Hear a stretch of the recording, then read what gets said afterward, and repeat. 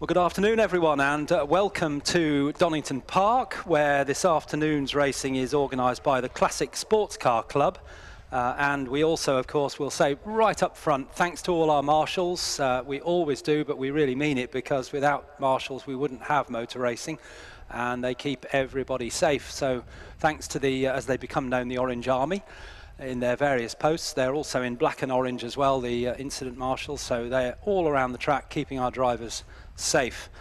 So Classic Sports Car Club means that we're going to have a real mixture of racing over this two-day meeting this weekend, with cars from the 50s right through to almost right up to date, really. In the main commentary box overlooking the start line and the pit straight, this is Alistair Douglas talking to you now, with alongside me Marcus Pye. Good afternoon, ladies and gentlemen, and great to be here for what promises to be an exceptional afternoon of club motorsport. Absolutely, that's a good word, club motorsport, because that's what it's all about, enjoyment, and hopefully all of our drivers will have a great weekend, as they always do with the Classic Sports Car Club.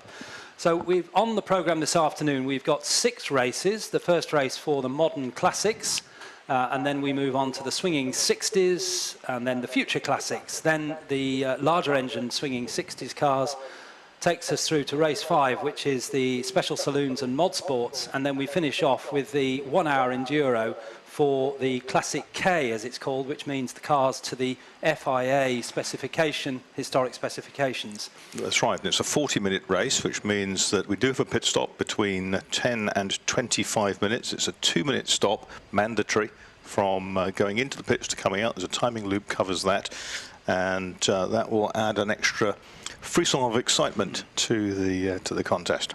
Yeah, and a lot of our cars are shared as well, so that means that there'll be a driver change, which brings a whole different dynamic into this sort of mini enduro racing, with one driver possibly being quicker than the other. The other thing to mention is that the Classic Sports Car Club run a success penalty system, which means that the idea being that you won't get the same driver or car combination winning every race. They actually accumulate time penalties. In this first race, the only driver with a time penalty in the pit stop is Oliver Smith, number 36, who's on the front row in his BMW. He has an extra 20 seconds to serve in the pits. So if we are following Oliver Smith during the race, we'll notice that he will drop back after his pit stop, but then of course it'll be his effort to get back to the front again. That's right, the bronze BMW Oliver Smith, you see there on your live screens if you're watching it that way, and he won at Anglesey, both races there, and at Alton Park as well. A very strong run in the Northwest. And at Spa as well. He took race 1 at Spa, so he's had a good run. We saw him at Thruxton earlier in the year, didn't we, Marcus? He had a great run, but unfortunately had a mechanical failure. As the grid lines up with the Maserati Porsche on the front, with Miles Maserati to go first, and 64 Turbo, Oliver Smith alongside the BMW number 36, 71 Aston Blake starts the TVR, 118 Tom Mensley in the white BMW, 25 the red TVR of Billy Thompson, no Roger Hamilton in 27, we've got number 2 Richard Hayes in his Toyota Celica GT4, 8th is the Blakes and Rogerson Porsche box to Blake starting that one. Then we've got 136 Clinton Ewan's BMW, Michael Blake in 151 TVR, Luke Plummer Ginetta and Nick Hamilton Ginetta, 16 and 22, completing the top dozen. And we go to David Sharp, the 13 Lotus Elise, 14 Adrian Clark with the Porsche 928, the big red meaty machine. Napier and Ely's Honda is next, number 15. Then the Hanneman Dean Lotus Elise alongside that one. 17 is Rob Hardy with his Porsche Boxster. Then we've got Carl Jones, newly elected British Racing Driver Club member in Michael Pensavalle's BMW. He starts that one. Morrison Harvey, the Porsche, is 19th. 20th is Kopok. With his Jaguar, one of the Kopoks, and we go down to the start now of the race. Alistair, take it away. We've got rolling starts for all of our racing this weekend, and it's the Porsche and the BMW on the front row. When have we said that before in motor racing? But the Porsche has the jump. It's Miles Maserati starting in the Porsche 964, but Oliver Smith goes through on the inside, but he runs wide at Redgate, and it looks like Maserati's gone back through on the inside again as they go down through Hollywood into the fabulous sweeping downhill Craner curves. But Oliver Smith has got the lead back again, so it's BMW from Porsche But look at the Tuscan as well. That's Aston Blake who started that in 3rd place as they go into the old hairpin. And in 4th place, it looks like Tom Mensley in the white BMW. And one of the Ginettas making up ground on the inside there. You see the whole field come flashing through as the leaders approach McLean's corner. The tail end is still coming through the old hairpin. There was the big Jaguar in a sort of a ape of a silk cut colour scheme. And up at McLean's, lots of colourful cars, and there the Toyota GT4, that's one of the Hayes team cars. And then that's very colourful Porsche as well, red, yellow and black car, which is Blake's. And it looks like down the long straight, the Porsche has the legs on the BMW, and Miles Maserati takes the lead coming into the chicane for the first time. So across the line to complete the first lap. But look at the TVR going. That's coming alongside. That's the TVR of Aston Blake coming alongside Oliver Smith. But Smith has the inside going into Redgate. So it's Miles Maserati leading in the Porsche from Oliver Smith in the BMW in 2nd place. 3rd place is Aston Blake. 4th place is Tom Mensley in the BMW, number 118. And then completing the top 6, it's the number 25 car of Billy Thompson. That's another of the Tuscans. And in 6th place, number 27, which is Roger Hamilton, who we thought wasn't going to start because he didn't appear on the pre-grid, but he actually came in quite late and took his grid position, so that's good news. Which is very good news, exactly. And there's a great battle brewing between a couple of the Lotus Elises as well, I see down there.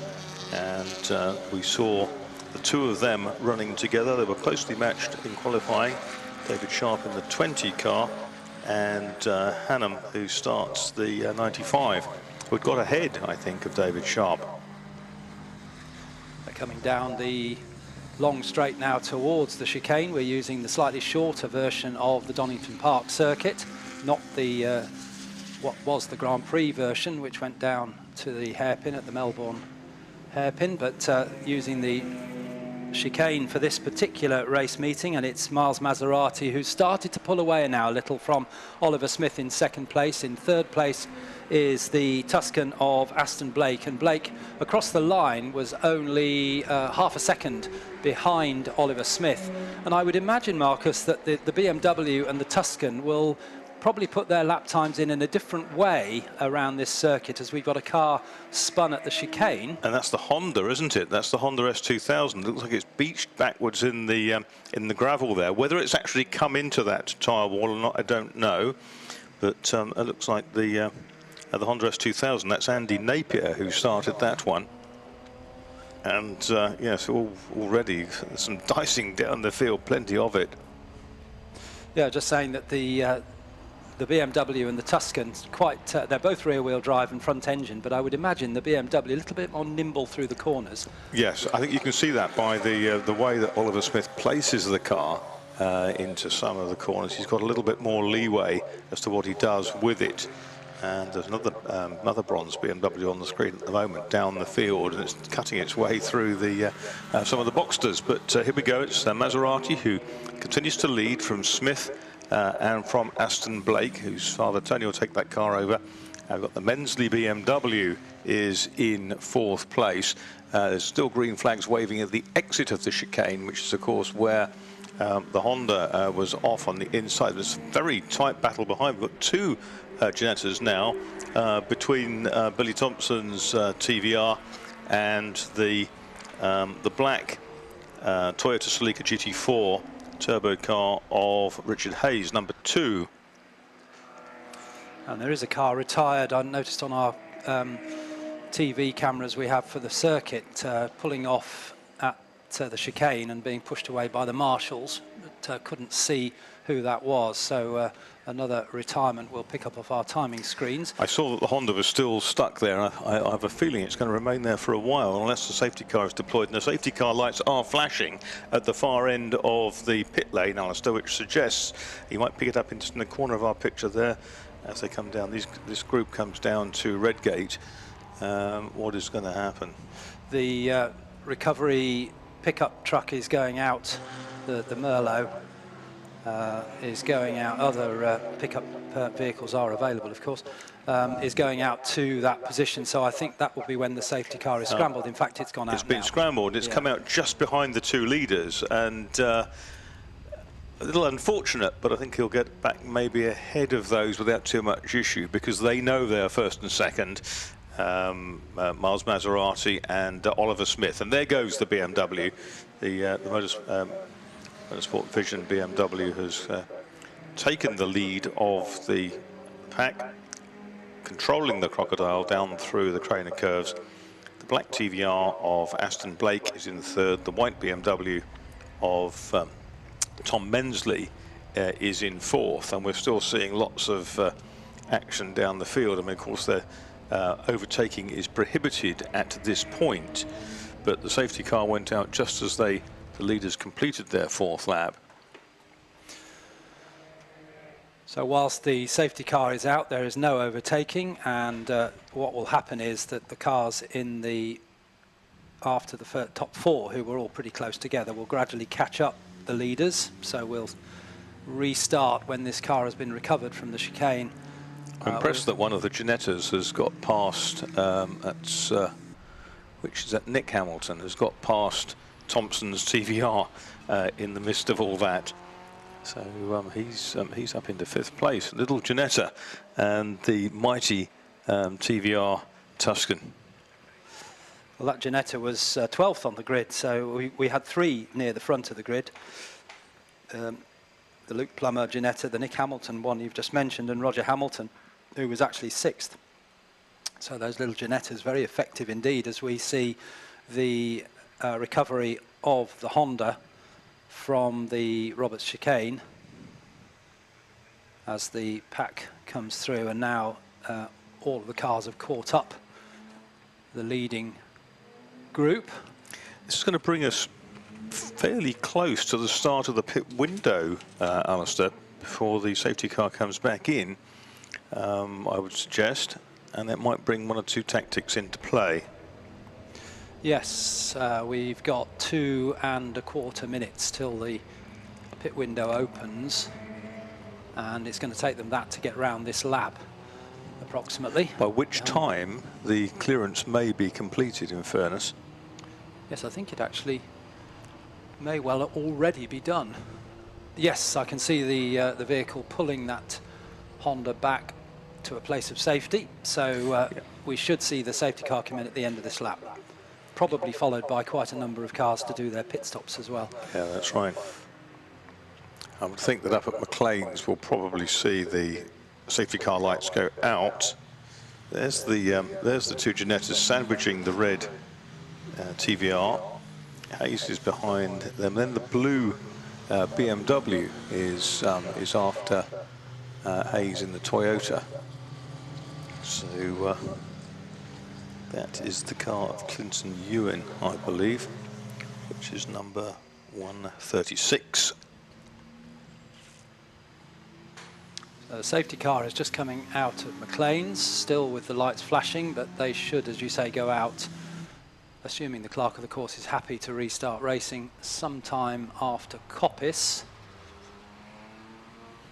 And then we will have a restart when they get back to the timing line.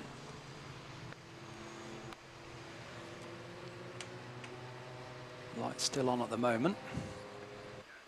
10th now is Adrian Clark. Are they just moving the tyre wall that's been dislodged? That's the problem there. So we are going to lose another lap then. So this may well be, as you say, where are we? Oh, we've got 36 seconds till the pit window opens. So it may be that the first few cars will miss the pit entry. That is a hefty thing to move, that sort of conglomeration of tyres belted together.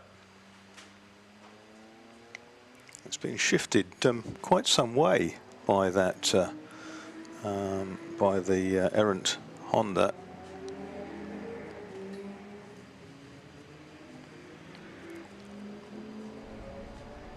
So still running under safety car with the Porsche out front, the 964 Turbo, 3.2 litres of the Maseratis. The pit window is now open, but nobody has chosen to come in, mainly because most of the field had gone by before the time ticked to the opening of the window. So And there's always the thought, isn't there, that somebody down the field, well out of the mainstream of the pack, may take an opportunist dive in and try to sort of break up the regular routine of the race. Well, it's happened before, yes, Yes. and it's worked as well. So we've got, when they come round again, hopefully we will be racing again. The pit window will be open, so anybody that wants to come in can. And we have the Miles Maserati Porsche, number 46, leading. Also done the fastest lap of the race with a 1:16.970. In second place is the number 36 BMW of Oliver Smith. That's under the pole time, under his pole time, but in fairness, it was damp this morning. Yes, it was, that's right, yeah. Even the first session was wet, yeah. So Oliver Smith second. In third place is number 71, started by Aston Blake, the TVR Tuscan. In fourth place is the 118 solo-driven Tom Mensley BMW. In fifth place is number 22, which, as Marcus has already mentioned, Nick Hamilton, come up from 12th on the grid. A very good start to the race for Nick Hamilton, number 22 in the Ginetta G20. Lights are out on the safety car, so it's heading back into the pits at the completion of what? This will be 7 laps, won't it? And following him in is the leading car of Miles Maserati and also the Tom Mensley BMW as well, although he's solo, so it doesn't really make much difference when he stops. Also in is the 22 Nick Hamilton Ginetta that's come up so well in the first part of this race. And altogether, we've had about half a dozen or so, maybe 7 cars into the pit lane for their mandatory stop. Yes, I think the Clinton Ewan BMW is one of those in there, and Billy Thompson is in there as well. So that puts Oliver Smith into the lead in this pit stop phase. He's got, altogether, we have 15-minute window, so plenty of time to come in. And in fact, the lead battle is side by side as they go up towards Coppice, because Oliver Smith has been passed on the way up by Aston Blake, but Smith stays alongside. In fact, they're still side by side as they come out onto the straight down towards the chicane, with Smith on the outside, Blake on the inside in the TVR, and looks like Blake's got the line, yes, and he's got a bit more power as well, so he gets ahead. But Smith brakes much later, tries to get alongside, but that doesn't work. So they come out onto the pit straight to complete another lap, with Aston Blake now leading, car number 71 in the TVR Tuscan, from Oliver Smith in the BMW in second place. They're pulling away from the Roger Hamilton Ginetta G20 now in third place. And in fourth place is the number 2 Toyota Celica of Richard Hayes in fourth place. But bear in mind that we've got a number of cars completing their pit stops, and also bear in mind when Oliver Smith comes in, he's got an extra 20 seconds added to his pit stop for previous win. Is that Adam Farrell coming out through the order very well in the Porsche number 9 as well? Yes, he's running really strongly now, up to 5th place, isn't he? And that car started way down the order in 21st. So this has been an impressive start for a car that probably you'd have expected to qualify higher up. But Adam Farrell bringing the number 9 through very strongly. That's up to 5th place, and completing the top 6 as we go through the pit stop phase is car number 92, Adrian Clark's Porsche 928. That's the big 5.4 litre red monster, isn't it? And Aston Blake, the leader, into the pit lane for his stop, so he will actually change driver to Tony Blake, who will take over for the second part of the race. And Tony Blake, we can see in the pit lane, arm raised, helmet on, of course, ready to go. So he will hop in, but there is a minimum pit stop time, so it's not like they've got to rush in and rush back out again. They have to complete a 2-minute into pit lane in to pit lane out stop. So that puts Oliver Smith now into a comfortable lead, with both the main contenders having either done or doing their pit stops. Yes, that's right. On your screens, you've got the Richard Hayes Toyota Celica GT4 Turbo, one of 2 from that family team here this weekend. But watch for the number 9 car, which is going very nicely. In fact, it's Aidan Farrell, isn't it? Not Adam Farrell. Apologies. He will hand that car to David Whelan later in the race. But looking very impressive. There's a bit of timing going on. Team just holding the Blake TVR. Aston Blake's driven it to start with. Tony Blake will take it over. These mighty machines, the TVR Tuscan Challenge cars, that started out with Rover V8 engines, and then they were superseded by the TVR's own AJP 8 motor, which was more powerful. Also into the pit lane has come the very pretty #2 Richard Hayes Toyota Celica, the black with the orange and red and yellow stripes. And the team car's white with the stripes on it. Right.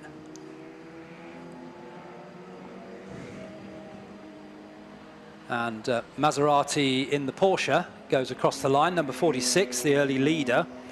After pit stops is down in 23rd place. Mensley immediately behind. Gap between Maserati and Mensley, and in fact Nick Hamilton as well, who was up there in the pre-pit stop section of this race, is the gap between them just 3 seconds. And those cars will gradually go up the order as other cars come into the pit lane. There goes our leader, which is Oliver Smith, through again. That takes us on to lap 12, doesn't it? He's completed 11 laps. He's gone through and he's well clear, but of course he's not made his stop yet. Second and third are close together. Second is 27, which is the Roger Hamilton Ginetta, but right on his tail is the number 9 car, which is Aidan Farrell in that beautiful Porsche. And something to look out for when Ollie Smith does his stop. He's going to have a 20-second additional stop time, but he's just done the fastest lap of the race, quicker than the Maserati Porsche from earlier in the race. So a 1:16.915 now for Oliver Smith. So he's got the pace to challenge the Porsche. Maserati Porsche sounds like some bizarre hybrid from sort of GT and special saloons, doesn't it? Special saloons and mod sports. But I can assure you it's not. That is Miles Maserati, who handed over to Piers. That car, there's 39 is Rob Hardy, isn't it? The Verum Builders Porsche. And the Kopok, I think that's the Kopok Jaguar XJS behind there, smoking profusely. Running in a sort of Hesketh Racing-esque colour scheme. Okay, change, and Farrell is up into second place. Smith still leads. Farrell, the number 9 car. Aidan Farrell is up into P2, ahead of Roger Hamilton. And it looked to me on our live screen pictures, so we'll confirm this when they come around to the timing line. Here's Maserati now, and into the pit lane. Blake TVR is back. Yeah.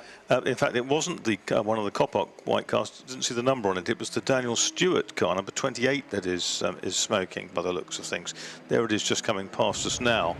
And the 2 Porsche Boxsters behind, Rob Hardy having a fabulous scrap there. 39 and 48, the 2 Boxsters that are battling. That's Rob Hardy, as you say, and Thomas Simpson, who started the 48 Boxster. And the TVR has come into the pit lane, but there's no activity around it. So is there some sort of a penalty? Or, now the Aston Blake has now gone out to the car. So query over why that's come in, but he's got some tape out. He's just taping up the, I think it's the back of the bonnet aperture. I think it's the bonnet's come loose by the looks of things. Aston Blake with the tank tape. Cure all for so many things in motorsport down the decades. So that really puts them out of contention for the win, which is a shame, because there was no doubt that Aston and Tony Blake and Miles and Piers Maserati and then Oliver Smith with Solo were definitely very, very close in their times. Oliver Smith still to do his pit stop. Fourth place cars come in. That's the Clark Porsche 928, the big V8.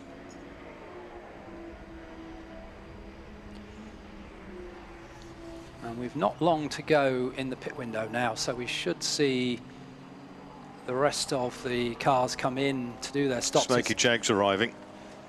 It's quite a risk to leave your pit stop till the very last lap possible, because if there's a safety car and then you're delayed because the safety car is slowing everybody down, you can miss the pit window. So it's prudent perhaps to come in a lap early.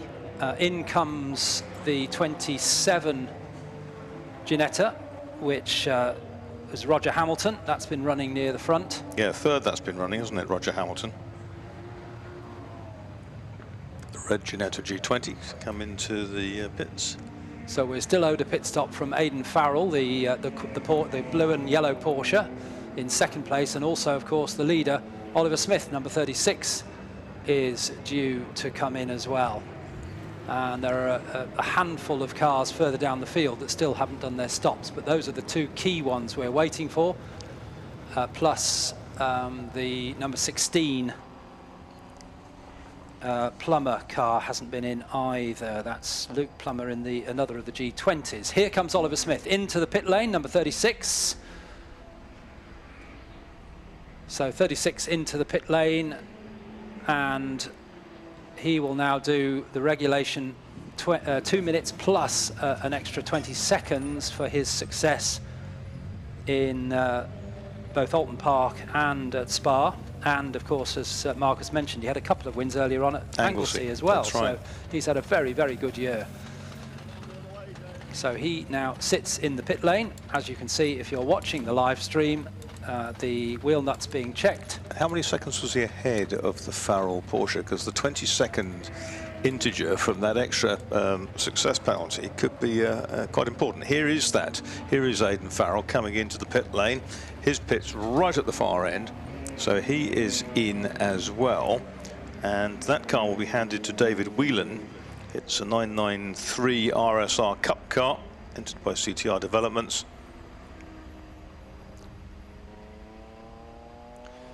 And the gap at the timing line was what between those two cars? 34 seconds. Okay, so in fairness, it looks like the Oliver Smith BMW will come out still more than 14 seconds ahead, something like that, of this car. But it's the cars lower down, isn't it? Those who stopped earlier who will come back into contention. Well, the Maserati Porsche, which I know sounds wrong, but that's what it is. It's the Porsche driven by the Maseratis, and they have gone through onto the lap that Oliver Smith is currently There's a yellow on. flag waving ahead of Hollywood, just before Hollywood. So something's happened between maybe Hollywood and the Craner curves. We haven't picked that up at this point. We haven't been shown what's happened, but there's been a drama. So now we're keeping our eyes out of the commentary box window on the pit lane for Oliver Smith, who's still sat there waiting for his time to tick down. And here's the Maserati Porsche coming over the timing line now, and Smith has not yet left, so that will put the Porsche back into the lead again. And we're on to a code 60 now, Marcus. I saw flashed up there, code 60. It may have changed now to, yes, it is code 60. We've got the flag waving as well. So Oliver Smith has gone out onto track. And they've all filtered back into this code 60. They've got to run at that speed. 60 kilometres an hour, which is about 47 and a bit, 47 and a half miles an hour. Not as much as that. Oh, there's a bit of debris in the road, and one of the Boxsters that came out of the pits has just hit it and hastened its departure to the left-hand side. It's the Boxster there, number 48 by the looks of things. 48 hit the debris. And there's Jerry Simpson now driving that car.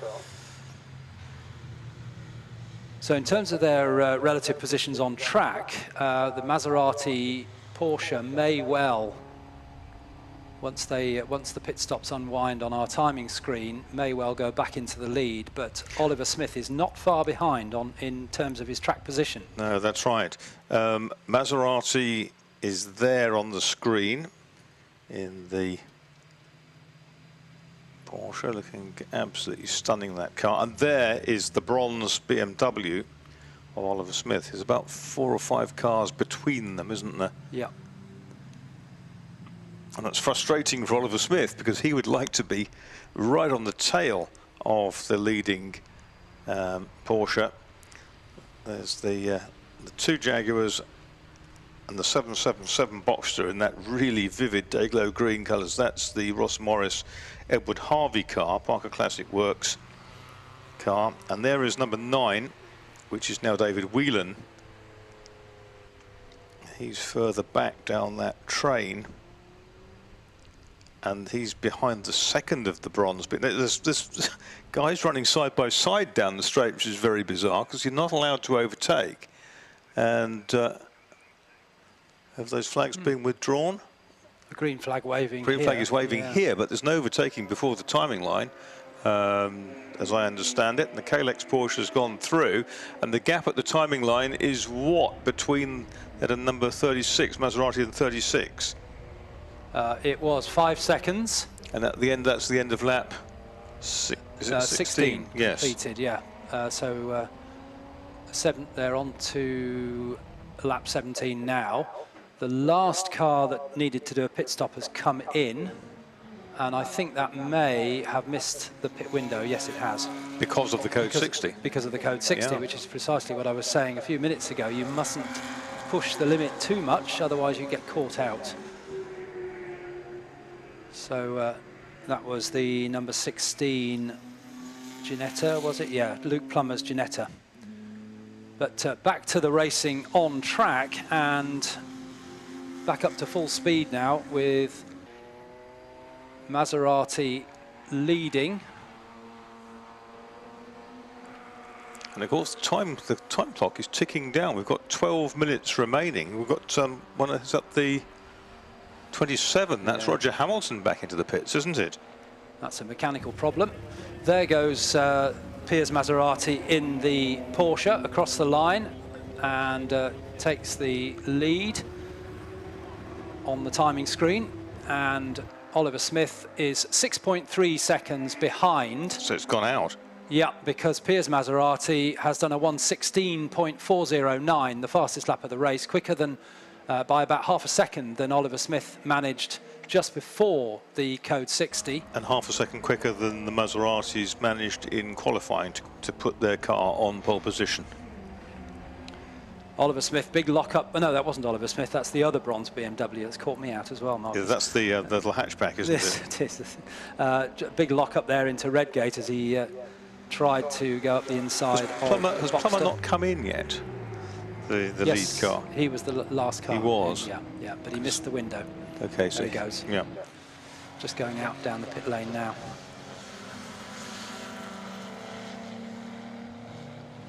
Exactly what you prophesied then about the leaving your stops at the end of the window. If the window gets foreshortened effectively by a code 60 or a safety car, then it's curtains, isn't it, for your victory speech? And I have to say it's unnecessary for a solo driver to leave it so late because it doesn't make any difference when you come in.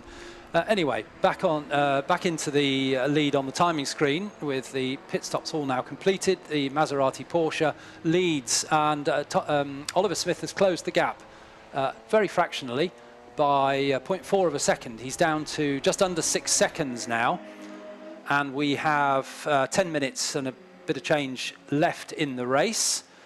Mensley is third in the 118 white BMW, a further 4 seconds behind Oliver Smith. So he's not out of the equation by any stretch of the imagination. No, his lap time's a little slower though, a 1:19.5 last lap, but he is capable of doing mid 1:17s. Then it's the very, very well driven Nick Hamilton, number 22 Ginetta G20, the blue car. That's in 4th place, ahead of the number 25 TVR Tuscan of Billy Thompson, solo driven. And in 6th place, the Aidan Farrell, now David Whelan, blue and yellow Porsche number 9. Leader back with us again, so we'll get another time check as to the gap first to second as Maserati crosses the line in the Porsche, car number 46.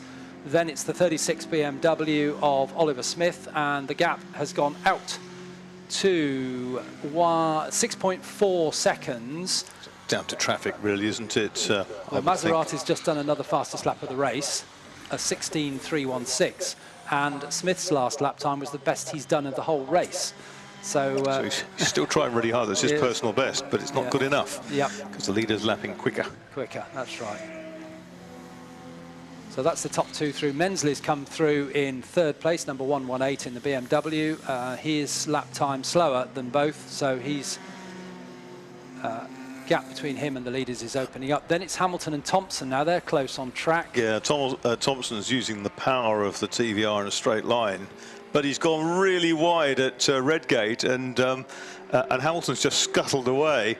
Now Whelan has just been overtaken. The Whelan car has been overtaken by the 5.4 litre Porsche 928, which is Adrian Clark, isn't it? And there's a change of position there, and it looks like the blue BMW that's in that mix as well, which is Clinton Ewan, 136, is going to make that change as well. And Whelan had already lost another couple of places on that lap to the number 2 Toyota of Richard Hayes, who moved up to 6th, and also the 151 Michael Blake TVR Griffith, which moved up into 7th place. So Whelan down to 8th, but then subsequently lost another couple of places. So all the early work by Aidan Farrell was in vain, it would appear. Maybe a problem with that car.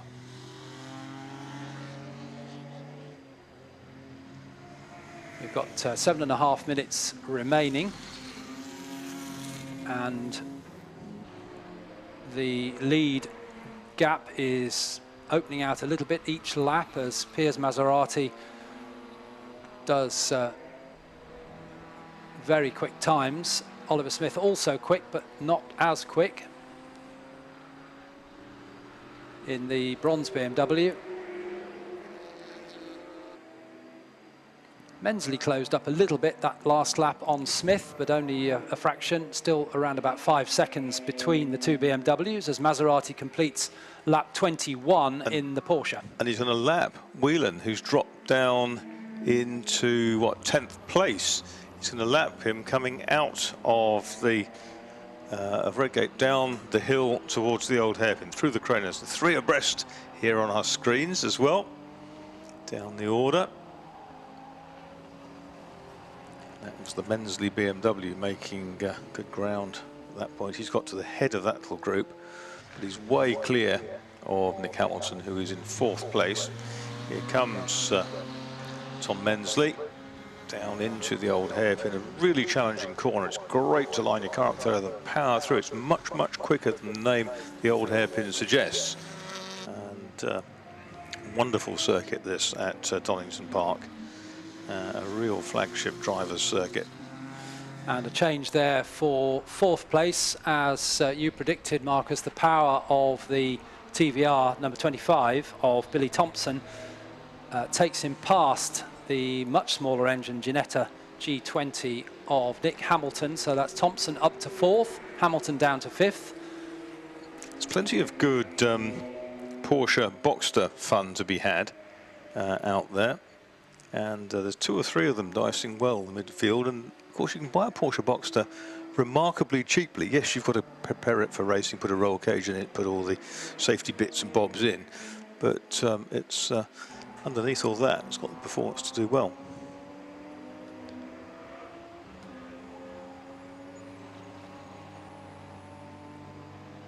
Tom Mensley continues to chip away at the gap to Oliver Smith in 2nd place. He's got that down to 5.7 seconds now, but we've only got just under 5 minutes remaining. So that's probably too much for Tom Mensley. Oliver Smith still going well. And the new fourth-placed red TVR, number 25, comes across the timing line to complete lap 22. Billy Thompson starting to ease away now a little bit from Nick Hamilton, car number 22, who leads his class, of course. Nick Hamilton in a much smaller engine car, so still a class leader, but loses out to Thompson in the overall positions as Maserati completes lap 23 now. Just lap Clark and Ewan, and they're running what's in the 8th and 9th places overall, something like that. Yes, that's correct. One thing I have noticed that there were two Hondas, and I think it was in fact, we didn't see a number on the one that was in the barrier, but I think that might have been the Stephen Harrington Ian Turnbull car, because I've seen the Napier Ely car, which is black with some silver relief on it. There is 25, which is Billy Thompson, not far ahead of Hamilton's Ginetta. Hamilton's Ginetta, which is going to pop out from behind the Jaguar XJS, coming down to the braking area for the chicane. Much lighter Ginetta, clearly much later on the brakes.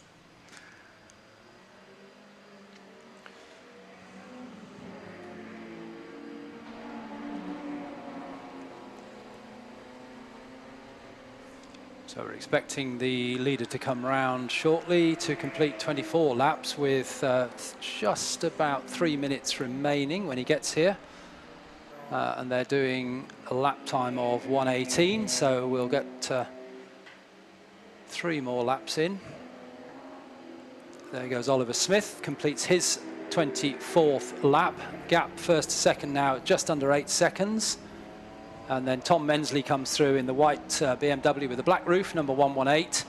And that gap has opened out now to 7.2 seconds. Yeah, Oliver Smith's undoing has been his record of success in the early part of the season, isn't it? Because that 20-second extra penalty he had to serve for those wins has left him, probably end of this race, probably somewhere between 10 and 15 seconds off the winner's pace. I'll wait now for the red TVR of Billy Thompson to see whether Nick Hamilton has been able to close up. They're still quite close on track. They're both in the chicane now. Here comes Thompson. And you can see how much more road and how much more aggressive through the corner Hamilton is, trying to absolutely maximise his apex and exit speeds. And he's probably a little bit closer to the TVR, but the TVR is running away with it. Hayes remains 5th in the Toyota, I think, and then we've got, was he 6th in Toyota, and then we've got overtaking another car is the leader, who is now ahead of, has lapped the Blake TVR. And the Blake TVR is running in 7th place, so Hayes is 6th.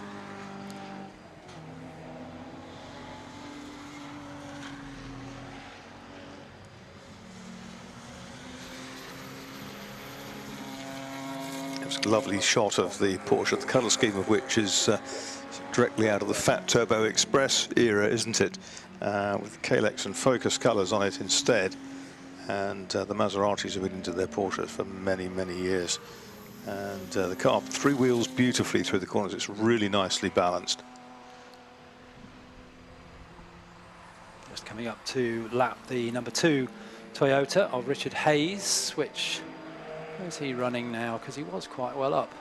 He's in 6th place, so he's maintained his good form, the number 2 Toyota. So that's the leader lapping the 6th placed car. So that just shows you how quick the Maserati Porsche and the Smith BMW are going. It's crosses the line with 20 seconds to go, so it'll be this is the final lap as Maserati goes into Redgate. Visually, Oliver Smith looked closer. That's in fact actual as well, because he took 1.5 seconds out of the leader on that lap. Brings the gap back down to 5.7 seconds, but I think that's more about traffic than about Smith closing in on Maserati on pace. Maserati taking things very steadily now as he goes through the traffic. Mensley third. Yeah, the clock's all ticked away. So this will be the final lap of the race. Oh, we've got a Boxster off in the gravel. I've just seen that, and I'm wondering where that is. Is that at Coppice Corner? There's a dark-coloured Boxster. We had a quick flick of a shot of it. Certainly parked up somewhere, but it's not going to affect the result of this race. Thompson goes through, and Hamilton behind him, and they're then coming through to take the checkered flag.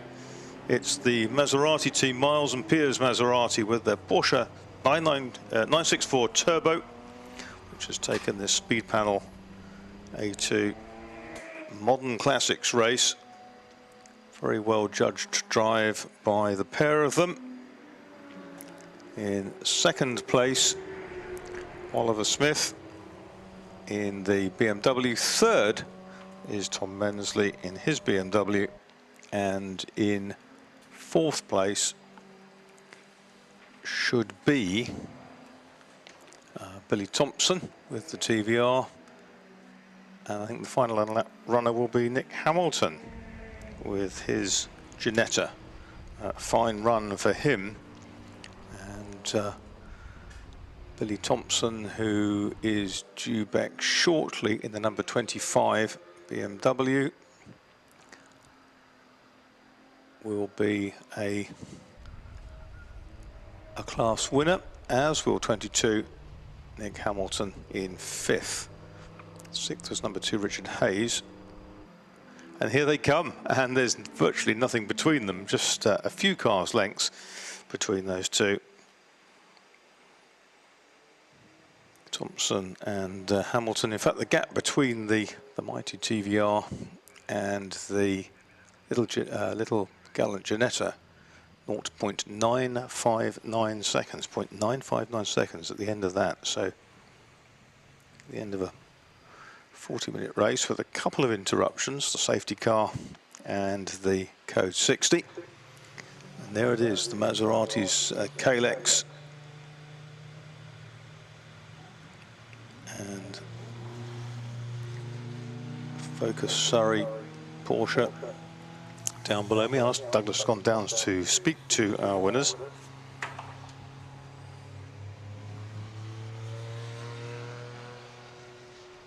And there's the result provisionally. The Maseratis have won it in number 46 from 36.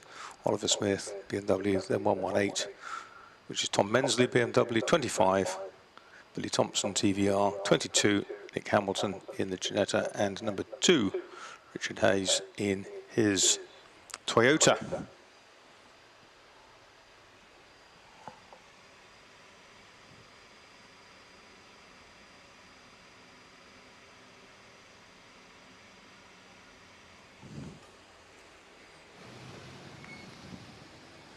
Well, thanks very much, Marcus. Yes, down here with our 3 winners, and we're hoping to get a chat with all of our winners over this weekend.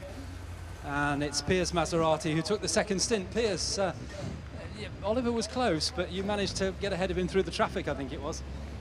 Oh, I don't know. I think he had a longer pit stop. I think he had a penalty from the last races or something. So we were quite relaxed at our pit stop, and then this car's very fast, so you know, I could just pace myself. I could see him in the gap, and I was just cruising, to be honest. But car's wonderful. He's finished safe and sound, which is the main thing. And yeah, a good day in sad times. So yeah. You do like your Porsches, don't you? You've been racing them for a very long time. Yeah, I've been really fortunate. I've had, you know, I had a long career, and then obviously stopped and started to run teams. And lately, we've been running sort of scooter projects and stuff called ESC Live, which is a new groundbreaking sport. So yeah, but Porsches has been predominantly 99% of all my racing, and yeah, I love them.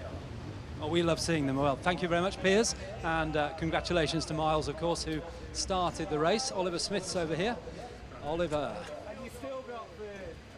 Oh, getting accosted by the marshals. Oliver, a good race. 20 seconds, tough, isn't it, to get that back? Yeah, I'm reasonably happy that, well, I'm very happy that I got the result I got, to be honest. So yeah, it was really good.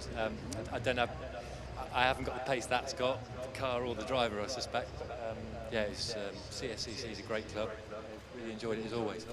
You've had a really good season. You've had a couple of wins at Anglesey, then at Alton and Spa, and you had a really good run at Thruxton where I was, but you had a mechanical failure there. Well, I threw it off, actually. I wasn't going to say that. Yeah, I got too excited, threw it off. But yeah, no, it's been really good. The car's been ace.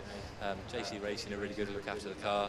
And if I can just say as well, Charlie, who's watching at home, happy birthday, mate. Cheers. Thanks, Oliver. We'll see Oliver out again this weekend. Where's he gone? I'm looking for Tom Mensley because he looks pretty tired. Tom, having to sit down and a drink there, you're pretty hot. Yeah, felt a bit lightheaded when I got out of the car, so just trying to take 5. Well, don't stand up if you feel a bit lightheaded now. You don't want you falling over. You weren't able quite to keep up with the 2 leaders, but a good 3rd place. Yeah, really happy with the result. First time out of the car, first time in a modern classic, so really happy. I'm going to let you go and sit down again because you look like you need it. Well done, Tom. Tom Mensley there in 3rd, Oliver Smith in 2nd, and of course Miles and Piers Maserati took the win. Thanks, Marcus. Thank you very much, Alistair. Douglas down there in the pit lane, getting the up-to-date info from those, reaction from those race winners. Always good to see. And we'll try to keep up. One or other others will get down to the pits after each of the races, subject to time availability.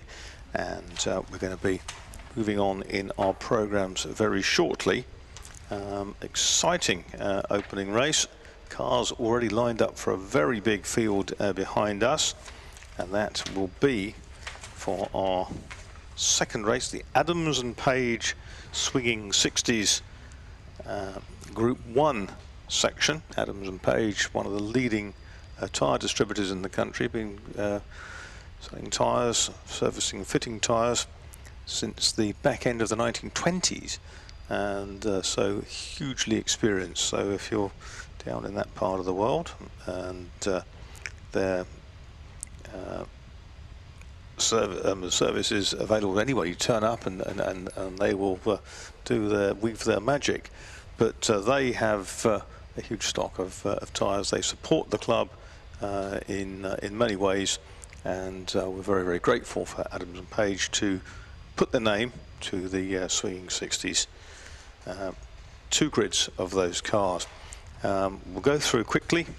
The very wet qualifying session might have thrown up some interesting orders, but at 2:31, Ralph and Charlie Budd, the long-time Mini National Challenge competitors who got onto pole by about 3 seconds in the wet, from 59 Sam Polly, a couple of times a winner this year in the Mini Marcos. The Tong and Winter, Clive Tong, Vaughan Winter, Cooper S in 3rd place, number 8. 173 Connor Kay, another winner this year with his MG Midget. He is 4th. 63 is Mark Neese, the Dutch driver, who was going super well this morning in his Morris Mini, and that one with the orange Dutch national colours on the roof and the wheels. 120 is the Dawson Winter Cooper S. 251 Lawrence Claridge going well in Ford Anglia, running in the colours of Super Speed. We remember seeing John Fitzpatrick and Anita Taylor driving cars in his colours. It's a broad speed colours, not a super speed colour. Super Speed, the other rival team. 16 is Ian Staines, the midget. 1 is Richard Merrill, but I think he's withdrawn. He had problems this morning with the Alfa Romeo Giulia G, the 2-litre car, and that unfortunately I think has been sidelined. Tim Cairns in 18 is there, the Turner Mark II rather than the hexagon midget we see out as well. 134 James Hughes, the Healy Frog Eye Sprite. Harry Rice with an MG midget. Vincent and Anderson with their BMW Alpina is there as well. 14 is Sinclair and Aviard with their midget. Watling and Hadrill with the Turner, Sean Hadrill, the engine builder for those Turners.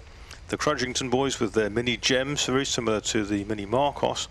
Midfield, Tom Peed with the BMW, further down the order than we'd expected, but someone who certainly can challenge for a podium. That's the 1600 Ti. The 2002 Ti is that of Charles Tippett and his daughter Claire Norman, and that is another car which is capable of a podium placing. We've got the Potter and Stowe Healy Sprite, very nicely turned out car. That the Jervises with their MGB, Longdon and Snowden. That's Chris Snowden, the Alpha racer, with an Austin Cooper S. And the Elwells are there as well. Helen Gordon Elwell with a Frog Eye Sprite. Mark Cloutman with his immaculately turned out Sebring Sprite is there, car number 20. Scott Automotive do quite a bit of work on that car.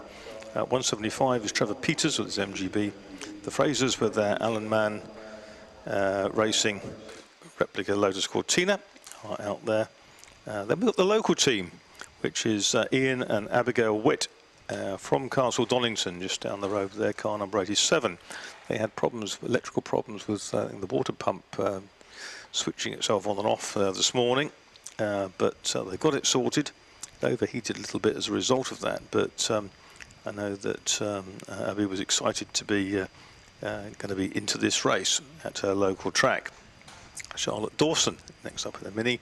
Wheeler and Sayers, Lotus Cortina. Stader and Henny with the Alexander Turner. Paul Gregory's MGB. John Hughes' Austin Healey Sprite. The Bryans with their midget. Rob and Francesca Roodhouse with their immaculate Mini Cooper S. That's Kermit, as it's known, the bright green car with a black roof. 88 is Simon Page with the Healey Sebring Sprite. 81, James Atkinson with the midget. 82, Brent Fowler with a Frog Eye Sprite. Fisher and Winter MGB. Waterhouse and Richards and MGB GT. Michael Turl did eventually get out with the teal-coloured Hillman Minx, 1725. And then at the back, that's 159. 648, David Cornwallis. Cornwallis brings up the rear with his Radio Caroline BMW 1600 Ti. So a big field of cars, and they're being released now. Coming round the grid, we have some start drivers for you. 54 will be started by, let's go into this one, sorry, got to find the right page. Lots of different drivers to give you. 8 is Clive Tong, 14 is Nick Aviard, 21 is Peter Crudgington, 33 Gordon Elwell, 34 Charles Tippett, 40 is Mike Henney. Justin Potter starts 45, Mark Richards starts 50, Richard Wheeler starts 53, Ian Fraser starts 79, Henry Jervis is the first driver in 86, Abigail Witt starts 87, Nick Watling in 123, Richard Longdon in 141, Rob Roodhouse in 144, and Stuart Anderson, local driver sometimes seen in Ferraris, he starts the BMW Alpina of Adrian Vincent. We hadn't got a start driver last I heard for Ralph and Charlie Budd, which is the pole-sitting car, so that's frustrating. I don't know if there's any update on that. I've not heard anything, no. And there was the other one, Simon Dawson, John Winter, in 120. We didn't know who was starting that one either on our list, but this huge field of swinging 60s cars descends to the old hairpin.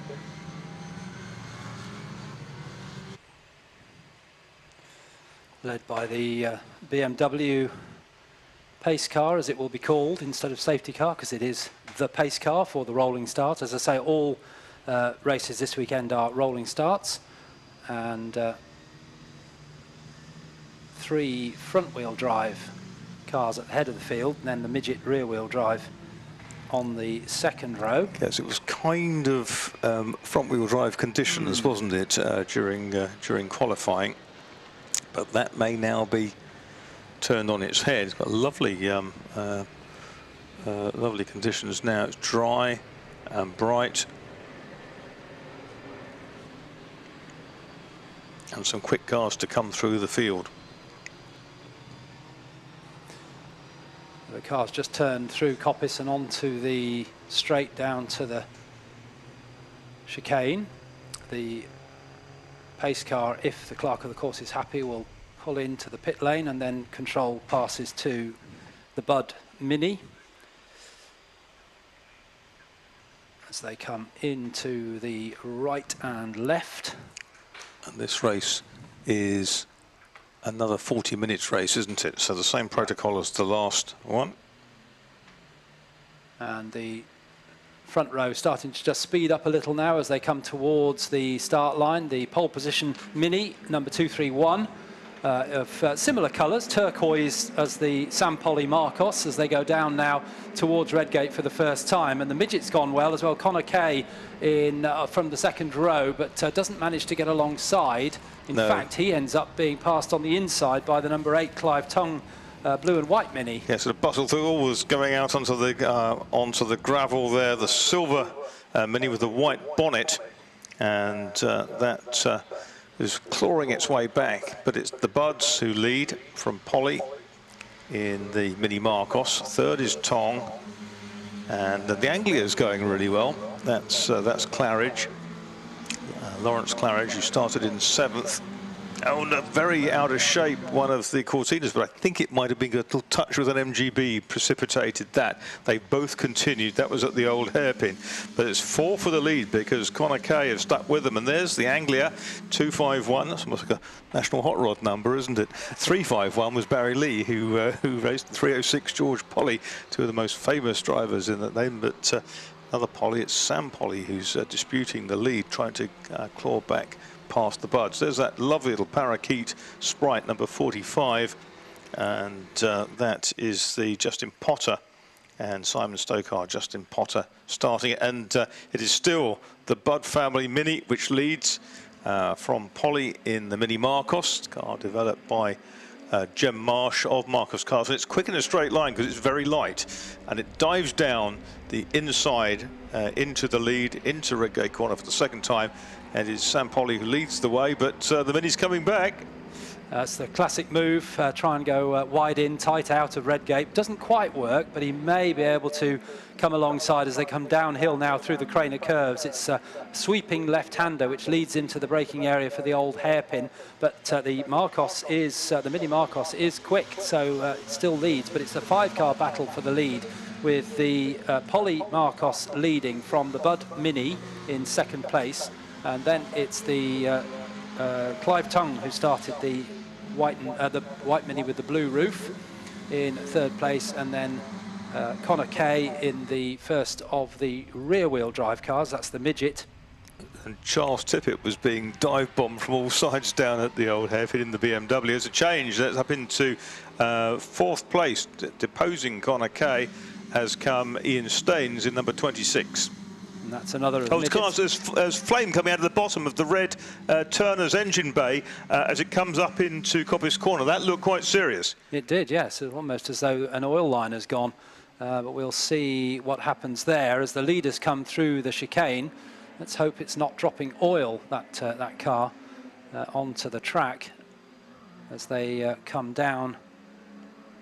And the leaders complete another lap. The Mini Marcos, actually, of Sam Polly is starting to pull away now from the pole sitter 231 Ralph and Charlie Budd Mini. So the gap first to second across the line was 1.2 seconds. Then it's the Clive Tongue number 8 Mini in third place. In fourth place, number 16, which is the Ian Staines midget. The smoke coming from the red Turner now. It came past, there was nothing coming out of the engine bay at that point, what we can see, and suddenly it starts to smoke again towards the end of the straight. That looks like a big problem. That's Mike Henney, isn't it? Number 40, It is. It is, the Alexander Turner. Yeah, so hopefully he will see perhaps from the gauges that he's got a problem. As this huge field, the midfield pack, there goes the Mike Henney Turner. Thankfully, the flames seem to have stopped, but still smoking, as we've got a classic battle here. Mark 1 Cortina versus Mini, which in many occasions in touring car racing of the time, the British Saloon Car Championship, it was such as this. Cortina has been sideways several times. Our leaders come through, and it is still Polly in the little Mini Marcos who leads the way from Bud in the Mini. And Tong in the Mini behind. He's under attack, and he's been taken in the middle of Redgate Corner by Ian Staines, who's moved up, therefore, into third place. And Connor Kay is still there in fifth, not far behind.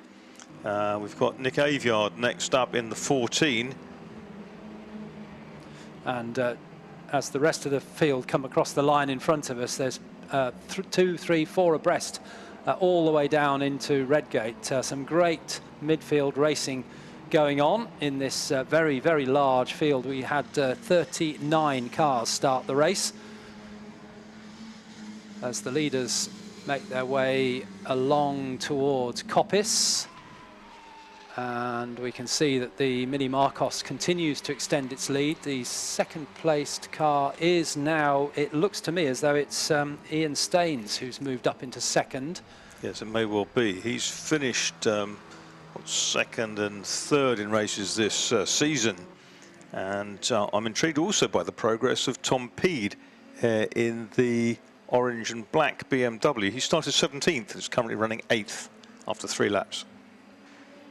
So completing another lap, the leader has gone through into Redgate, but this battle for second place is really joined, and it is Ian Staines who is in second. Then it's the Budd Family Mini in third, and the Clive Tongue started. We'll hand over to Vaughan Winter for the second part of the race in fourth place, and in fifth place, number 173, is Connor Kay. Who was putting him under a lot of pressure going into Hollywood. As they're going down through the Craner curves. This is the battle for second place, lapping one of the minis. That's the mini that was in the gravel, I think, on the first. That's number 120, I think, the Dawson Winter car. Meantime, other battles going on all the way down through the field. As into the pits comes the... Oh, and it really is on fire now, so the marshals need to get to that very quickly indeed. The smoke and flames in the pit lane, Mike Henney jumping out. But marshals absolutely immediately on the scene with the handheld extinguishers, but also we have the larger fire extinguishers available, so hopefully that will be put out very quickly indeed. So that is the number 40 car we were talking about earlier, which started off a bit with some flames, then it turned to smoke, and now I'm afraid it's turned into a major fire for the Mike Henney number 40 Turner.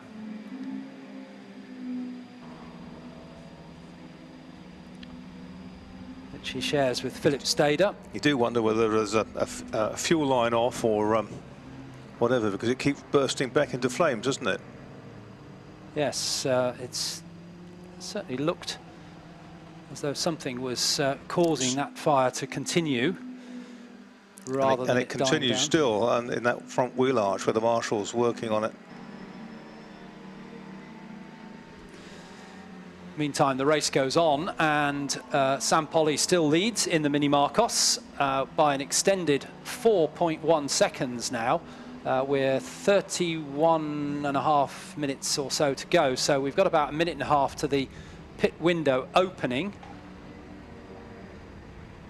Second place is still the number 16 Ian Staines midget, which his last lap time was quicker than the leader, although Sam Polly has done the ultimate fastest lap of the race at 1:24.237. But the last lap for Ian Staines was some 0.4 quicker than the leader as he comes over the timing line. The leader just going into Redgate. Second placed Ian Staines goes through. The gap between them 4.4 seconds. Third place is the Budd Family Mini, number 231.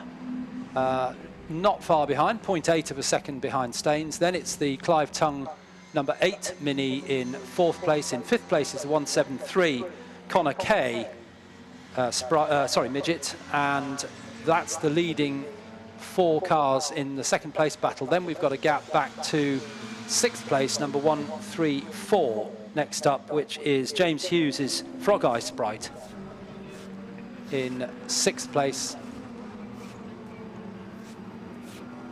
The leaders up at, or the leader singular up at Coppice Corner. 28 seconds till the pit window opens. So should Sam Polly wish to come in as early as possible, he may just be able to duck in this time. Certainly, if not this time, next time around if he wishes to. the second place battle, definitely the window will be open when they get here. And in fact, Sam Polly continues, happy to go another lap, but the pit window is now open. Ian Staines decides not to come in, nor does the Bud Mini, nor the, oh, and some damage on Connor Kay's car. Now, we didn't pick that up, but he's going to probably be a retirement because he's severely damaged the front of the car. That's a fiberglass bonnet on that car, and he's run up the back of somebody and it's pushed it up. So he may no longer be a factor in this race. Was the Mini in front of it, number 8, was that damaged, I wonder, as well? I didn't notice. Did it have a longer lap time, I wonder? 8, Tong? A little bit longer, but didn't notice. Well, we'll have a look at the Mini next time around. Good driving out on the track with real observance of quicker cars coming up there, reacting to yellow flags from marshals, but displaying good spatial awareness, some of the drivers of the slower cars.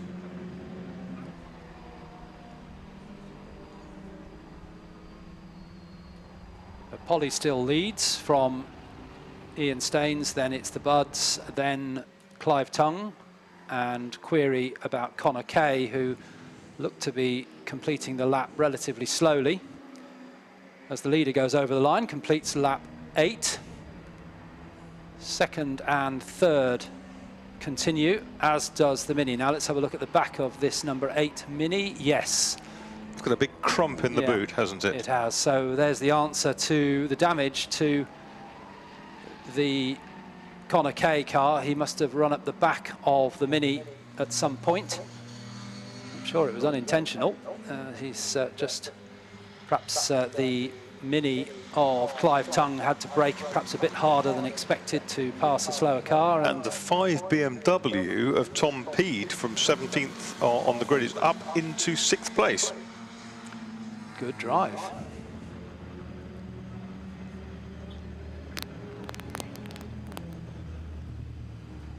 .173. There we go. Look, it's a bit knocked about, but Connor Kay came into the pits with his MG Midget.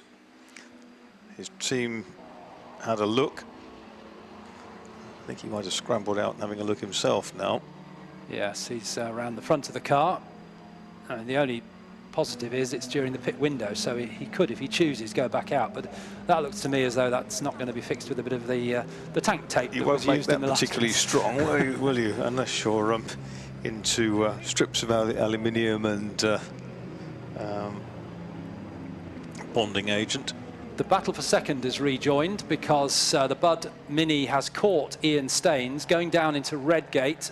Staines is on the inside, Bud on the outside as they turn in. There was a car off in the outside as well in the gravel, and I'll try and pick up a number on that one. It's an MGB. It's a red one with a black roof, I do know, but that's what I say. I suspect it might be 175. It is 175. The driver obligingly opens the door and I can pick up the number on it through binoculars. So the hard-working marshals run straight out to try and push that out of the gravel. Now, this might be an opportunity because I suspect we may end up with either a snatch or potentially even a safety car with the car being beached there. Two of the marshals now trudging back towards their post, and the big green telehandler thing has come out. Not very familiar with those sort of vehicles. So you did tell us what it was earlier on. Merlot, I think. That one. So this is an opportunity for somebody to do a pit stop. Polly's been in, hasn't he?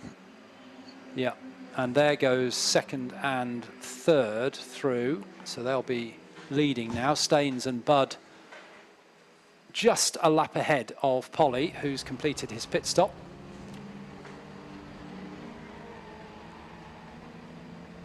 So that gives us a clue. A pit stop is around a lap, unless you've got a penalty. And in fact, Sam Polly had a 30-second additional pit stop time, as does Connor Kay, but we know Connor Kay is out of the running now with that damage to the front of his car. So Sam Polly has done his extended pit stop.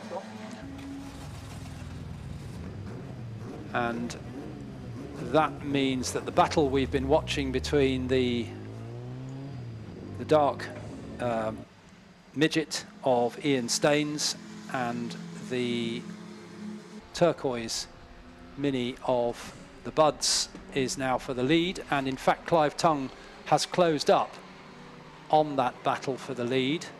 They're coming through Coppice now, and in fact, Ian Staines looks to have just opened out a little bit of a gap on the Bud Mini, so looks to have got a slight advantage at the far side of the circuit.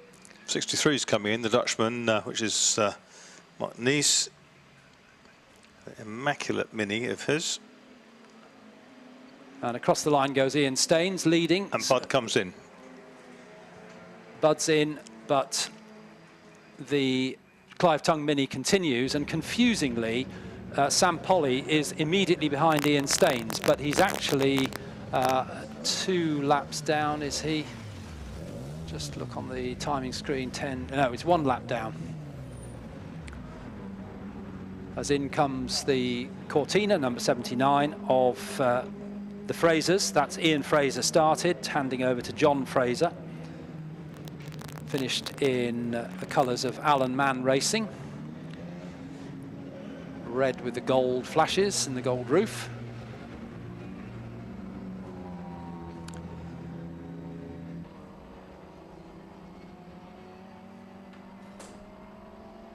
So Staines leads still, but owes us a pit stop by around 3 seconds from Clive Tongue, who also owes us a pit stop. But the Buds are doing their driver change now. In fact, yes, they're still in the pit lane.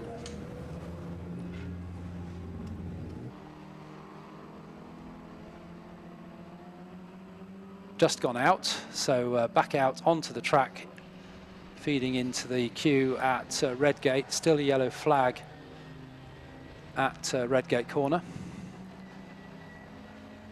The Buds Mini, the turquoise with the red and black stripe, coming down through the Craner curves. And we'll have to wait for a couple of laps just to let things settle again before we know the relative gaps between, as in has come Clive Tongue as well. Number 8, the white Mini with the blue roof, is in from 2nd place, and will be handing over to Vaughan Winter.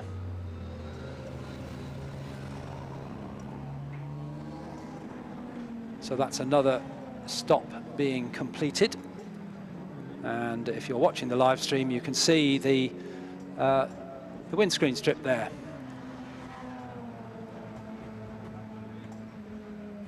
(1926 to 2022), Elizabeth II. Nice touch from the Tongue and Winter team. As in pours quite a few cars coming in now to do their stops. The pit window closes in about 6 minutes time, so there's plenty of time. As through goes the Bud Mini. And it's ahead of Sam Polly. Now that's because Sam had that extra 30-second success penalty to serve. So Sam Polly just turning into Redgate now. Meantime, the Buds, and I'm sorry we don't know who started that of the 2 Buds, whether it was Ralph or Charlie, but their car is down towards the old hairpin. Gap between them over the line was around 10 seconds, just well, a little bit under 10 seconds. And now we can see the Buds Mini going up the hill towards the highest point of the circuit at Coppice Corner. And meantime, Sam Polly is coming out of McLean's. So it's a race to the flag now. 20 minutes remain in the race. We're about halfway through. And it's now a race to the flag for these two. But we mustn't forget Tom Peed as well, number 5, the BMW, the 1600 Ti BMW, actually with a 2-litre engine, despite it being a 1600 Ti. But Tom Peed, number 5, in the orange and black BMW, may well be in the reckoning. He hasn't done his pit stop yet. It's like 3-litre CSLs or 3.5s in period, which you're allowed to do to go to the end of the capacity range of your cars. An RS 1800's running 2-litre PDG engines, 1975cc, but it was all part of the homologation, wasn't it? So you could do all that. Yes. Doesn't look good on the insurance application form, does it? My 1600 BMW is actually 2 litres. That little Mini Marcos is flying, isn't it? It is. The gap between them, where are they? Bud to Polly, 9.5, so it's pretty much evens, actually. Tom Peed in with the orange BMW, right, which is number 5, isn't it? So he started 17th on the grid. He's driving solo, so he doesn't have to get out of the car. He just has to come in and serve the time in the pits. And he knows exactly what that car will feel like when he goes back onto track, which is quite important. Nice shot there of side-by-side 2 BMW of a similar body shape to the one that we're talking about, Tom Peed. With the different rear lights, one with the lozenge lights on and one with the circular ones. I remember Dave Rogers driving one of those in special saloons back in the 1970s at Thruxton.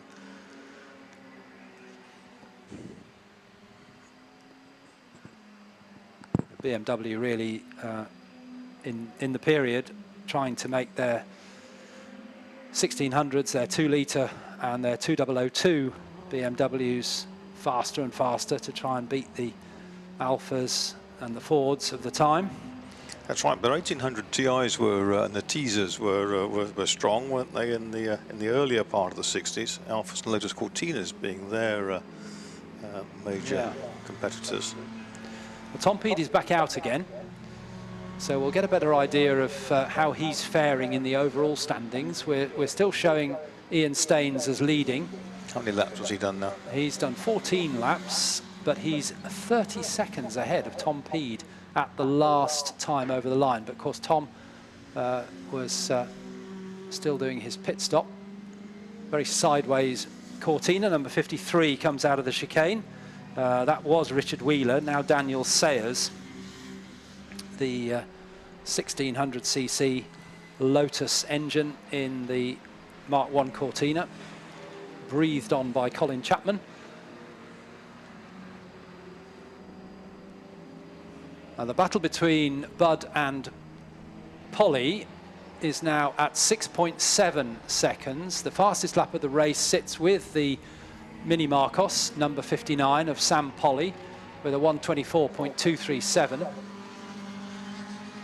He's lying third overall at the moment, and the lead gap, now it's settled down after the pit stops, is 19 seconds between number 16, the black midget of Ian Staines, and number 231, the turquoise and striped Mini of Ralph and Charlie Budd. And then at a further 6.7 seconds back is the quick Sam Polly in the Mini Marcos, who had an extra 30-second pit stop time. So he's closing in on Budd and indeed on Staines as well. And then in fourth place now after the pit stops is James Hughes' Sprite, the white car, number 134, James Hughes in fourth place. Then it's Tom Peed, number 5, in fifth place in the BMW, the orange and black car, and his lap time a 1:24.3, so he's quicker than Hughes ahead, so we should see them closing up. Blue flags waving excitedly as Sam Polly tries to carve his way through some slower cars.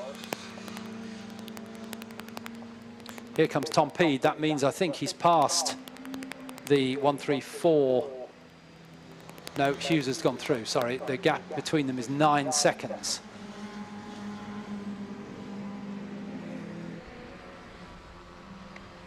Oh, and back into the pits comes one of our leading cars from the early part of the race. That's Vaughan Winter in the number 8 Mini. Oh, terrible misfire on that car as he comes in. Yes, running on 3 cylinders, isn't it? Sounds really rough. And the damage on the boot as well. It's not been a great race for those two. So that's a retirement for number 8 and a spin for a Turner. That's the car that Sean Hadrell, I think, is driving now. The blue car is at 1, 2, 3, Watling and Hadrell. Quick driver, races in quite a few historic events in different Turners, Sean Hadrell. Leader number 16 in the black midget continues on his way. 17 laps completed now as the second place car comes through. That's the Budds Mini 231, and the gap between first and second is 18.3. So Ralph or Charlie Budd has managed to close the gap by around 0.7 of a second, but with an 18-second gap and only, well, 13, nearly 14 minutes to go, it's possible, but he'd need to take over a second a lap out of the Staines midget. Polly is getting closer though. Sam Polly in the Mini Marcos, car number 59, is now only 5.1 seconds behind the Budd Mini and lapping quite a bit quicker. Although, to be fair, the Budds may have got held up on that last lap, lapping traffic, something we is constant in these big entries. Yes, the other little mini derivative from Jem Marsh's stable, the Mini Gem of the Crudgingtons, that runs in 9th place, car number 21, and is in a bit of a scrap there by the looks of things. 86, the MG, is in the pits having some work done. BMC B Series engine, 60th anniversary of the MGB this year. Had a big field at MG Live, didn't they? Full 60-odd cars to celebrate that big birthday. Pit caller is the rather nice BMW Alpina of Adrian Vincent, number 155, is coming into the pit lane. Mechanical problems. There goes Tom Peed past us, sitting in 5th place. And the gap between Budd and Polly has come down further. It's now 3.1 seconds. And Budd is going up the hill through Schwantz into McLean's, and Sam Polly just passing the Mini of Mark Nieser as he goes up the hill into the right-hander at McLean's, chipping away at that gap, which was 3.1 last time around for second and third places, but in a huge gaggle of traffic, but untroubled at the moment. Number 16, Ian Staines, is absolutely firm in the lead with a gap of over 15 seconds. Just lapped a group which includes the Claridge Anglia 251, which is running in 12th place, just ahead of the Bryans. So the gap between second and third was 3.1, and it remains at 3.1 because their last lap times were almost identical to the thousandths of a second. So Budd still holds on to second, Polly third, Hughes fourth, Peed in 5th, number 5, the orange and black BMW, just completing another lap now. That's 19 laps completed by the leading cars. And 34 pressing on is Claire Norman in her dad's BMW. Car number 34.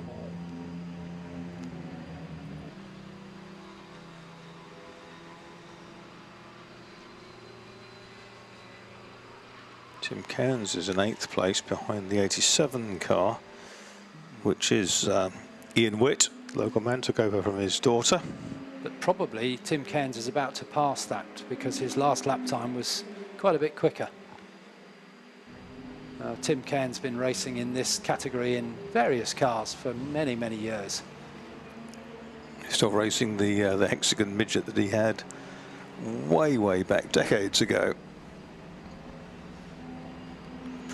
Races that in the Special Saloons and Mod Sports set here with the CSCC.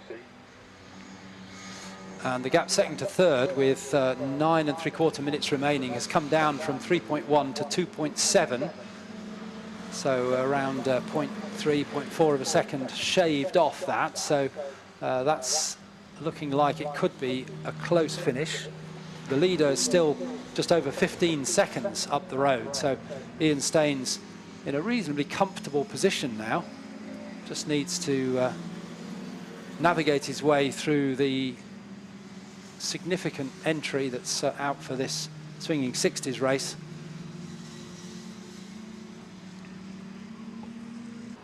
Yeah, Staines has been there or thereabouts this season, hasn't he? And looks like he's had a couple of podiums earlier in the year. A couple of races, these the swinging 60s have run together. Ooh, the angle box comes down the inside, and the midget with a special body on the outside had to go really deep. That was the 14 car of Rob Sinclair now. There goes the Budd family Mini. And headlights ablaze now on Sam Polly's Mini Marcos. Yeah, 3 cars between them. There could be 4 in a second because Budd goes round the outside. Yes, round the outside of another car down at Redgate Corner. Going through Hollywood, down the hill, flat out through the left-hander. The car drifting nicely there onto the brakes for the right-hander at the old hairpin. Meantime, Sam Polly has a far less cosy route through those back markers, and really it gets shuffled to the outside there. Pete's car sounded a bit rough that time, but in fact he was on the rev limiter. It just didn't change up, and it sounded a bit rough, and I reckon that Claire Norman might be closing in the white BMW. Yes, her lap time last time around was quicker than Tom Peed. So you're right, they are closing up. That's 5th and 6th places, number 5 and 34. Orange and black BMW versus white BMW. Another lap down for our race leader, and that is number 16, Ian Staines. Through comes the Budd Mini, and I think the gap's going to have gone out this time. Sam Polly goes through. 4.8, yeah, that was all to do with that traffic down at the old hairpin. We had that on our live stream pictures as they went through the old hairpin, and clearly Sam Polly, not through any fault of another driver, they can't disappear, but he was right in the middle of the pack as he wanted to turn in through the old hairpin. Yellow light flashing at McLean's for some reason. I'm going to scan around. Oh yes, there's the orange midget we talked about before, which is the car number 14, appears to be off on the exit of McLean's corner. It's perpendicular to the track, facing to the outside, and the driver is trudging away to the marshal's post. So I reckon that is that number 14 car, Rob Sinclair, having taken it over from Avard. There it is, it's on our screens, and is well up to his axles in the gravel.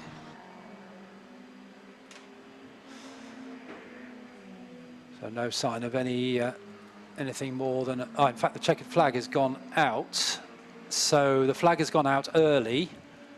I was about to say there's no reaction from the marshals other than locally to hold yellow flags out for that incident, but a decision has been made to end the race around 5 minutes early, rather than perhaps run behind the safety car for the rest of the race, which doesn't really gain anybody anything. No, it could easily have happened, hasn't it? So we've done, what, 23 laps? Yeah, and the flag went out at around 5 minutes and 50 odd, 5 minutes 40 seconds to go. So that means that the Ian Staines' midget takes the win. He was certainly in a very, very comfortable position after a great race for him. He was about 15 seconds ahead. It had reduced to 10 seconds. And in fact, right at the end there, on lap 23, the Bud Mini put in its fastest lap of the race, and indeed the fastest lap of the race, 1:23.742.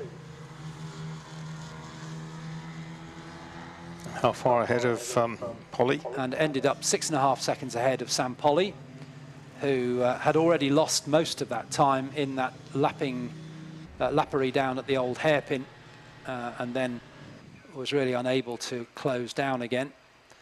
So the finishing order is that the black midget number 16 of Ian Staines started in 8th on the grid, but quickly worked his way up into the leading group and took the win, car number 16, by 10.757 seconds in the end. 23 laps completed. In second place, number 231, which was the Ralph and Charlie Budd Mini, which was there or thereabouts with the leading group the whole race, and finished also on 23 laps, and took the fastest lap of the race with a 1:23.742. In third place, number 59, Sam Polly in the Mini Marcos, a further 6.5 seconds back. And then in fourth place, number 134, which was the Sprite of James Hughes.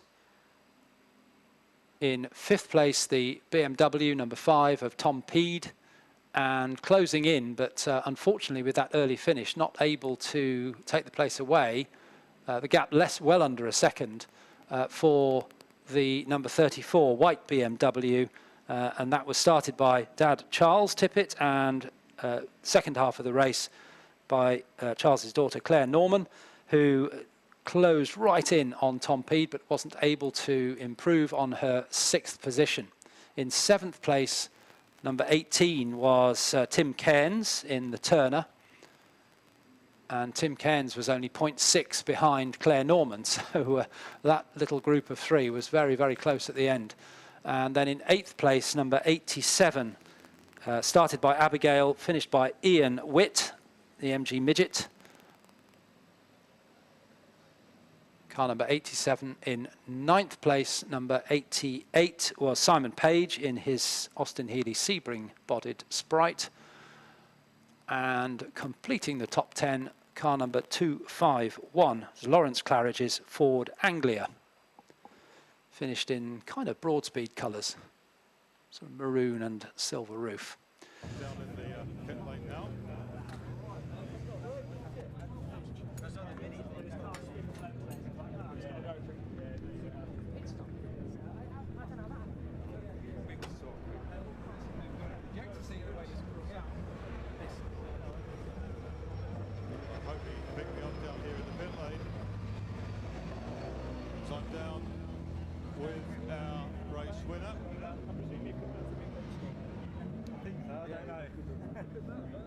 I saw that as I was coming round. I picked up the middle of the spot. There's a white thing at the back soaked in somewhere. I hope you can hear me. I'm down with the race winners in the pit lane. At the moment, I don't think they can, but I saw a quick look with Ian. Very well done. Charged through from 8th on the grid. Yeah, I think it was 8th. Yeah, we had a bit of a rough qualifying, but it was wet and busy. Great race. Got collected on the first corner with a Mini, so I've got a bent car again, unfortunately. But yeah, went superbly, and really pleased with Rob, who prepared the car, and the race was fabulous. And the conditions changed quite a lot, didn't they, over the day? Yeah, couldn't be more different. Totally dry, really quick times, yeah. So very, very well done. That's Ian Staines, our race winner. In second place, Vinny, that's Charlie Budd's finished it. Your old man started, you picked it up, and all good? Yeah, brilliant. It's it's always good fun racing against these cars. It's always clean driving, and there's some quick cars out there as well. It was nice to see all the minis at the front. So, well, apart from at the end of the race, but yeah, the qualifying was good. I wish it had been wet, to be fair. It was kind of mini morning, and then it kind of went a little bit away condition-wise. Yeah, exactly. I mean, the minis coming through wet, and the dry. Faster cars, they've got a bit of sun on the straight. So, yeah, don't mind a bit of the damp racing. Very well done. Let's have a word with Sam Polly as well. Sam, you're a big lad to get into a little mini Marcos like this. It's tiny, isn't it? Yeah, it really is tiny. It's that's its advantage, really. It's great fun to drive. There's not a lot of weight there, apart from me as the driver. You wear it like a glove. I do indeed. Yeah, it fits like one. To be fair, it flies along pretty well. So it handles like a dream. It's good fun. Yeah, all thanks to my dad. Really. Great season so far, but the handicap just beat you just a little bit. Yeah, 30 seconds. I don't know the difference to the leader, but yeah, we were sort of giving it all I had at the end. You were about 6.5 behind the Mini. Not bad, not bad. You did very well. Next time, very well done. The Citypo Speed Mini Marcos there, that's our top 3.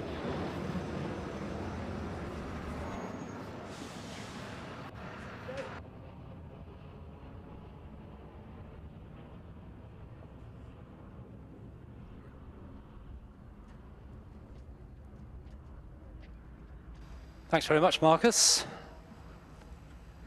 We're moving on now to the Advantage Motorsport Future Classics. Cars are already lined up on the dummy grid on the Melbourne Loop, so as soon as the clerk of the course is happy that the recovery of the car up at McLean's has been completed, we'll release those cars. But in the meantime, let's give you some updates. In fact,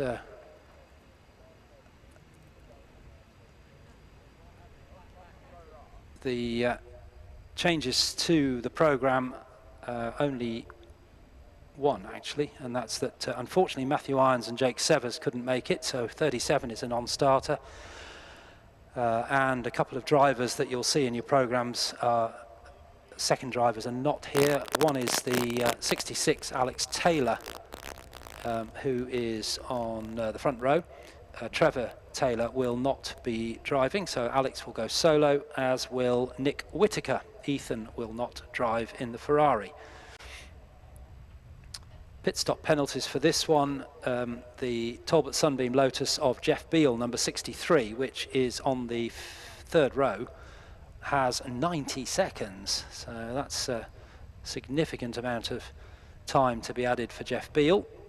For Mark Chilton, the fire-breathing Nissan, which is on the second row, number 79, that has 60 seconds of penalties, time penalty. And finally, the car I've just mentioned, Alex Taylor, on the front row, number 66, in the Mazda RX-7, has 30 seconds extra to serve in the pits. The grid for this, we've got on pole position the number 71 TVR Tuscan of Aston and Tony Blake. Now, unfortunately, we don't know who's starting that one, so we will, I don't know whether Marcus is still downstairs and he can perhaps find out, but anyway, we don't know who's, we've not been told who's starting that one. Number 71 on pole position. Alongside number 66 is Alex Taylor driving solo in the RX-7. On the second row, 79 Mark Chilton in the Nissan Skyline, and he's alongside the number 81, the very rapid Golf of the Warburtons, and it will be John Warburton who starts. On the third row, we've got Jeff Beale driving solo, number 63 in his Talbot Sunbeam Lotus, and alongside is 461, which is the BMW of Michael Pensaval. Pensaval will start, and that'll be handed over to former British touring car racer Carl Jones. On to the fourth row, on the inside is number 91, Hugh Gurney in his BMW, and he's alongside the number 45 RS500, driven by Stephen Scott Dunwoody. I would look out for that one because it was a wet qualifying session, and that car was a real handful, as you can imagine, with lots and lots of horsepower and only two-wheel drive. So that might be worth watching in the early stages of the race. On to the fifth row, and we've got 22 Bill Lancashire in his Morgan and 12 Tim Bates in his Porsche 911. On row 6 is 51 Richard Harman in the Porsche 944 and 16 David Nunes in his BMW. On to row 7, and we've got 21 Paul Dolan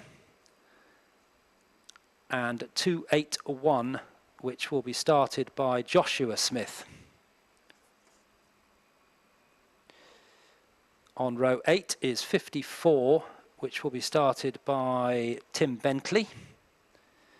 And number 7, Martin Adams, 54 and 7 on row 8. On row 9, it's 177, Simon Spooner, and 95, Andy Bailey. On row 10, it's 96, Sam Moody, and 271, which will be started by Peter Brown. And then on to row 11, we've got 188, the BMW, which will be started by Luca Nardoni. And alongside is number 76, Steve Mole, as the cars are released to do their lap behind the pace car. Steve Mole, number 76, on row 11. Row 12 is 351, Darren Claydon, and 8, Keir Edmonds. Row 13 is 69, Stephen Thompson, and 151, Jason Andrews. On row 14, it's 62, Les Conway, and 769, James Riley. And then on row 15, the penultimate row, is 28, Chris Smith, and 131, Chris Pidcock. And completing the grid is 308, Nick Whittaker. So 31 cars on the grid for the Advantage Motorsport Future Classics. We've had wins this year for Mark Chilton in his Nissan at Spa, a couple of wins there. Last time out at Donington Park, it was Matthew Lewis, who isn't here today. But Alex Taylor won at Castle Combe. And he's out in his Mazda RX-7. Very rapid driver in a rapid car. As the cars go up through Schwantz Curve into McLean's behind the pace car. So on the pole position, we've got a TVR Tuscan.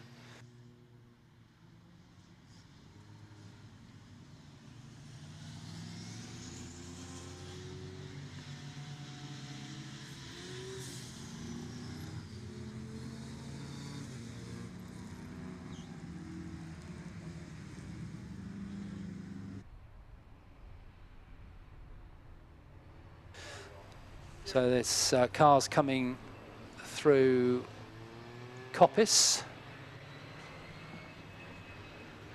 with the Blake's Tuscan leading the way. In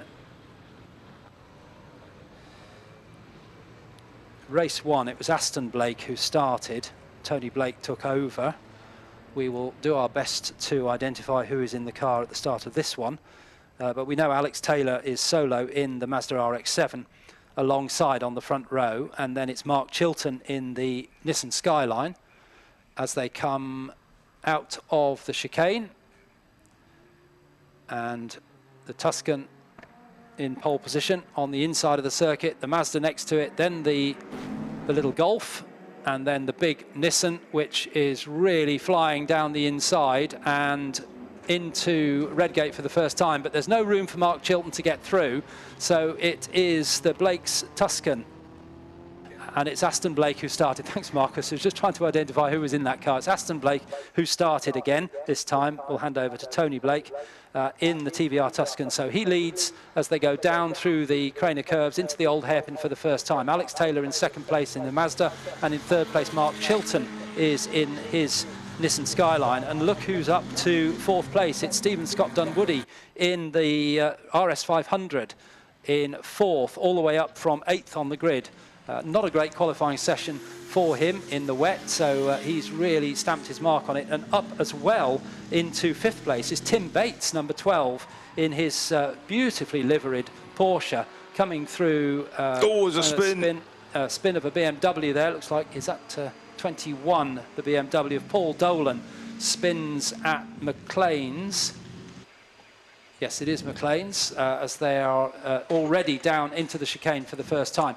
So we have a lead battle between a TVR, a Nissan, a Mazda, a Ford, and I think coming into the back of the shot will be the 5th place car, the Porsche of Tim Bates. So 5 different marks, and then a Morgan, so 6 different marks in the first 6. Absolutely typical of Classic Sports Car Club racing. such variety as they go down through Redgate onto the downhill section through the Craner curves, and it's still Aston Blake leading Mark Chilton in second place, the much heavier Nissan Skyline, and then the Sierra RS 500 being chased now, so he's up into third place, being chased by Alex Taylor in fourth place, who's lost a place through that section of the track as they come up now to McLean's and along the short straight uphill to the highest point of the circuit at Coppice Corner. Double apex right-hander, they turn in, it's blind, you can't see the exit, and onto the straight that leads down to the chicane once again. And this time Aston Blake feels the need to go defensive as he runs down the long straight, because Mark Chilton is coming up behind him as they turn into the chicane now, and they'll come round to complete another lap. But it's still the TVR that leads the Nissan, that leads the RS 500, the Mazda RX-7, then it's the Porsche and the Morgan, and then the rather outgunned but very well driven number 81, John Warburton, in his Golf. And a change of lead going down to Redgate that time on the start of lap 3, and that was Mark Chilton, who went down the outside of the TVR of Blake and snatched the lead. Blake's trying to come back at him. Scott Dunwoody there in third on your screens is working really hard, but it's getting tighter behind. The Morgan's coming up to the to Bates's Porsche. Bates's Porsche closing on Taylor's Mazda. And, well, it's looking like a really strong opening stanza of this Advantage Motorsport Future Classics race. So a great battle for the lead, which is currently making its way up to Coppice once again. And it's still Aston Blake leading from Mark Chilton, from Stephen Scott Dunwoody. And then it's Alex Taylor, who's losing a little bit of ground on the RS 500 ahead of him. But he, in turn, is being challenged by Tim Bates's Porsche, and, as you say, the Morgan has come up well. And the TVR's back ahead, I mean, round the circuit. So all that straight line performance from the Nissan, which broke in the first 2 rounds of the series at Snetterton and Thruxton, only just got back to running into the podium position, second place at Castle Combe. Cracked the block at Thruxton, from what I recall. But the Mazda and the Mazda of Taylor, with behind him the beautiful Porsche of Tim Bates in a sort of Brumos tribute livery, and Bill Lancashire's Morgan, are running really closely together. The Morgan with a 3.5-litre Rover V8 engine, and the Porsche always quick out of the old hairpin. But up front, it's Blake who holds sway just from Chilton in the 4-wheel drive turbocharged Nissan car, which absolutely dominated touring car racing prior to the Group A formula being launched, and so much so that in Australia they named it Godzilla, because it was a beast from Japan, a monster from Japan, I think was what they said. And it's ahead again. It's ahead for the first time over the line. It's back in front again as they come out of the chicane. Mark Chilton leads from Aston Blake in second place, from Stephen Scott and Woody in third place. Then a great battle going on now between Mazda and Porsche, and Morgan not far behind as they go into Redgate. Alex Taylor goes very defensive into Redgate, turns in tight, but Tim Bates might have an opportunity now to come round and perhaps overtake as they go through Hollywood. He tries to get up alongside, but there's enough speed in that Mazda just to keep him ahead as they run down the hill through the Craner curves. But the Bill Lancashire Morgan is right there as well. Yeah, the turbo engine in that RX-7 kind of spools up, and the car is light, it's nimble, it's got just enough pace, and Alex Taylor places it very, very nicely centre stage to prevent an easy pass either side. Meantime, up front, the leaders are in amongst traffic now. So will that give an opportunity perhaps to Aston Blake? No, I think Mark Chilton made his way through there at Coppice quite well and gets the power on now on the straight. Gets a clean run into the chicane, whereas Aston Blake, I think, has one more car to pass. Oh, a slight misunderstanding there. The Mazda trying to get out of the way. The MX-5 pulls to the left-hand side of the track, but Aston Blake was already there. So that was a close moment coming out of the chicane. But no harm done. They didn't touch, and Blake now charges off after Mark Chilton as they go down the hill. Meantime, the battle between the Morgan and the Porsche and the Mazda has gone the way at the moment. Still the Mazda, but now the Morgan ahead. Bill Lancashire ahead of Tim Bates. I wonder if Tim was out fumbled there amongst the back markers, because they've just come through quite a number of slower cars down to the old hairpin. So that puts Lancashire up to 5th, Bates down to 6th. The Warburton's Golf is still in 7th place. That's a crazy machine. It's fantastic. It looks so so normal, so regular, but it's got a really hot engine. It's got Gemby throttle bodies on it. It's super light, and they drive it exceptionally well. Well, that's sitting in 7th place. 8th place is the number 91 Hugh Gurney BMW, and 9th is the number 16 David Nunes BMW, and completing the top 10 at this early stage is number 7 Martin Adams in his TR7 V8. Similar engine in that to the Morgan, the Rover V8 engine. Taylor's under immense pressure in the Mazda now from Lancashire and the Morgan. Bates has dropped back in at number 12 Porsche, the Brumos tribute car you see. And next up will be the Warburtons, but they're just out of shot at the moment in the little VW Golf, which is number 81. 9th is Gurney, and leader out of shot is easing away, isn't he? Easing away in this Advantage Motorsport Future Classics race. Over the line last time it was 2.3 seconds between Mark Chilton and Aston Blake.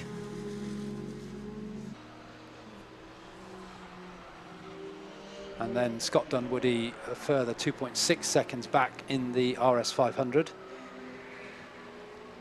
This is a 40-minute race, so same pit stop arrangements as we've seen already this afternoon, with the pit stop window opening in about a minute.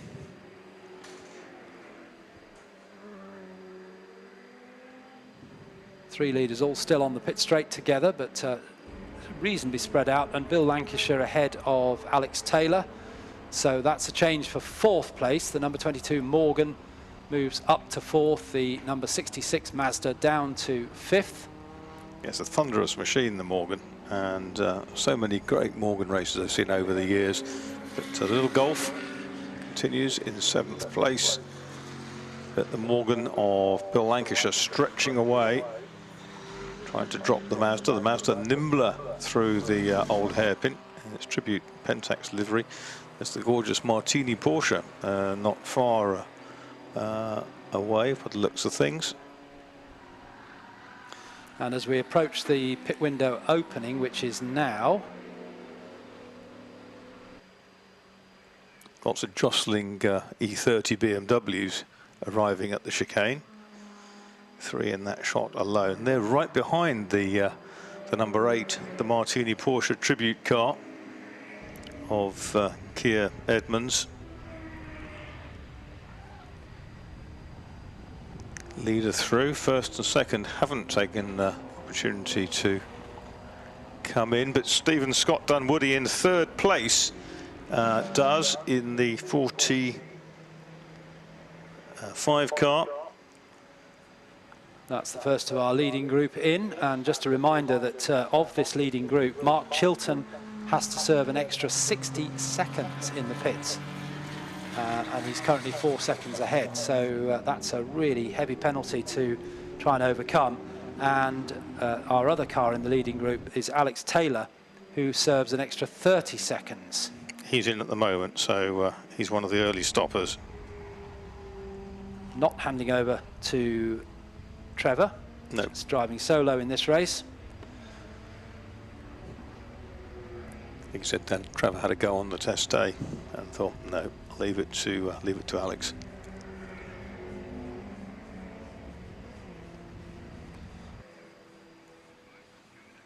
So the only two stoppers so far are in fact those two leading cars, and somebody we didn't see come in but was a potential front runner was the Talbot Sunbeam Lotus of Jeff Beale, but that came into the pits very early on, only completed one lap in fact.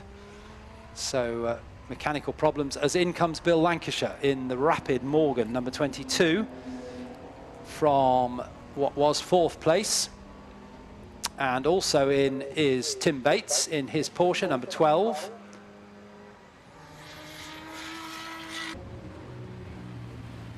So that's 4 of the top 6 in the pit lane or having been in and just gone out again. In also comes the Warburton Golf. So that one is a change of driver from John to Chris Warburton.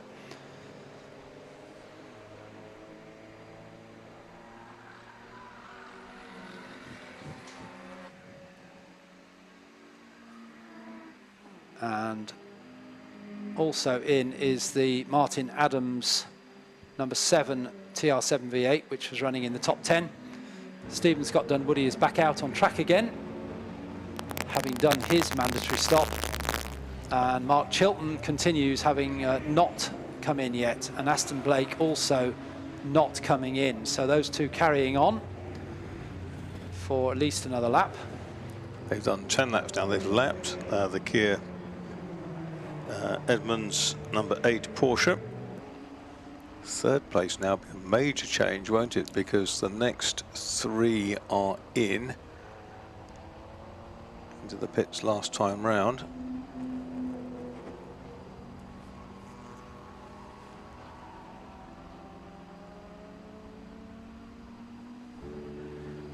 Alex Taylor just going back out again. Mazda scuttling in, that's the 95 car, which is Andy Bailey. I fear Alex Taylor, Marcus, is actually going into the paddock. He is, he's crawling, isn't he? And that's, they've had problems with the TVR this week. They've had problems now with the Mazda, and that is curtains for the Pentax liveried Mazda of Alex Taylor. Scott Dunwoody continues to push in. After all that, he is 5th place behind Gurney and Nunes.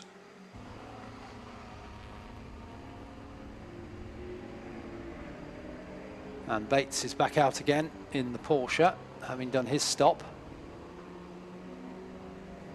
Remains in the top 10.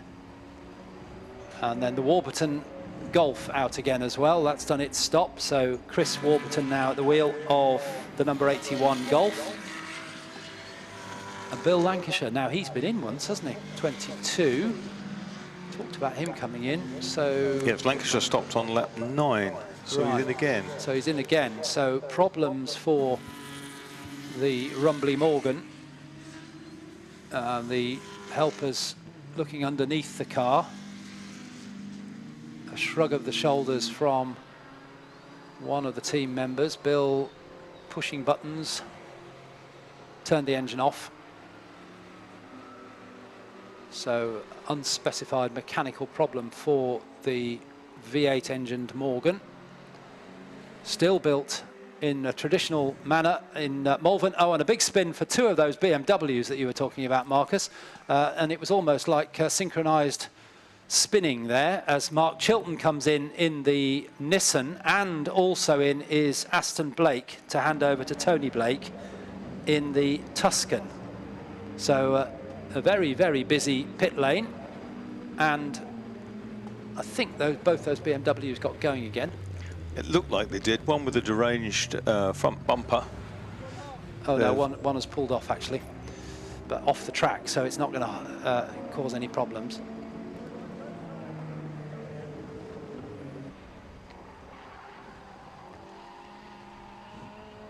So one BMW, I'm afraid, is a retirement, and it is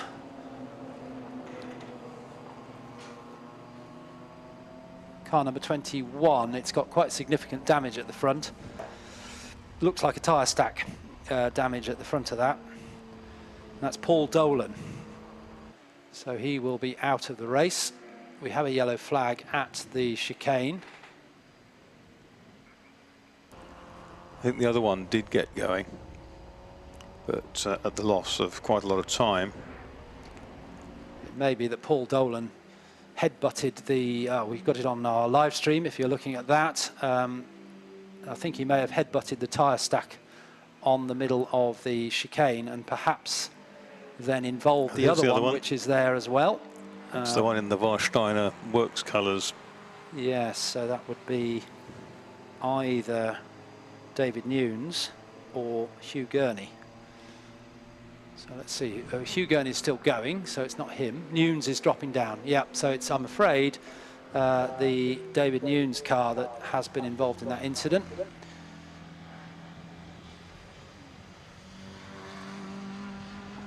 So that's two of our spiritually driven 16, BMWs. isn't it? Yeah.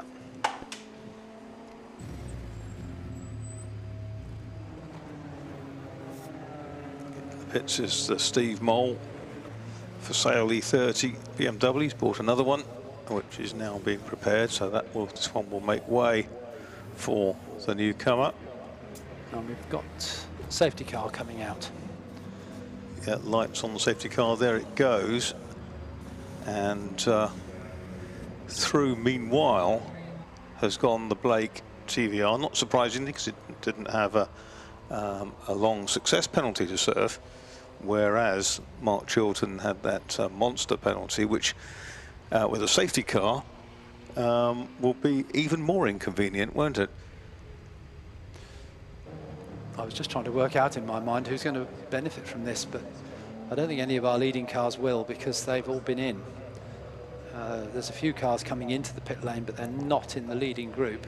Yes, most of the quick ones have been in. Let's have a look where we are. We've had what, 13 laps, and it's the Blake's TVR which leads the way from Gurney. That's a car in the pits, though. Yeah. So it's not really there. And Scott Dunwoody up there as well. Bates still there. Warburtons are up there as well. So that's probably the top four. The Blake's TVR number 71, the Scott Dunwoody Sierra RS 500 number 45, the number 12 Porsche of Mark Bates, Tim Bates, and the Warburtons, Chris Warburton now in the Golf number 81. Mark Chilton, number 79, is shown as 8th, but there are 3 cars ahead of him, so he would be a net 5th in the Nissan. Yeah, his problem is, despite the fact he might squeeze up in the queue, he has less time, less racing time to negate that big success penalty. There's the Bill Lancashire Morgan trundling down the pit lane, and that's going to follow Alex Taylor's Mazda into retirement, I'm afraid.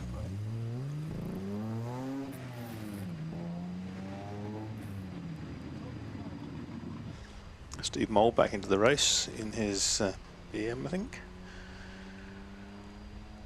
And for fans of the Welsh driver Carl Jones, he should be going out in 461. In fact, it's just returned to the track, but I'm not sure. I think he got through before the red light came on at the end of the pit lane. Perhaps. I think he's out. Yes, he is. So Carl Jones now has taken over 461. Former champion of Brands Hatch in Formula Ford, Carl Jones, raced in the British Touring Car Championship in an Escort and then a Ford Sierra Cosworth. Yeah, loved his time in the Sierras, didn't he? He did. I mean, running on shoestring budgets, and best results came at Thruxton. Is it the Duckham's livery he had? Yes. It was, wasn't it? Yes, the Duckham's livery. Sierra. He had dear old Ron Carnell, who did so much for young drivers through the Duckham's budget, which was not the biggest, but it was always very wisely spent and in the right directions. Great guy, the late Ron Carnell, Duckham's motorsport manager for so many years. Good to see that Bates Porsche running in a kind of a Brumos tribute livery. Brumos, the Porsche dealership in Jacksonville, in Florida, which was Brundage Motors originally, and it was Hubert Brundage, head of that company, who effectively introduced Formula V by thinking, you know, we're going to get we'll have a sort of a starter single-seater class powered by an air-cooled VW Beetle engine. And of course Brumos became very, very famous in later times. I think with yes, Peter Gregg. The safety cars coming in, so hard work at the chicane to get those two cars cleared away, which they've done. So lights are out on the safety car. First car across the line will be the leader, Tony Blake now taking over. Tony Blake taking over. Then it's Martin Adams in second, but not in second in the race. And Scott Dunwoody going to hurtle past the Porsche, and he's going to try to squeeze also past the TR7 on the inside, which he's done. He's got clear view of the leader now. Yep.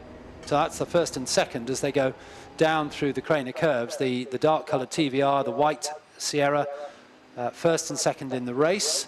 And then it's Tim Bates in the white Porsche with the blue and red stripes that Marcus has just been explaining, the sort of that livery. There it is. That's third place. And in fourth place is the Warburton's Golf, which is on your live stream now. It's the 81 Golf of Chris Warburton in fourth. Then it's Mark Chilton in the Nissan. The Warburton Golf is about to lap the glorious Martini Porsche, which is quite something. Chilton had to slow right down up to the timing line to not overtake a car in the restricted zone. So that's the Golf there. Oh, and the number 7 TR7 has pulled off at Schwantz, isn't it? You can see it on the inside of Schwantz curve, which is Martin Adams. So that's from just at the bottom end of the top 10. Over the timing line to complete 16 laps then. Tony Blake leads Stephen Scott Dunwoody by less than a second as they cross the line for first and second. Then it's Tim Bates a further 6 seconds back in the Porsche. And then the Warburton's Golf and Chilton's Nissan 14.5 seconds behind the Warburton Golf, trying to overcome his 60-second success time penalty. Seems a tad draconian, doesn't it? But it's all part of the fun, all part of the regulations here with the CSCC.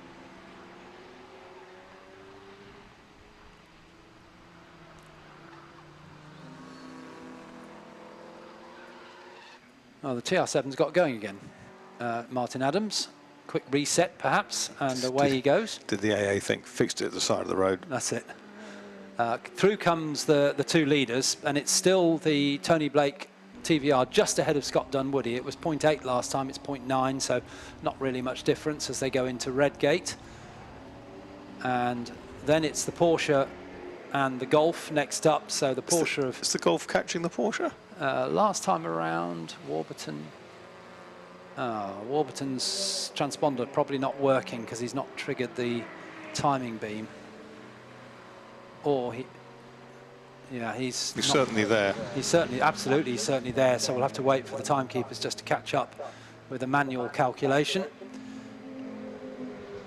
Chilton shown as now as Warburton's popped back in. The gap, Marcus, you asked the question, 1.6 seconds between Tim Bates' Porsche and Chris Warburton's Golf. It's batting above its weight as usual. Just done the its fastest lap of the race, 1:19.011 for Chris Warburton. And they qualified fourth in difficult conditions on a 1:34.3, so 15 seconds a lap quicker in the dry this afternoon. Oh, 1:31's half spun into the gravel, but hooked itself out. That's the exit of Redgate Corner. 1:31 is Chris Pidcock's Porsche 924S. Very good lap there from Tony Blake. He's opened out the gap to Scott Dunwoody's Sierra to 1.7 seconds. That's the lead battle. Then it's Bates and Warburton. As Bates, I think, has sensed that there was danger from behind and has got his clog down again in the Porsche. But the real danger, I think, given that we've got 13 minutes to go, is Mark Chilton in 5th place, number 79. He's got the fastest lap of the race with a 1:15.868. He's lapping in the mid-117s, whereas the only other car anywhere near that is the leader, Tony Blake. Everybody else is in the mid-118s, 119s. And is there a gap back from the leader to Mark Chilton in 5th place? 25.5 seconds. Yeah, so he might get to the podium, mightn't he, just about, but he's not going to get higher than that, I suspect. He'll be kind of 3rd at best, at this rate of catching anyway. Through goes Tony Blake, Stephen Scott Dunwoody. 1st and 2nd, the gap 2.5, so Tony Blake extending his lead. Through comes Tim Bates and Chris Warburton, and then we wait now for the blue, red and white Nissan. Here it comes, drifting through the chicane for Mark Chilton. Howells past us down towards Redgate into the right-hander, and that last lap from Mark Chilton was a 1:17.9, and so a couple of seconds away from his best. Yeah, and he was quicker than Bates and Warburton, but in fact Blake and Scott Dunwoody were both quicker than Chilton. So as you say, he might get on the bottom step of the podium. But he's got to keep working at it, that's for sure.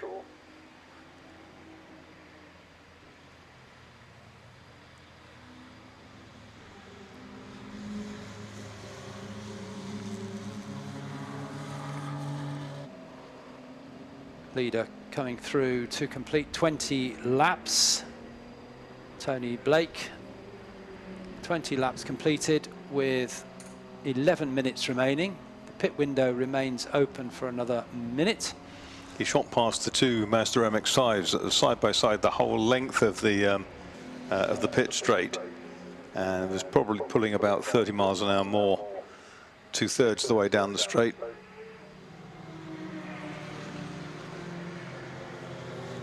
Chilton can see Warburton ahead of him in the Golf, that's for sure. Well, that's a better time from Chilton, 1:16 that last lap. So that was a second quicker than the leader and well over 2 seconds quicker than most of the others.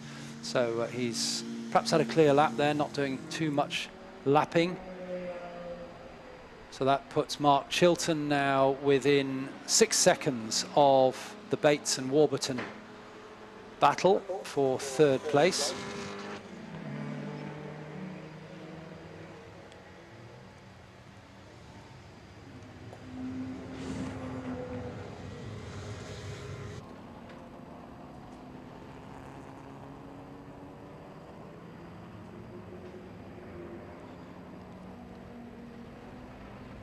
Extended lead now for Tony Blake. Across the line, completes 21 laps with a gap of just under 6 seconds now to Stephen Scott Dunwoody, who is, I suspect, consolidating his 2nd place. Then it's Tim Bates, Chris Warburton and Mark Chilton. Chilton now is very much in a challenging position, just coming into Redgate. He's got Martin Adams' TR7 V8 between them. Gap between Chilton and Warburton now 2.4 seconds. Chilton's last lap, again, a very low 1 minute 16 seconds.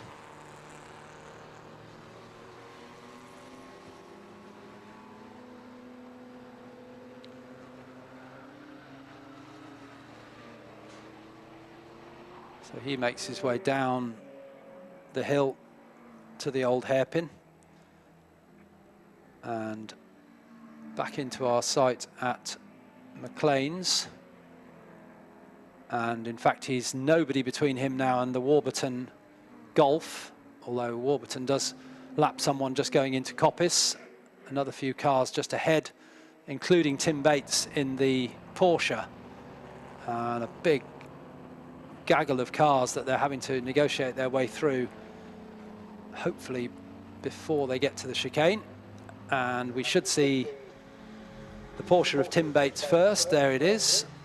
And now it's the Nissan next up in 4th place and the Warburton Golf in 5th. But the Nissan, Tim Bates knows exactly who's coming up behind him. He takes a very defensive line up to Redgate, tight in, and Mark Chilton, I think, thinks I'll have a go down through the Craner curves. There's no need to push the point. Yes, I think I'll bide my time. I've got a lot more grunt in a straight line. Yes. And more grip in the corners as well. So what's not to like? Coming up behind Steve Mole in the BMW E30. The Golf is hanging in there gamely with a thought that it too would like a bite at the Porsche. And the Golf actually went through. Do you know what that was? He just read the traffic so much better than the other two. They were hanging back, and Warburton came steaming past them both into McLean's. And Chilton has gone back past, gone past Bates. That's at Coppice. So it's turn and turn about, because Chilton now is trying to pass Warburton again, and he does so on sheer power coming down into the chicane. So that puts Mark Chilton up to 3rd place, Warburton 4th, Bates 5th, as they come through the chicane around to complete another lap. Oh, and Mark Chilton, actually, I think he missed a gear there. He came out of the chicane very slowly and half on the grass, and then suddenly burst into life again. So I think he may just have missed a gear as he came out through the chicane. And he's gone straight on, and gone straight on in a big way. So that was more of a problem than just missing a gear. So we're now back to Warburton, who's in 4th place, Tim Bates in 5th place. Sorry, read that again. Warburton in 3rd place, Tim Bates in 4th place, with Chilton retiring there. And they are coming... Red light. Red light. The race has been stopped, unsurprisingly.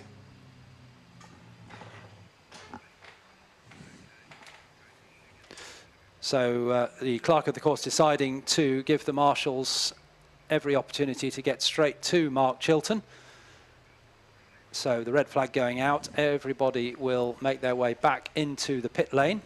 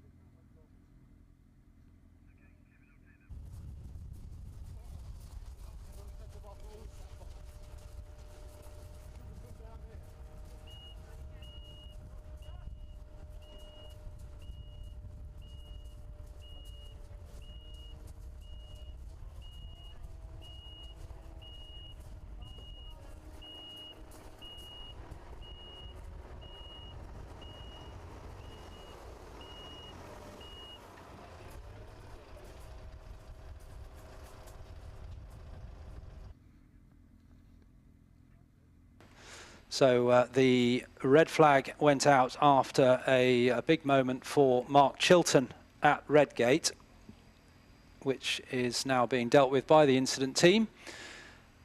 And cars are stopped on track. We've got that on camera if you're watching our live feed. And you can see there the car has taken a significant impact with what looked to me and to Marcus Pye like some sort of brake failure, or possibly throttle stuck open. And yeah, the throttle sticking open and overcoming the brakes. Perhaps there were some skid marks, so that might be the answer. Anyway, either way, it was a significant impact, which I'm afraid has done a lot of damage to that rather nice Nissan Skyline that Mark's been racing for some time now.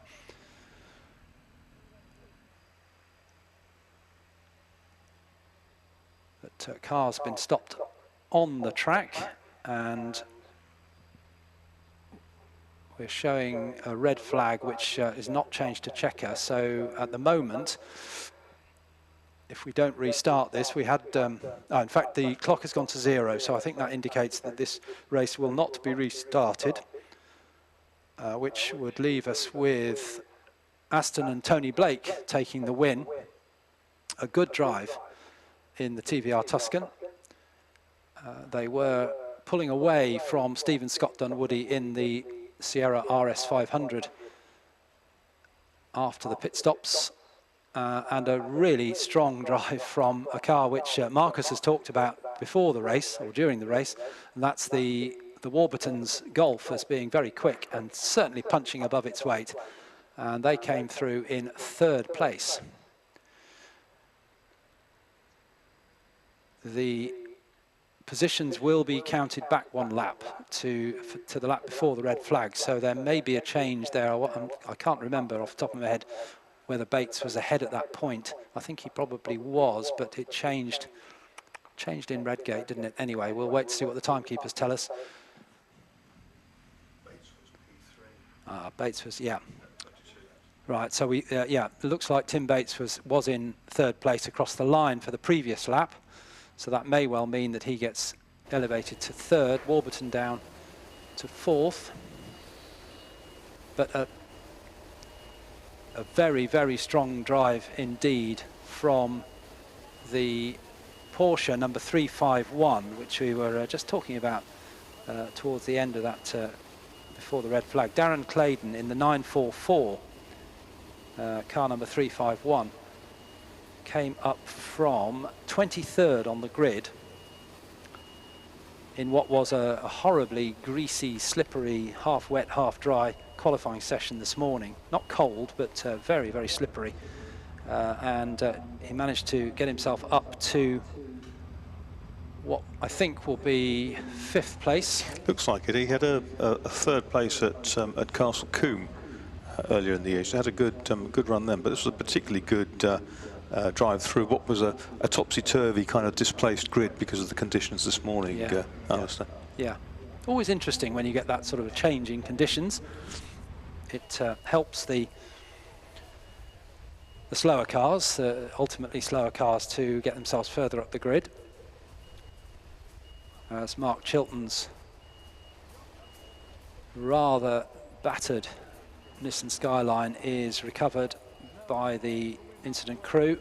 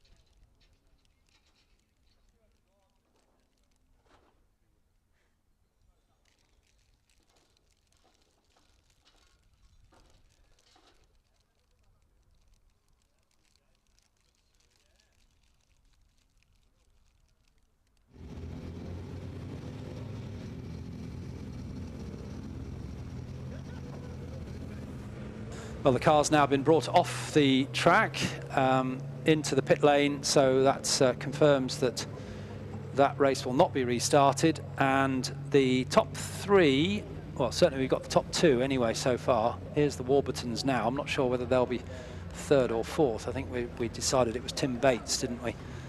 No. The Warburtons are being waved in, so they're being classified 3rd at this stage. It could change when the timekeepers officially issue the results, but Marcus Pye is down there. Let's see if we can speak to our race winners, and let's find the Blakes if we can. I can see Tony Blake there. Let's go across to see if we make this work. There's Tony and there's Aston. Aston, you started and had a very interesting opening stanza. Not easy to go away from those real quick boys as well. Yeah, I really enjoyed that, to be fair. We didn't finish the last race because our gear lever came off. But Chilton, you know, I hope he's okay. But he is so quick in a straight line. But I really enjoyed that. And to be fair, when my dad got in the car, he just kept going faster and faster. There were about 5 different types of car right at the front in that lead battle. Yeah, there was. And to be fair, if we pitted a lap later, I think we could have been undone by the safety car. But it's nice to get a good win with the car this year. You win some, you lose some, but this one you won. Tony, what did you think when you got in? What were your instructions from the lad? Go like hell, as ever. It's awesome as the car, absolutely awesome in a straight line. But on the corners, it pulls out the corners. I was pulling away from Stephen on the exit of the corners, and he was pulling up on the brakes a little. But it was pretty epic, to be honest. So I just hope Mark's okay. I believe the car's knocked around, but we saw him getting out of it. Spot on, yeah. But that's awesome, to be honest. We had a non-finish this morning for stupid, but now we've had a win. That's class. The engine under the bonnet of this one is a HAP or a Rover or what? Rover V8, it's 5-litre V8. It's awesome. They're wonderful things. Let's see, where's Stephen? Where's Stephen Scott Dunwoody? You, I think, sir, you probably got our Brave Pills award for this morning because the conditions were atrocious out there for your session, weren't they? Not exactly the right conditions for a 500 horsepower rear-wheel drive Cossie. It's every time you breathe on the throttle, it tries to chuck you off at every opportunity. So we got through qualifying, not where we wanted to be, but we know if the race was dry, we'd have a good result. So the race was good, brilliant. We run out of brakes after the pit stop. I had to pump the brakes twice, and we got a little bit stuck at Fat Market, but had a brilliant race. That's why you couldn't quite match the TVR. No, it's a relatively new car to it as well. We're still learning it a bit, but it'll get there. You had another one before, didn't you? You had a Sapphire Cossie at one point. Yeah, I've still got that, and I've still got the M3. I'm just going to go back to Millennium. I've got a love for this car at the moment. So. It is rather wonderful. Well done. Thanks for bringing it out. Thanks for doing so well. Cheers. And let's see if we've got. Do we have? We have a Warburton, do we not? That was absolutely awesome. What a fabulous race you had with not only with the Porsche of Tim Bates, but with Mark Chilton as well at one point. And there was one extraordinary epic moment in the race when up towards, well, out of Schwantz towards McLean's, you read the situation better than they did. You went scuttling past them. Yeah, coming down the hill, I saw that they were all getting bunched up behind the back marker, and I thought, okay, I'm going to go down an extra gear here and just try and get the drive off and get around them that way. And it seemed to pay off because they seemed to be almost having a meeting about which way around to go around the person at the time. So. It was amazing. I know we talked at Alton Park about the car, and it's light, isn't it? But it's really nippy and incredibly drivable. Yeah, it is very drivable. It's one of the best things about it is you can just point it in and go back on the power, and it just pulls you through the corner. It's absolutely fabulous to drive. And how little power does it make in comparison to the other big bangers? So at the Flywheel we've got 180 brake at the moment. So yeah, we're punching above our weight sometimes out there, but we are doing quite well on the weight side. We're only at 600 grams stride. Why is it a left hooker? Just to get better weight distribution. It originally was a right-hand drive car when my dad used to race it in the 90s, and when we did the rebuild on it, we thought, okay, let's get the weight distribution better. We swapped it around, and then we also allowed us to place other things inside the car a bit nicer, just to get that balance. And the shell, is that largely as it came out of Germany? Yeah, everything else, it's still on the original sills on it, which is quite good for the car.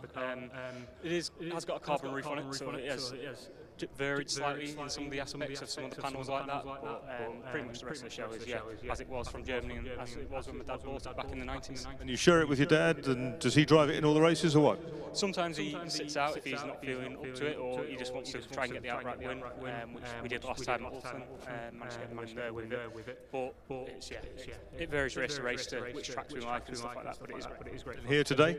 Yeah, here today he did the first stint. He went out, he seemed to be really enjoying himself, and then came in, did the swap over, and went from there.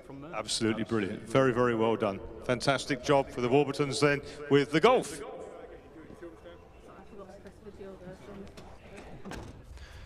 Thanks very much, Marcus. Good to hear from the winning and the top three, the other top two drivers. As you can see on your live stream, and if you're down at Redgate, you can see over the barriers there that work is going on to repair the soft barriers and to tidy up. So that will take a few minutes, and then next up we'll have the Group 2 of the Adams and Page swinging 60s, the larger engined cars. So they will be out as soon as the track is ready.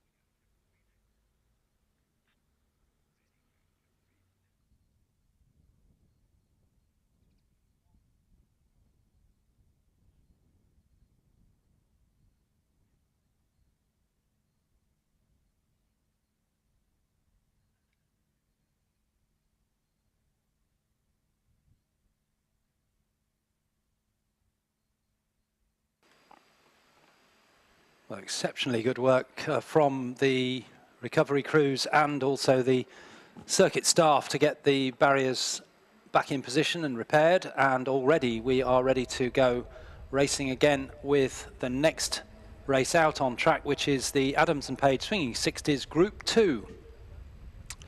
And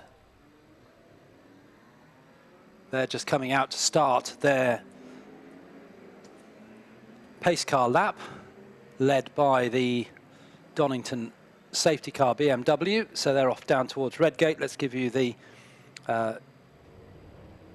grid and the start drivers where appropriate. So on pole position, number 6, Stephen Pickering in his Tiger, and he got that pole position on the very last lap of qualifying, and it was pretty nasty conditions. It had stopped raining, but it was quite slippery. So a great pole position for Stephen Pickering, number 6 in the Sunbeam Tiger. Alongside is number 13, which will be started by John Wolfe. That's TVR Tuscan. Onto the second row, number 47, the TVR Griffith, will be started by Oliver Reuben, and 149 Malcolm Johnson in his Lotus Europa. 47 and 149 on the second row. The third row is 240 Dean Hulse's 240Z. That's the Datsun 240Z, or Nissan as we call them these days. And alongside is 167, the TR6, the Triumph TR6 of Mark Parsley will start. Mark Parsley. On to row 4, it's 43 Steve Hodges in his Lotus 7, and number 8, the Mini, which will be started on this occasion by Simon Dawson. 8 Simon Dawson will start. And then on row 5 we've got 74 Dave Roberts in his Nissan 240Z, or Datsun 240Z, and the 38 John Devlin Reliant Sabre 6. On to row 6, it's number 97 Ray Barrow, and look out for Ray because he's a quick driver and it was horrible conditions for that big V8 Camaro, so we're expecting him to move up the order. And alongside is 341 Phil Otley. Then on to row 7, it's 132 Lewis Salmon and 9 Jamie Keevil. Row 8 is 67 Jonathan Crayston and 78, which will be started by Bailey Frost. Row 9 is 123, which will be started by Nick Watling, and 121 Christopher Edwards. Then it's row 10, 144 will be started by Francesca Roodhouse alongside 49 Stephen Atkinson. As the cars come back towards us, there are 3 further rows, but the cars are ready to start. And it's the Tiger on the inside, Stephen Pickering, John Wolfe, TVR Tuscan on the outside, and away they go, and down towards Redgate for the first time. A great start from Oliver Reuben, comes steaming through on the inside and takes the lead going into Redgate. Fabulous start from the second row on the inside, blasted through with that 4.7 litre V8 engine up front. And it's right out to 5 litres in actual fact, and it makes 500 horsepower and weighs 905 kilos, so his dad was telling me. So it's a lot more powerful than the Ford GT40, and it's about 100 and something kilos lighter. Certainly a weapon. Looked at in wet qualifying this morning, spinning its wheels all the way down the pit straight, but it's certainly taken a very good start and taken the lead going out of McLean's for the first time. Oliver Reuben it is who started that car, and Stephen Pickering actually has been shuffled down to 3rd place. Yes, he gained pole position on the last lap of quali. Yeah, it's good qualifying session for him. It looks as though the John Wolfe car is in 2nd place, and then I think it's looking at the distance, it's the pole position Sunbeam Tiger in 3rd place, and out come, well, I can't say the leaders, it's the leader, singular, already Oliver Reuben, miles ahead of John Wolfe in 2nd place. Then it's Stephen Pickering. Then a good battle between the Lotus Europa of Malcolm Johnson in 3rd place and the 43 Stephen Hodges Lotus 7. So 2 Lotus cars there battling together, and then actually behind them is the Lotus Elan, the little red car. Now that's come up from a little bit lower down. That's is that Keevil? Yes, it is. The red one, Jamie Keevil. Jamie Keevil, isn't it? So he's come up from 14th on the grid to be battling for that 4th place.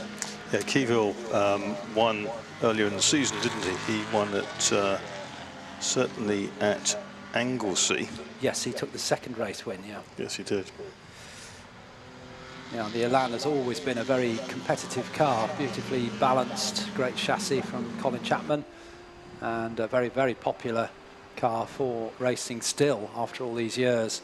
And they are coming through Coppice as the leader is already down and braking for the chicane. Oliver Rubin has really thrown the gauntlet down, but he will, when he hands over to Nigel, his dad, they will have a 60-second additional stop for previous wins.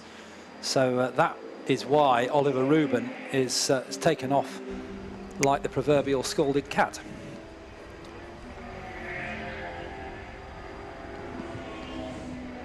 And a good battle for what's really second place backwards for with John Wolfe leading, just going out of shot on the live stream, with the Stephen Pickering Sunbeam Tiger in third place, but then a gaggle of Lotai behind.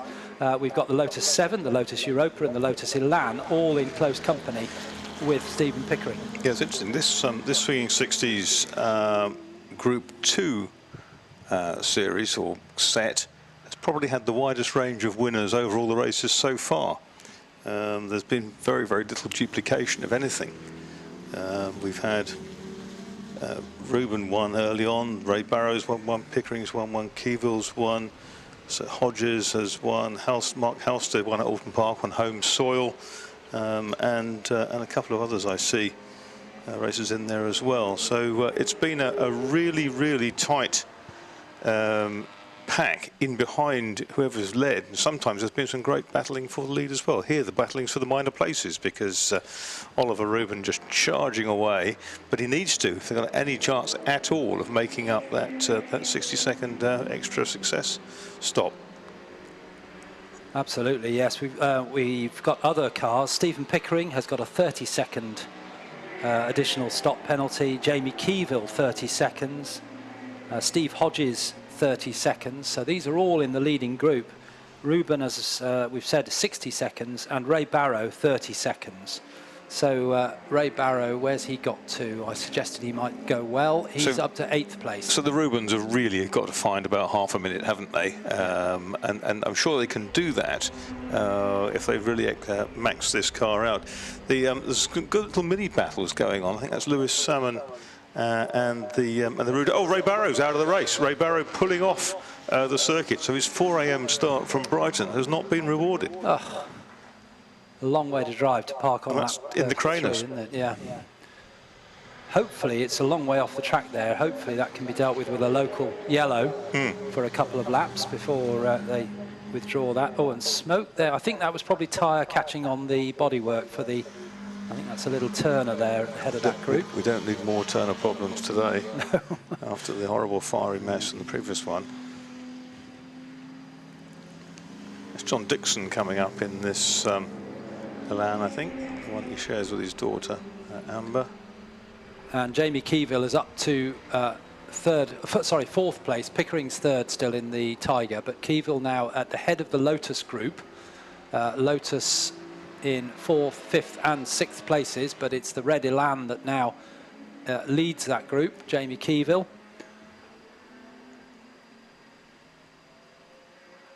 And behind those 3 Lotus cars is Dean Halsey in the Datsun 240Z, number 240, in 7th place.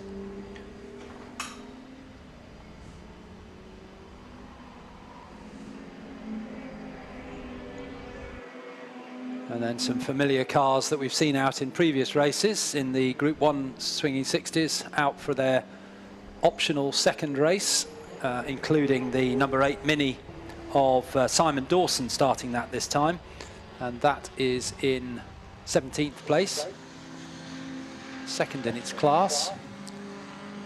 Leading the Group 1 cars that are out for another airing is the number 123, started by Nick Watling. Because Oliver Rubin made up the 30 seconds yet, which is what he's really having to do, because it can't be far away. He's 25 seconds up, so yeah, he's almost in 5 laps. Yeah. Yeah, and only 7 minutes of the race gone. So they're looking very strong, aren't they, for being able to get that lead back before the end of the race. And we've got Keyville now running ahead of Pickering. So Keyville up into 3rd place in the Red Elan, ahead of Pickering in the dark green Sunbeam Tiger, Hodges in the white Lotus 7, and then Malcolm Johnson in the yellow Europa. Oh, and Pickering has gone off into the gravel at the old hairpin. He's managed to keep his foot in though and fishtailed out of it. Tiger-tailed out of it, maybe. Yeah. Who knows? But that was quite a moment. Here comes the leader, Oliver Reuben, making his way between an MG Midget and an Austin A40. You certainly get variety at this race meeting. And down into Redgate he goes. I suspect that the gap will be over 30 seconds now to John Wolfe in the opening stint in the number 13 TBR. And John Wolfe and David Thompson do not have any success penalty to serve, so they are the leading car, or rather the car in the leading group that doesn't have a penalty. The others all do. So they're equally in a strong position. So actually the Reubens do need to make up a minute on the Wolfe-Thompson car because they don't have a success penalty. The gap is 27 seconds, first to second. Keyville, as you said, Marcus, is up to 3rd, but the gap's behind quite close. Keyville followed by Hodges in the Lotus 7, Johnson in the Lotus Europa, and Pickering has shuffled down from pole position to 6th place in the Sunbeam Tiger. But at least he's still running, that's the important thing. Did look like he might plunge off well into the gravel, but did very well to keep it out. That's Lewis Salmon's mini, I think we see there, the grey one, very, very nicely turned out, and that's chased by 144, which is Francesca Roodhouse in the green one. And Salmon actually is passing the number 8 mini of Simon Dawson, so they're all having a battle together, and that's for the lead of the Group 1 cars that are out in this race. They are all being led by the 1, 2, 3. Nick Watling started Turner. That's the blue Turner, isn't it? Yes, the blue car. And it leads and holds 15th place overall, and is only just over a second ahead of those battling minis who are also in the Group 1 race. What an amazing turnaround in terms of the weather we've experienced today from this morning. So 8 laps down for our race leader, Oliver Reuben. So waiting now for the 2nd place car to appear. It's looking like that 30-second target that they initially would have set themselves has been achieved, but there's a minute needed over John Wolfe and his co-driver David Thompson. Into the pits comes Jamie Keyville. The pit window is open, just in the first minute of the pit window. Calls into the pit lane. Jamie Keyville driving solo, so he won't change, but needs to do the time, required time in the pit lane. So that's the first of our leading cars to stop. In fact, it is the first stop of the race. It always used to be a nice shiny stopwatch that the drivers would have held up to show them what time they were on, but now it's... the little Jeanetta's had a big spin going down into Redgate. That's Chris Blewett. Now it's a smartphone that gets held up. Such is progress. Oh, and Jamie Keyville's getting out and now getting back in.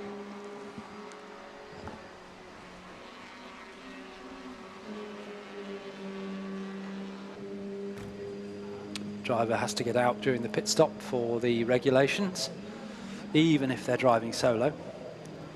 And that was all the fun, trying to kind of batten him back in. 1964, registered land, a B reg. Off he goes.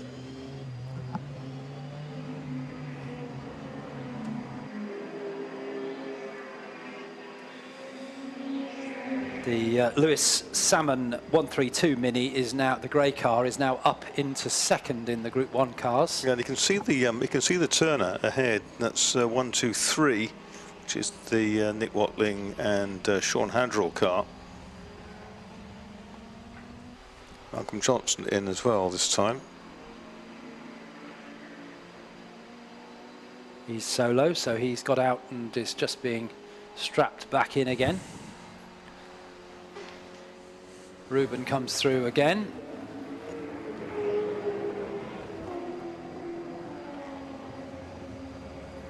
He's being, his pit board is, says minus 3.9. Let's see the gap between him and Wolf, whether they're hanging the pit board out to show him whether he's closing in on that target of trying to get a minute ahead.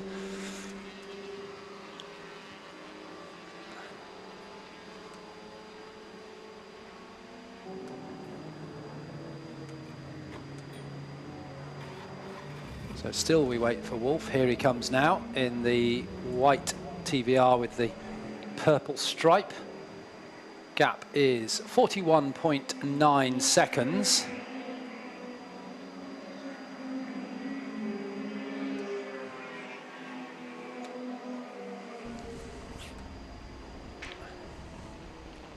Keevil back out again after his mandatory stop, so currently shown way down the order in 15th place, but that will change as other cars come into the pit lane.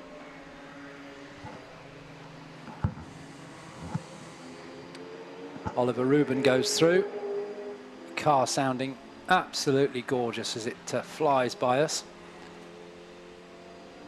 Turns into Redgate, has to negotiate a slower car, just a slightly tighter line there for Oliver Ruben.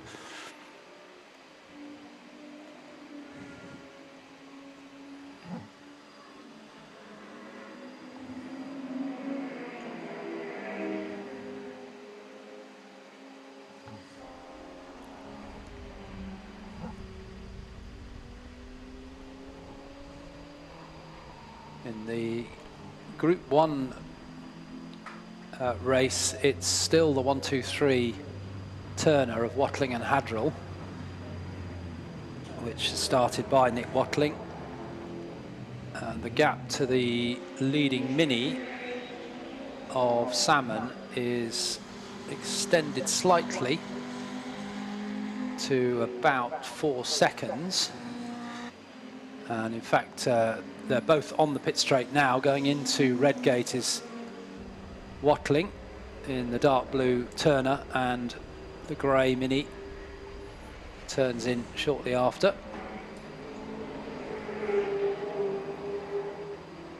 And the gap between them actually 3.8 that time, so the Mini closed up slightly.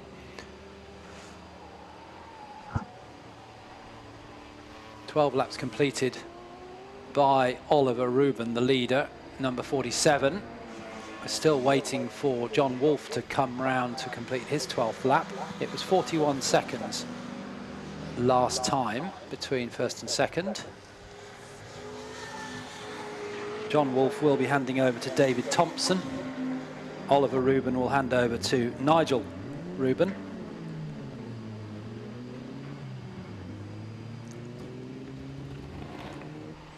And here comes John Wolf.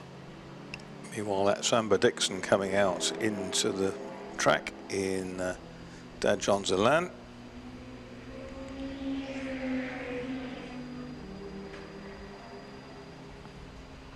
And the gap first to second has gone out by about 7 seconds per lap, so it's gone to 48 seconds now. So knocking on the door of achieving the target. And that's been done in well under half the race.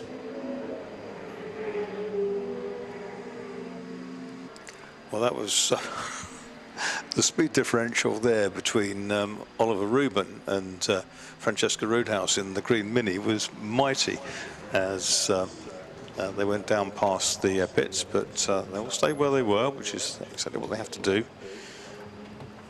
Just mind your own business, do your own thing, let the quick cars, or drivers of the quick cars, find their own way past.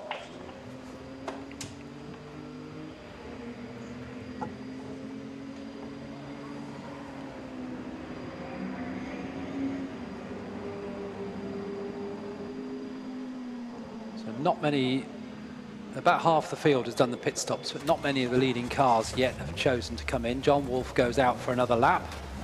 It's not quite halfway in the race, so perhaps the agreement between the drivers is that they'll come in at around about halfway, where they're sharing, so they each get about 20 minutes racing time.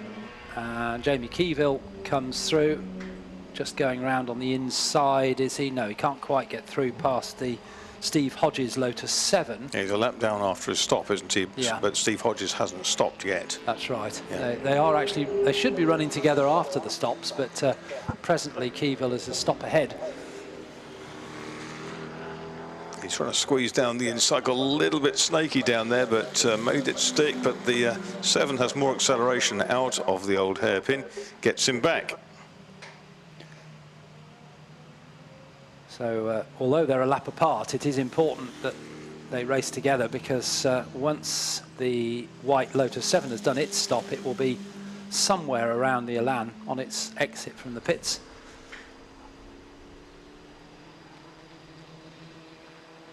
So we are now 21 minutes remaining in the race, and Oliver Rubin leads comfortably by getting on for a minute now. We'll just wait till John Wolfe comes through. He should be here very shortly. Yep, That's, just come out of the chicane. On the screens is Francesca Roodhouse relaying Rob in the car. 144, immaculate Mini.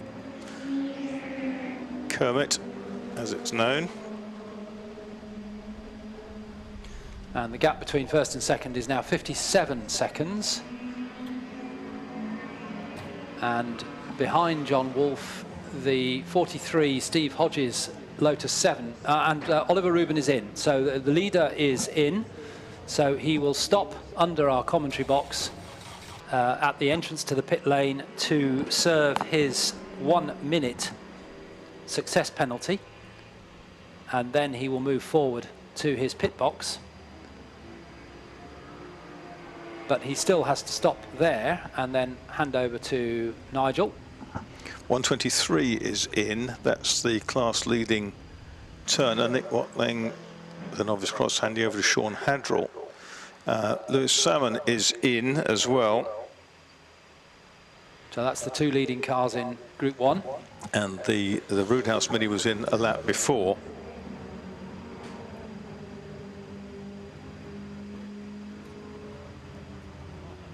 A lot of cars coming in now as we've got less than 5 minutes to the end of the pit window. John Wolfe is in second place, but Steve Hodges chooses to go out for another lap. So that's a decision from him to stick out on track, whereas John Wolfe's come in and he will hand over to David Thompson, who we can see in the pit lane waiting with his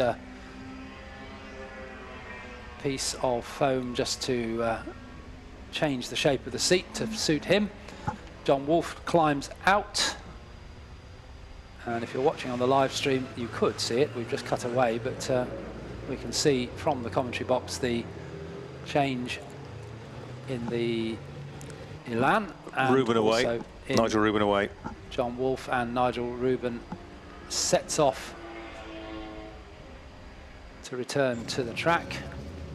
And right behind him is David Thompson. So we know that Oliver Rubin had made up close to a minute on John Wolfe. Well, there it is, because they're now together on the track.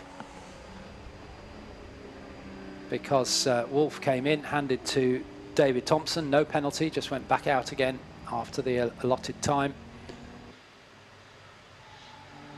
So they're now going down through the Craner curves, first and second.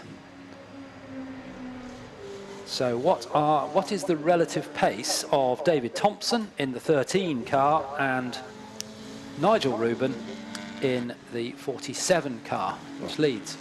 Nigel Rubin, who didn't do very much in the way of qualifying this morning, left it to his lad, is as quick as more or less anybody in one of these cars. He's built the car and knows it well, so he will still take a lot of catching. He's done a lot of racing over the years, Nigel Rubin, including in Formula Jedi, didn't he? Bit of a departure from his norm. Renowned TVR Griffith specialist. So Hodges now leads at 16 laps in the white Lotus 7, but of course he's yet to stop. And he needs to come in this time, otherwise he'll miss the window.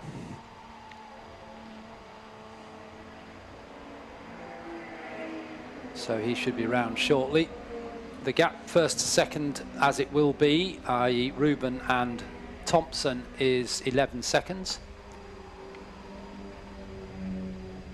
So despite the 1 minute additional success penalty, the Rubins have remained in the lead.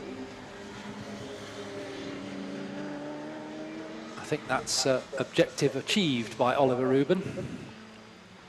Yes, you'd certainly say so.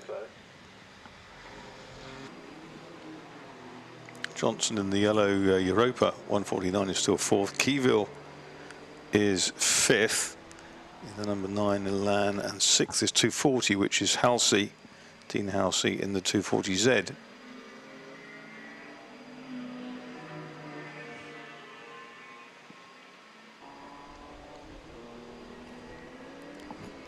It's now a minute until Steve Hodges has to come in. Yeah, slightly concerned. I haven't seen him for a while. No, no, I don't think he's... I think he may have gone missing, because I've been waiting for him to appear from behind the grandstand at the chicane, and then... Oh, there he is. He's in the... he's here. He's where? Oh, there he is. That's old Hairpin. Oh, and he's going to struggle to get back. Well, Rubin's just done his 17th lap, hasn't he? And we haven't seen... Ah, Hodges is shown as being in the pits. Has been in the pits. OK, he's been in. OK. Right, we missed that. So okay. He didn't see it.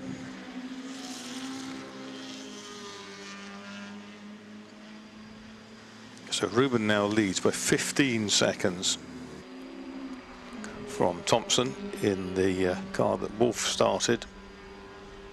There's a little Ginetta, number 44.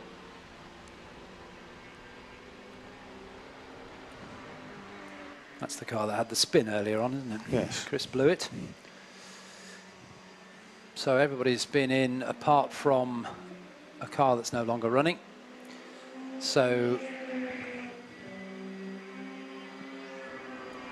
the order should settle down now with Nigel Rubin now driving car number 47 in the lead with fastest lap of the race set on lap 5. So that's when Oliver Rubin was driving, and the time of 1:16.632. And Nigel has backed off the pace quite significantly. He's just done a 1:21.8, so 5 seconds slower. Yeah, Malcolm Johnson's very close to the Wolf and Thompson car, 0.6 of a second, and still quite a way up the road from Jamie Keyville, which is a surprise. Johnson's actually gone through. As you were saying that, he crossed the line and has taken second place, with the Wolf and Thompson car dropping to third. Keyville in fourth and going very quickly. Yeah, but not leading the Lotuses, which is interesting, because Johnson has that honour.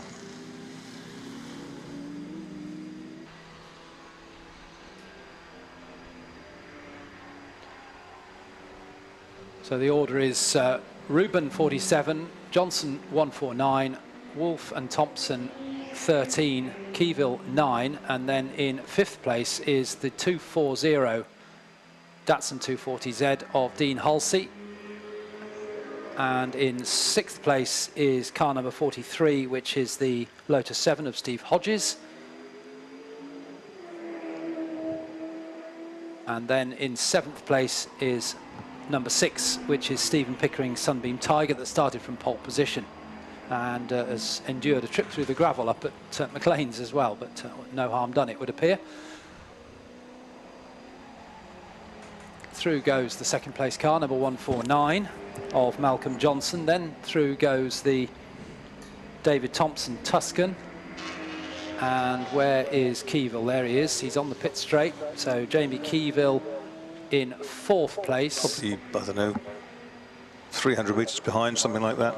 Yep, and going about 3 seconds a lap quicker than the 2 cars ahead. Well, the smoke coming out of one of the TR6s, a lot of it going up towards McLean's.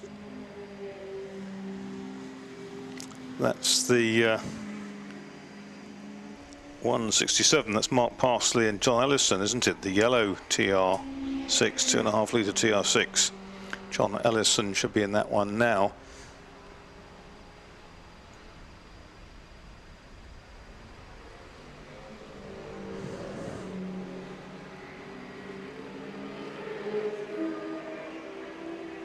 Nigel Rubin comes through, completes 20 laps now, and pulling comfortably away from second placed Lotus Europa of Malcolm Johnson, number 149, but Johnson is not comfortable in that second place. And he's spun. Look at that, the Thompson TVR is backwards in the chicane. Number 13. So that will put Keyville up to 3rd.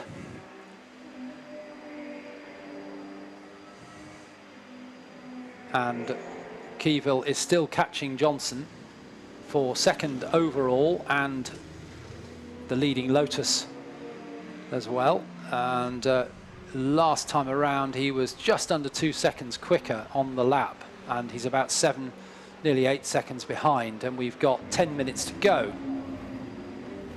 So put all that into the mixing pot and you get a close finish for 2nd for Keyville and Johnson.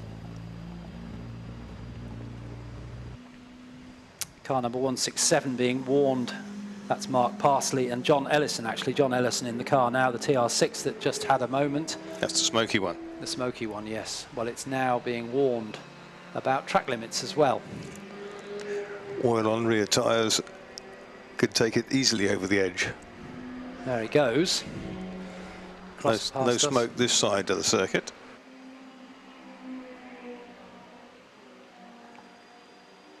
Here comes the second place car, which is the yellow Lotus Europa of Malcolm Johnson, 149. Here comes Jamie Keyville in the red Lotus Elan, number 9.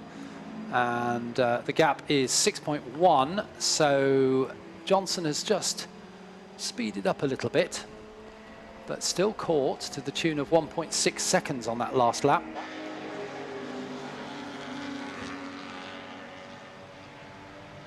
So still a chance for Jamie Keyville to get himself up into 2nd.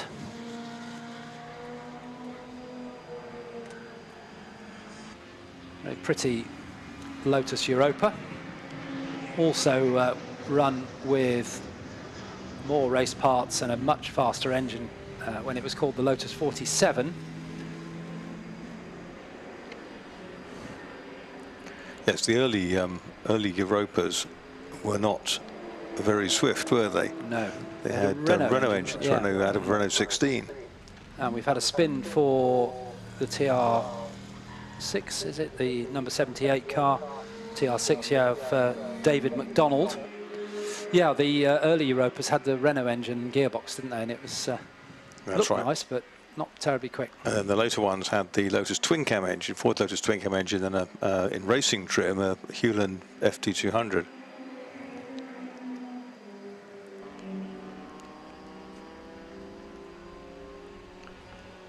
Jamie Keyville in the number 9 red Elan, pressing on, trying to close the gap further. The gap is down to 3.7. He took a further 2.5 seconds off the Malcolm Johnson yellow Lotus Europa number 149 on that last lap. We've got 8 minutes to go. And that TR again smoking up at the far side of the circuit, but seemingly not here. So that's rather odd. Might be a tyre catching. Hodges up alongside Dean Halsey going down into Redgate. So Hodges goes past, takes away what was 5th place from Dean Halsey.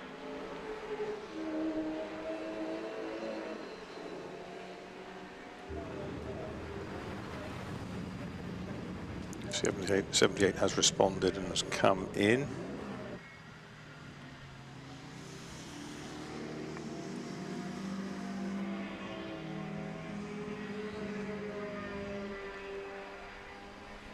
The battle of the Lotuses over the timing line once again. The yellow Europa of Malcolm Johnson now being caught and very much in the sights of Jamie Keevil as they go into Redgate.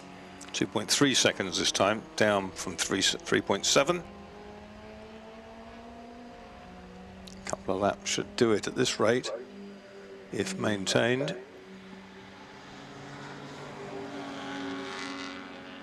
David Thompson goes through in number 13 TVR. That's still in 4th place despite the spin at the chicane. Comfortably in 4th actually, a long gap back to Dean Halsey and Steve Hodges, who are having a good old scrap. It's actually Steve Hodges who's ahead now of Dean Halsey. Yep, that was going down towards Redgate last time through.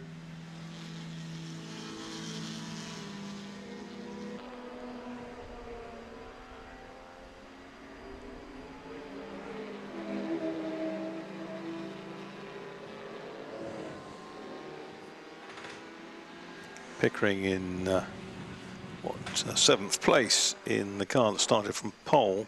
The number 6 Sunbeam Tiger is now lapped at 7th. And here's Jamie Keevil. It's like a sort of bird of prey closing on its quarry, isn't it? There's no inevitability about this, that the Elan will get the Europa. Going down now through Hollywood and then into the sweepers through the Craner curves. Yeah, the Elan's much smaller frontal area, isn't it? Should be quicker in a straight line. Dances it into the braking area.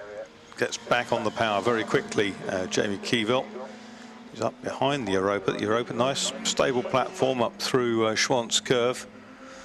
Up ahead of them, the yellow TR is smoking again. But Malcolm Johnson, a little bit defensive going into McLean's, and he's still keeping his nose ahead, but I suspect that up towards Coppice here, he'll be back on his back bumper before exit the corner.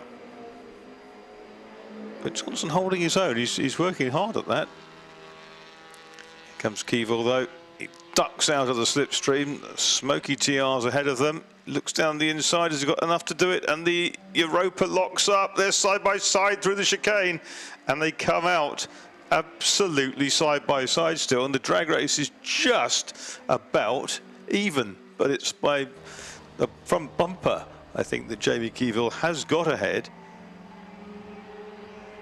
Jamie Keevil, as they came over the timing line there, just looked across to Malcolm Johnson on his left and just gave him a cheery wave as he went by. Good sport between those two. So that puts Keevil up to 2nd, albeit 26 seconds down on the leader, Nigel Rubin. But Johnson down to 3rd. And then it's David Thompson in the TVR, number 13 in 4th still. And then Steve Hodges has pulled away from Dean Halsey, so Steve Hodges in a strong 5th place now, number 43 in the Lotus 7, and Dean Halsey in 6th place in the Datsun 240Z, number 240, in 6th, and then in 7th place is number 6, which is Stephen Pickering from pole position in his Sunbeam Tiger. And completing the top 8 is car number 167, which is now driven by John Ellison, the yellow TR6, which we've been, is actually just coming into the pit lane now, unsurprisingly. I should imagine it's getting a little low on oil, if that is oil smoke that is causing that. There was lots of it a few laps ago. It's diminished a little now, which can mean one of two things. Either it's cured itself, which doesn't happen very often, but we have seen in the past, or it's not got much left at all.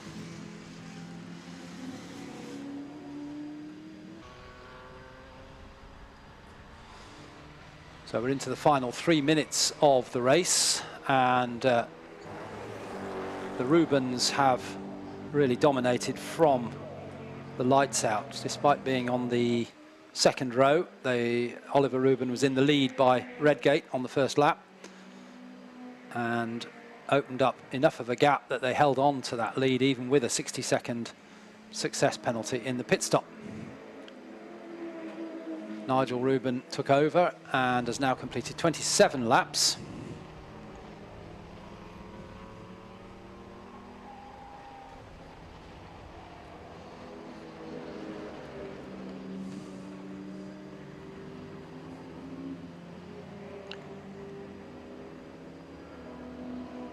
And the battle for second continues, because despite Jamie Keeville getting through, he hasn't been able to shake off Malcolm Johnson in the yellow Lotus Europa. They go down into Redgate. Johnson hasn't given up on that second place.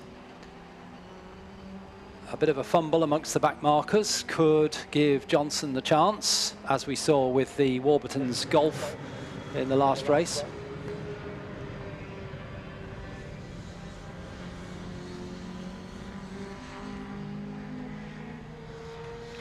.123 still leads its class, does it not? In 13th overall, Watling and Hadrell. Turner. Although, in fact, has it dropped behind the Mini? I think it has actually. It's dropped behind the Mini of Dawson and Tong in the latter stages of the race. It has indeed, yeah. Clive Tongue now aboard the Mini.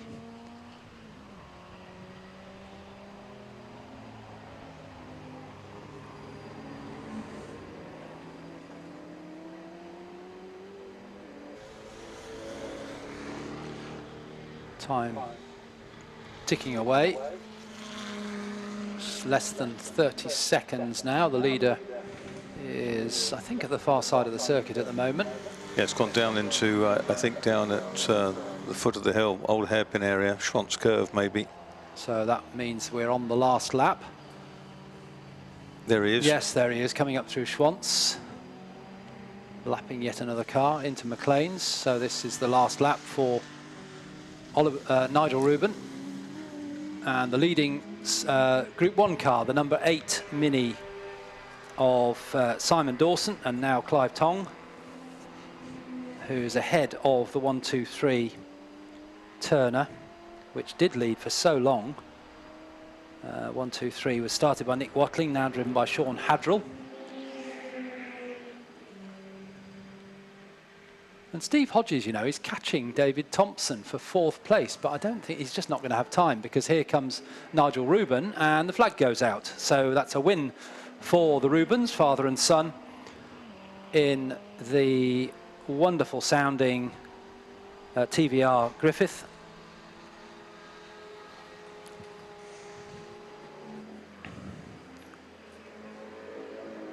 So we'll just keep an eye on that 4th place at the far side of the circuit, but through in 2nd place comes Jamie Keeville, so he does take the first Lotus unofficial award. That's Jamie Keeville in number 9 in the Lotus Elan, and in 3rd place, number 149, Malcolm Johnson. That was a class battle as well. In 4th place, shortly, should be the Wolf and Thompson TVR, and that won't be far away.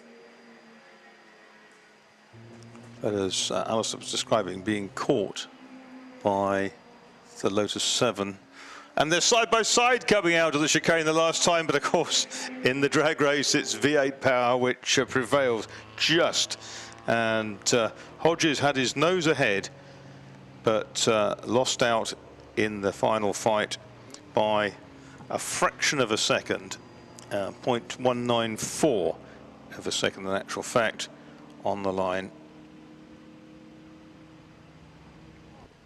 In 6th place, though yet to finish, should be Dean Halsey, and he's going to come, yes, he's coming slowly out of the chicane in the 240Z. He's actually going to take the checkout, I suspect, in the pit lane, because he will trigger it in the pits. Yes, 240. So the provisional result of this Adams and Page Swinging 60s Group 2, a few Group 1 cars in there as well, race. First, Oliver and Nigel Rubin in the TVR Griffith, 29 laps. Second was Jamie Keeville, number 9 in his Elan. Third, 149, Malcolm Johnson in the Lucia Roper. Fourth, by a whisker, the Wolf and Thompson TVR, big banger that is, number 13. Fifth, number 43, Steve Hodges, and Dean Halsey would have taken the flag in the pit lane in the 240Z, number 240. Stephen Pickering's Sunbeam Tiger, car number 6, was 7th.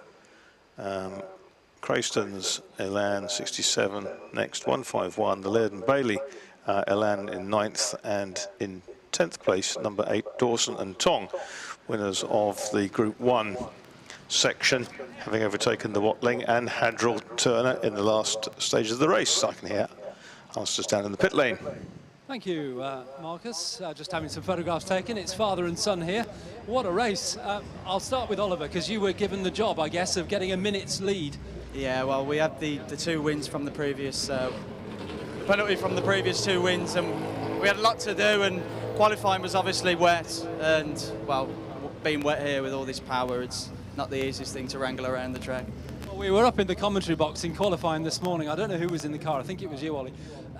Spinning the wheels all the way down the pit straight. Tremendous. Yeah, all that power. Tiny little tyres, and yeah. Not good fun though. Oh, great fun, yeah. great fun. And Nigel, you took over with, actually you never lost the lead. I don't know whether you realise that, but you went out in the lead, even with a minute penalty. I think it's a testament to how good the car is and how Oliver drives. Absolutely, yeah.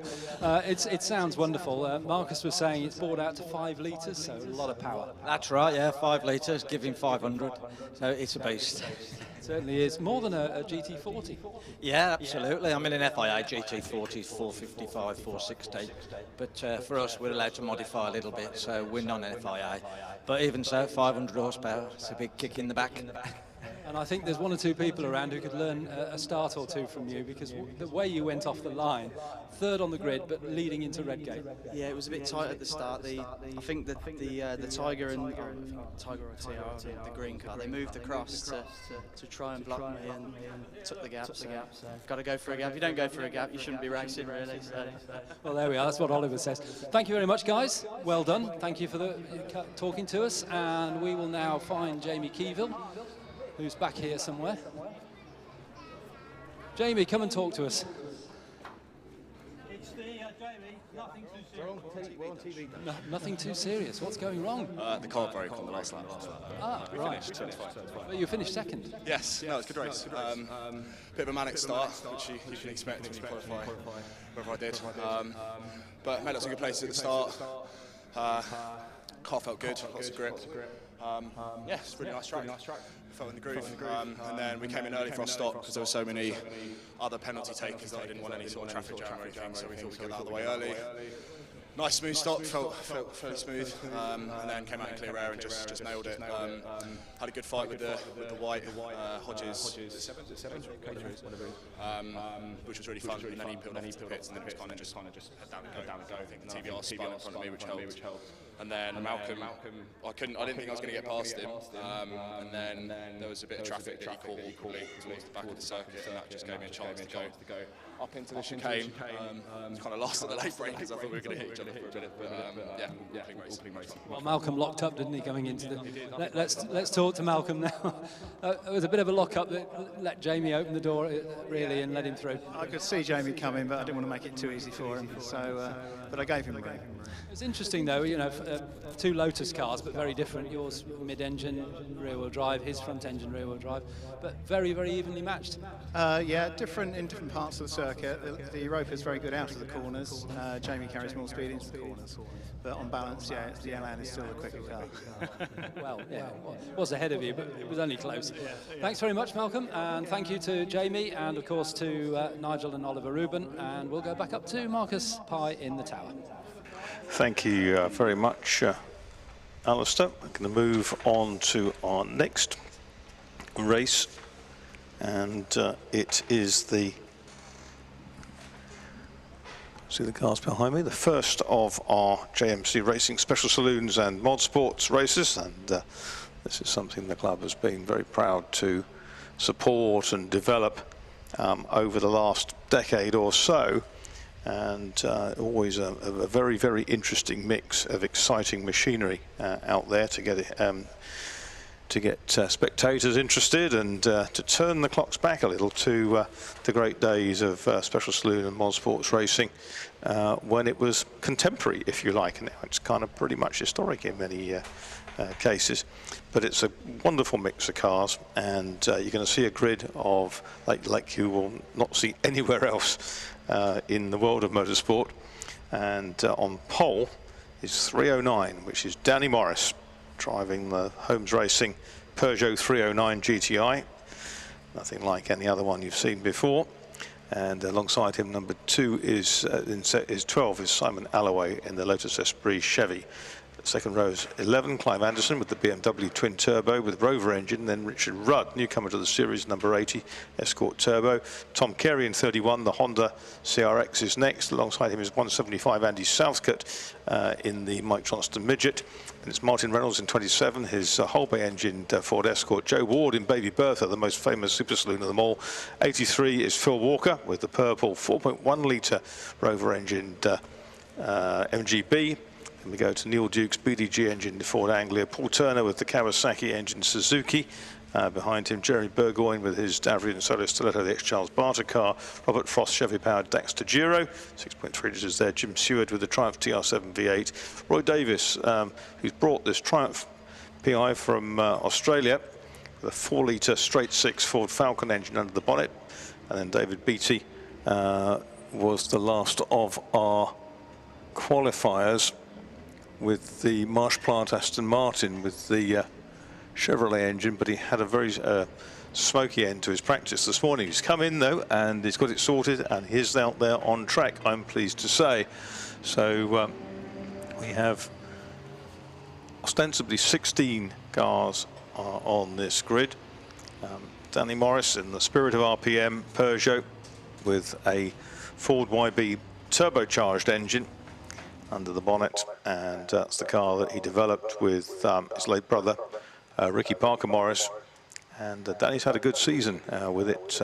He's raced it sparingly in the last couple of years, but it's a beautifully turned out car. It's very quick, and often has a great battle as at Alton Park in earlier in the summer with Andy Southcott. Andy Southcott back at Alton Park was running his quicker MG midget with a 2.7 litre Millington engine. This one has a 2.3 litre Vauxhall engine, makes about 300 horsepower, and it weighs a tad over 500 kilograms. That car, it's very quick, made in Northern Ireland.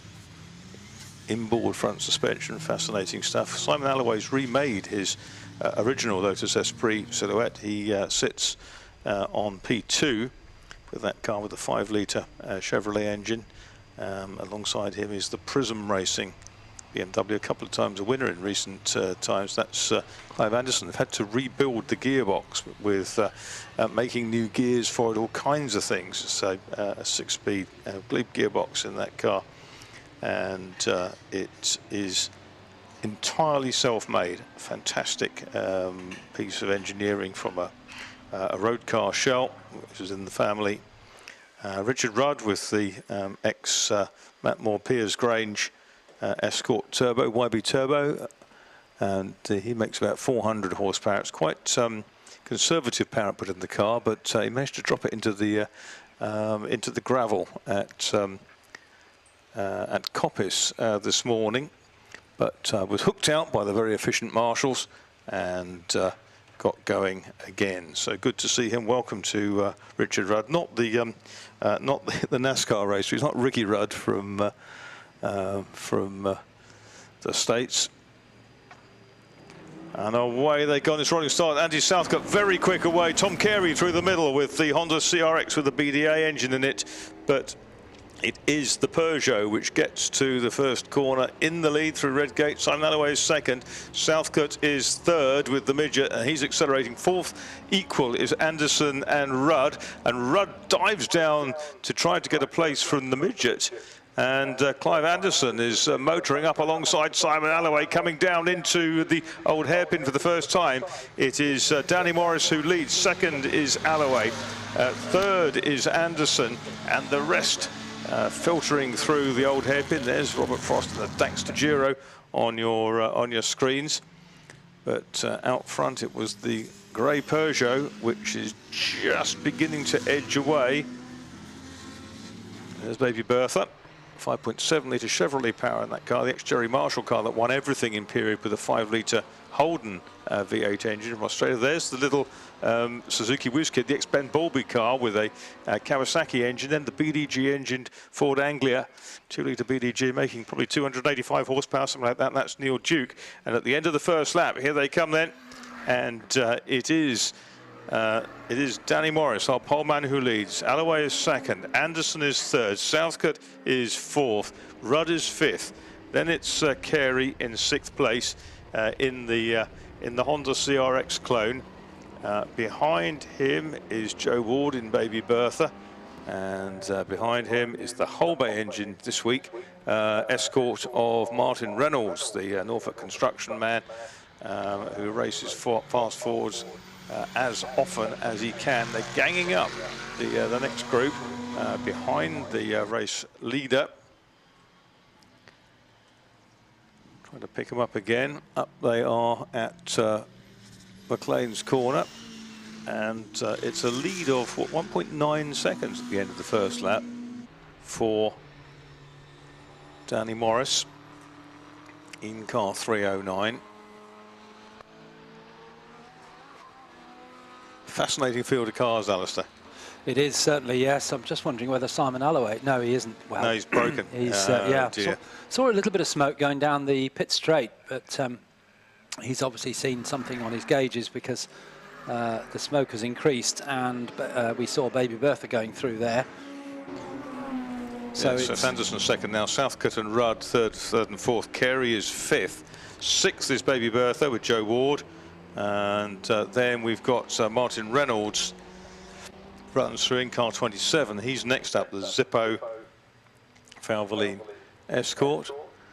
Paul Turner in 60 is going well. Frost and the MGB of Walker were alongside each other. Phil Walker and Robert Frost in the Daxter Giro.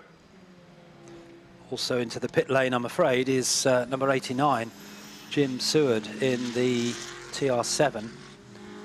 Which is V8, yeah. V8 with the 3.9 litre Rover V8 engine. Early pit call. No pit stop mandatory in this race. No, it's a shorter race, isn't it? Yeah. And there is Richard Rudd, who gets a little bit snaky through Coppice. Now Alloway is there with a yellow flag in front of him. I wonder if he's going to try to continue. He's climbing out.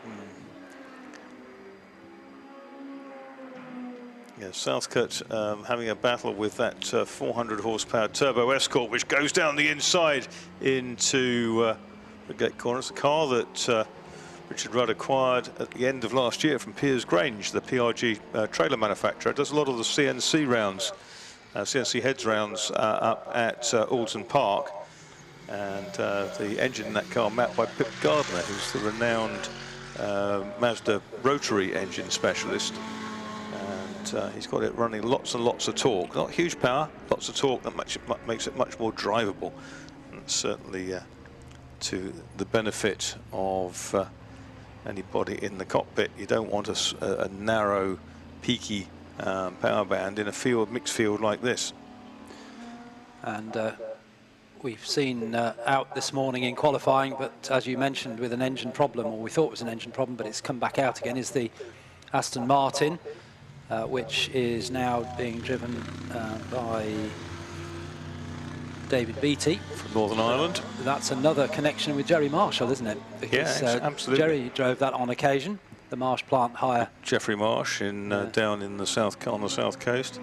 So, as the MGB makes a slightly wide and smoky sliding manoeuvre around at, I think that was at McLean's. Yes, it was. They're up into Coppice now.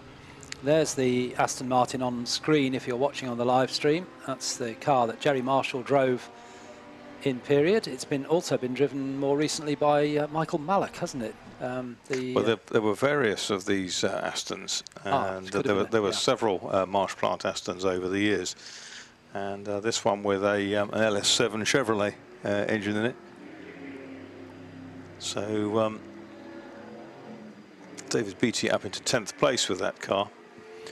And Jerry Marshall also, as you've already mentioned, very strong connection with Baby Bertha, in which he won countless races in period when it had a Repco 5-litre V8 engine. Yes, the Australian Formula 5000 engine, Holden Repco, who developed the Oldsmobile type engine to go in the Brabham Formula 1 cars for Jack Brabham. Took him to his 3rd World Championship title. So there go the first two through, and it's the turbo Peugeot and the twin turbo BMW, which are, what, 3 seconds apart, and nothing much between their best times. Best lap of the race so far is a 1:11.2 for Morris. That's 3 seconds quicker than this morning.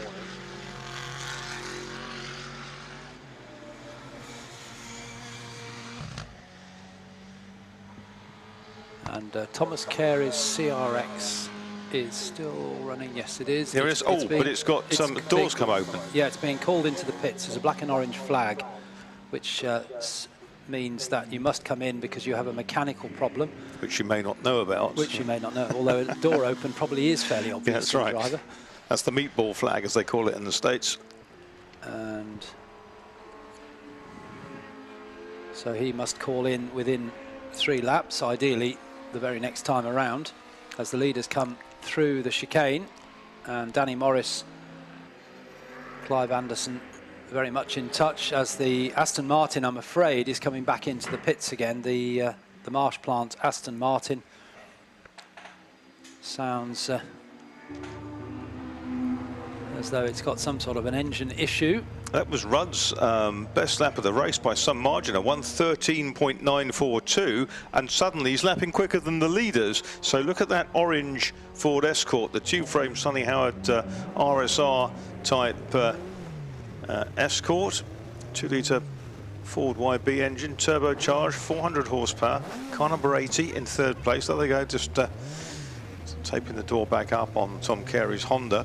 Had a big fire, that car, at Thruxton earlier in the season, Alistair, right in front of us, didn't it? Yes.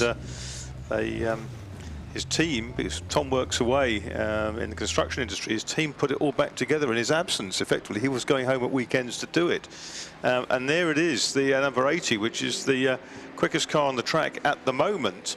And Richard Rudd will see this is the 2nd place, the ochre-coloured BMW. Ahead of it, and the closing, in fact, on Danny Morris, is the Peugeot and the BMW together.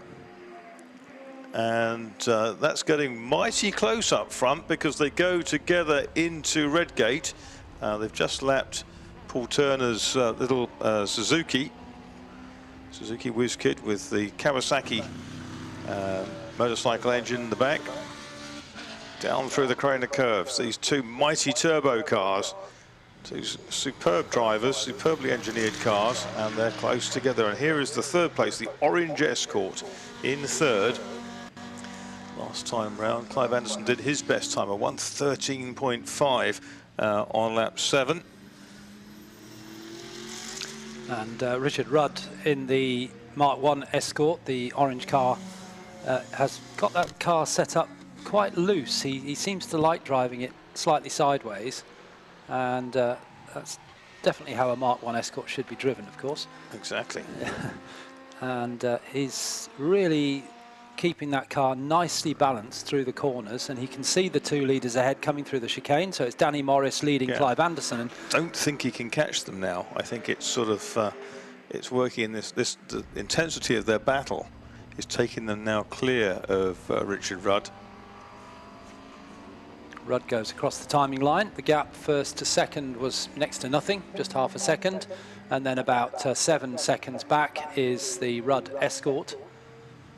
Next up will be the Andy Southcott Midget.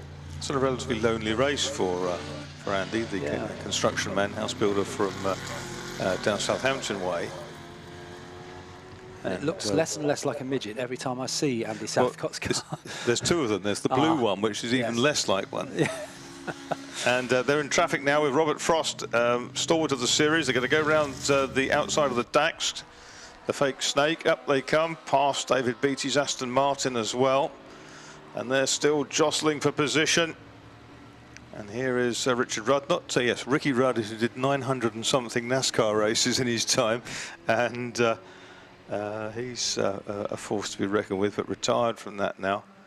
Leaders coming down into the chicane. It's very, very tight, and they're not far away from lapping Tom Carey with 3.5 minutes to go. Gap between them is 0.433. Well, not anymore, because Clive Anderson has taken the lead going into Redgate. He just put the power on coming out of the chicane and really charged past Danny Morris. And now they're going down the Craner curves, and they've got lots and lots of traffic ahead of them. And he's done the best lap of the race, a 1:10.021. Wonder if they can get into the 9s. Down into the old hairpin. Now it's Clive Anderson that leads Danny Morris, with the Triumph just behind them, and then Richard Rudd next up in the orange Escort. Yes, he's slackened his pace a little bit, but he knows that he must be pretty safe. He's a long way clear. In fact, it's Ward next. Where's Southcott gone? Southcott's in the pits. Southcott's by the looks of things. Yes, Southcott in the pits at the end of the 7th lap. We didn't notice that he'd gone because he's down out of our sight. So they're coming up now to lap Tom Carey, who's been in the pits, of course, with the Honda CRX, running his spare BDA engine rather than the 2-litre BDG that was damaged at Thruxton. So through go the leaders. There's 1.6 seconds between them.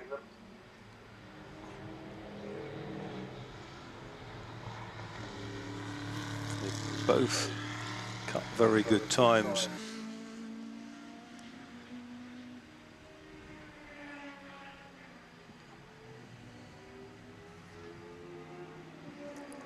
Well, 13.288 is Danny's time, but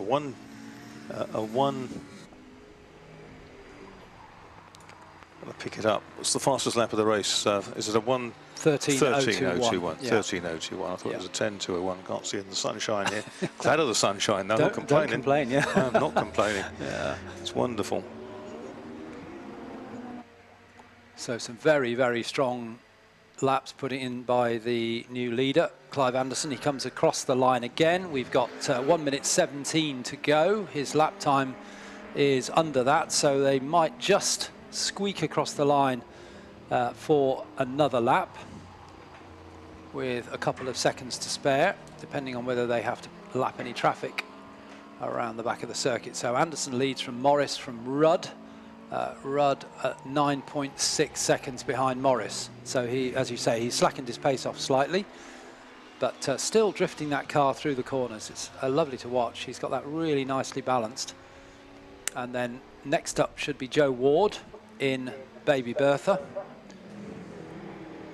the Vauxhall Firenze based car built by Bill Blydenstein in period. And if you're wondering whether there was a big Bertha, there was. It was a Vauxhall Ventura, but and it was big, but unfortunately Jerry lost it coming down into Woodcote Corner at Silverstone, and the car was, I believe it was destroyed at the time, but it's reappeared, hasn't it? But no, the other one, was the later one they were building, the sort of Mega Bertha, reappeared. Yeah. That was absolutely finished. And they said at the time that one of the brake pads fell out of it, and so there were no brakes when he came down towards the end of the lap. And Jerry lucky to step out of that. Yes. But it was very, very well built, in fairness. And the checkered flag did go out. They didn't quite get to the line before the time ran out. It was touch and go. So the checkered flag is out, and it's a win, a very good win indeed for Clive Anderson, number 11, the BMW with the Rover V8 and just twin turbo. Just to sort of add to that, a twin turbo as well. And his that's first time out with this gearbox. They've totally rebuilt and had to make a lot of bespoke parts for it, because they couldn't get the they couldn't just get them off the shelf. So it's a fantastic result for Prism Racing, Clive Anderson's business. And he's a race car builder, and he drives them so well. And third or fourth time he's won. I go and see them, and third or fourth time he's won over the years in this car. Absolutely delighted for them. Yes, well worth, if you are thinking of wandering over to the paddock before you go home tonight, because these cars will be here tomorrow. So if you're here again tomorrow, then and you haven't got time to come over tonight, then come over in the morning and have a look at these cars, because particularly Clive Anderson's car is it's built like a sewing machine. It's absolutely magnificent, magnificently prepared, based on a BMW road car body shell, which I think he was telling me at Thruxton earlier this year was actually his wife's shopping car. There's not much of that left now, but it still is. The basis is there, still the chassis number on the chassis itself. So great build from Prism Racing. So a win for Clive Anderson, number 11. A time, 12 laps completed, and not got the fastest lap because that went to Danny Morris right at the end, actually, on the very last lap of the race, the 12th lap of the race. Danny Morris did a 1:12.715 to take the fastest lap of the race. And in third place, Richard Rudd in the orange Escort Mark 1.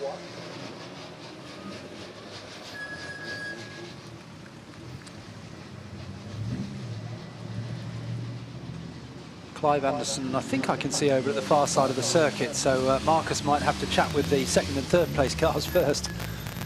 I think for some reason Clive's been delayed.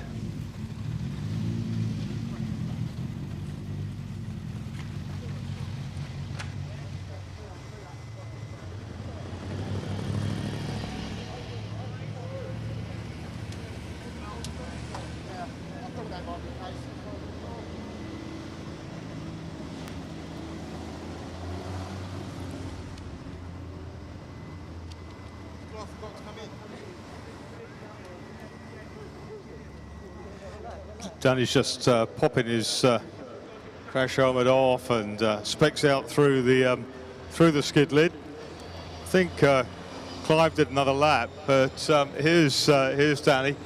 What a fabulous race that was, Danny. You got beaten in the end, but you got fastest lap, last lap. Yeah, I didn't know about that, obviously, until I came in, but that was a good result. I had to turn, unfortunately, I had to turn the boost down because it was overheating, so turned it down, went a little bit slower, and sure enough, Clive came straight past me. It's not uncommon, is it? No, so for the last lap, I turned it back up again and risked it, so. Well, you did it, a great job. And, you know, what a contrast in conditions between practice and now. Yeah, it was a lot easier today. I mean, it was all right this morning. It was just if you went off the racing line, it was very slippery and caught me out a couple of times. Flat spotted 4 tyres on there. Yeah, it was really enjoyable to drive. Yeah, shame I didn't get the win, but couldn't have gone to a better person. There's always tomorrow. And here comes Clive with the great Jamaican colours down his race suit. What a fantastic, it's like this real respect between these guys, and what a great result. I mean, you've won these before, but this is very special, isn't it? Because you've had all these gearbox problems. Yeah, I mean, yeah, today was really good, actually. I had my doubts after practice, but made a few changes and all come good. Yeah, I mean, I didn't think I'd get past Danny, to be honest with you, but I thought I'd just keep on pressing him. Hopefully his turbo will get a bit hot and he'll slow down a little bit. But yeah, it was a do or die move down the end there, under the braking. I felt I was stronger under braking, and I took the opportunity. You did really, really well. Absolutely fantastic. And the car is just such a tribute to you, all self-built and covered a road car show from years ago. Yeah, that's right. Yeah, it's been a hard, long slog. I managed to get to where it is now. It's self-built, and yeah, I'm real proud of it. Even more proud today. How many wins have you had over the years? 3 or 4? 3 or 4, yeah. 5 or 6. That makes it more special. I think if you won every weekend, you think, well, it's easy. No, this is great. This is well, I felt like I earned this one. It didn't come easy. You did. Properly earned it. Very well done. Clive Anderson. Let's catch up with Richard as well. Richard, first time out with the CSCC. You binned it in the gravel this morning. I said don't lose it in practice. And that's what I did, yeah. Took it a bit for granted. To be honest, it's one of my first days out with a bit of moisture on the ground, and as it proved, I ended up in the gravel. Managed to come back and get a decent qualifying position and have a good race with these guys on the debut. There was a time midway through the race when you were catching the leaders. Yeah, and then I just said to this guy over here, you know, I was catching him, but then I got caught in a load of traffic, and I thought, you know what, I've got tomorrow now. Rather than waste my tyres chasing something that I'm probably never going to get, I'll slow it down a little bit, and then we've always got tomorrow. Hopefully, I'll start behind these pairs tomorrow and be able to chase them into the first bend. Great stuff. Well, welcome to the series, and very well done getting the podium first time out. That's Richard Rudd there with the deconstruction RSR4. Back to you, Russell. Thanks, Marcus. And Carr's perfect timing there, because Carr's out onto the track for our last race of this first day of the Donington Derby from the Classic Sports Car Club. Another full day tomorrow, of course, with qualifying in the morning, just like today, and then racing in the afternoon. So we are now looking at a 1 hour race. So with a 1 hour race, we have a pit window that opens at 20 minutes and closes after 20 minutes at 40 minutes into the race. Nice and simple. 20-minute window in the middle of the race. And a couple of cars have got success penalties of 30 seconds. One is the number 19 Marcos of Alan Tice and Chris Connolly, who had 30 seconds to add.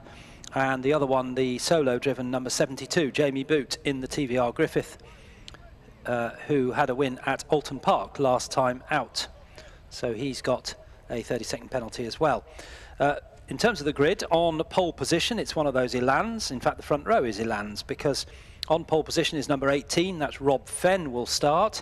And alongside is regular racer 124, Nick Panchisi, in his Elan. That's 18 and 124 on the front row. The second row is 89 Mark Russell in his E-Type and 72 Jamie Boot in the TVR Griffith. Onto the third row, it's 381, which will be started by John Dixon, and 22 Tom Smith, Elan and MGB respectively. Onto row 4, it's number 19, Alan Tice will start, and 171 Alan Ross Jones will start, and they're in a Marcos and a Cortina. And then on to row 5, we've got 140, started by Greg Rumble in the Elan, alongside 28, which will be started by Jan Boys in the MGB. Row 6 is, we've seen them before, number 63 in the Grand Tourer this time, and that's David Thompson to start, and alongside is Neil Howe, number 420, Neil Howe in the TR4. Cars just coming out of Coppice. On row 7, it's number 12, started by Mark Coleman, and 77, which will be started by David Beresford. And there's an extra driver in there in the shape of David Morrison. So add David Morrison to the driving in car number 77. And the other change is that the Lamberts have had a problem with their Ginetta G4, number 32, so that's not starting, but Brian Lambert will drive the MGB, number 34, as the cars come round to take the start. So it's Elan versus TVR and E-Type, and the power of the E-Type and the TVR tell as they go down into Redgate, but who's going to get the lead? It's in fact an Elan. It's the red Elan of Rob Fenn that takes the lead from the TVR of Jamie Boot in second place. In third place is Mark Russell's E-Type, and as they head down the hill through the Craner curves Jamie Boot coming under pressure from Mark Russell as they turn into the left-handed element, then down into the right-hander at the old hairpin. Next up, it's 2 Elans and an MGB. I suspect the MGB will be Tom Smith. The light now is not helping us with our pictures because we're looking into the sunshine, but usually an MGB near the front is Tom Smith. He's very quick indeed as they come up to, yes, no, I can now see it's number 22, which is Tom Smith, who gets past those couple of Elans. Also going well is Alan Tice in the number 19 Marcos as well, a previous winner of these Classic K races. Yes, he won at Thruxton with Chris Connolly and the Marcos earlier in the year, and that's when we discovered that the combined age of the drivers and the car were 208. So he was dead chuffed about that because they'd been on the podium most years, but the last 10, and never nailed one before, but they did it there, so it was good. A good first lap from Jamie Boot because he's already got away from the Primrose and Black E-Type of Mark Russell, and he's now starting to harry Rob Fenn into Redgate for the second time. And Jamie Boot had a win at Oulton Park last time out in this TVR, so he's got that 30-second penalty, whereas Rob Fenn and Paul White in number 18 do not have any penalty at all. So they're down at the old hairpin, the leaders. They'll soon come in back into our sight going up through the left-hander at Schwantz, which leads into the right-hander at McLean's. Good overtaking spot there, favoured by Matt Neal in touring cars when he was racing. And up to the right-hander they go, but it's still the Elan that leads. But Jamie Boot certainly putting the pressure on. In third place, it's the E-Type of Mark Russell. And don't forget, this is a 1-hour race, so slightly longer than the 40-minute races we've been seeing so far. There's plenty of time for strategy to be brought into play. And, of course, a number of the cars being shared as well, so change of driver is in the offing. As they come down to the chicane, and the power of the TVR brings it up alongside, but the slightly later braking of Rob Fenn in the Elan takes it ahead again. So Fenn leads over the line from Boot in second place. Russell in third, then another Elan battle for fourth place, and at the moment it's the 381 John Dixon Elan just ahead of Nick Panchisi, just behind. Panchisi looking for a way through on the exit of Redgate. Down through Hollywood. Nick Panchisi also races regularly in his lovely March Formula 3 car. Formula 2 car, ex-Ronnie Peterson car. Formula 2, my apologies, yes, of course. The racing at Thruxton when we were there earlier this year, so nice to see him out in the Elan as well. And down through and up the hill out of McLean's come the leaders, up towards the right-hander at Coppice, and this is where Jamie Boot is a little bit quicker on the long run down to the chicane. See if he can come up alongside. He's very close, he's trying for the inside, but Rob Fenn will be able to brake later, so he's able to take the lead back again, but they're very close as they go into the chicane. The Elan extremely nimble through there and actually comes out with a few car lengths lead, but the power of the TVR takes him past as they go out towards Redgate. But will Rob Fenn be able to nip back through on the inside again? No, Jamie Boot holds it round the outside, takes the lead, but I think there's a chance that Rob Fenn will be able to slide back through on the run through Hollywood and down the hill to the old hairpin. No, in fact, Jamie Boot stayed ahead, so down through the left-hander into the tighter right at the old hairpin. Rob Fenn snapping at the heels of the Boot TVR. Now up through Schwantz into McLean's, and if Jamie Boot can hold this lead along towards Coppice, he may be able to just open up a little bit of a gap on the top speed of the TVR as they come down into the chicane. And indeed he has. He's held the lead going into Coppice. Now coming out onto the straight. This is where the cubic capacity of the number 72 Jamie Boot car will really tell. And he does open up a little bit of a gap. as they come down into the chicane. Early pit caller is the number 90 MGB. And yes, the break has been made well and truly now by Jamie Boot. 90 in the pits, and that's the Martin Whitlock MG. And side by side, Nick Panchisi tries to go past John Dixon in a straight line. John Dixon tries to outbrake him into Redgate. It's not going to happen. Nick Panchisi, the local man, goes ahead in that Elan battle, but then loses out on the exit. He runs a little bit wide over the curbs, and John Dixon back through it. John Dixon, the former Fake Snake big V8 Cobra racer. So a great little Elan battle going on there, which is in fact for 4th and 5th places. And then behind them is the Alan Tice Marcos number 19, which has to serve an extra 30 seconds in its pit stop. And then it's the Rumbles in 7th, car number 140, started by Greg Rumble, the Elan. And completing the top 8 is Tom Smith in the Rapid MGB number 22. MG Motorsport car prepared by Tom and his dad.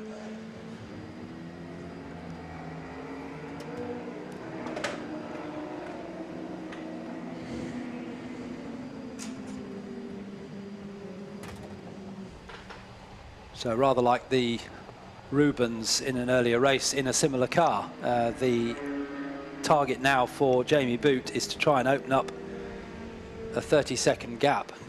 You saw there the Red Elan going past the Tornado Talisman, unusual car with a small Ford engine.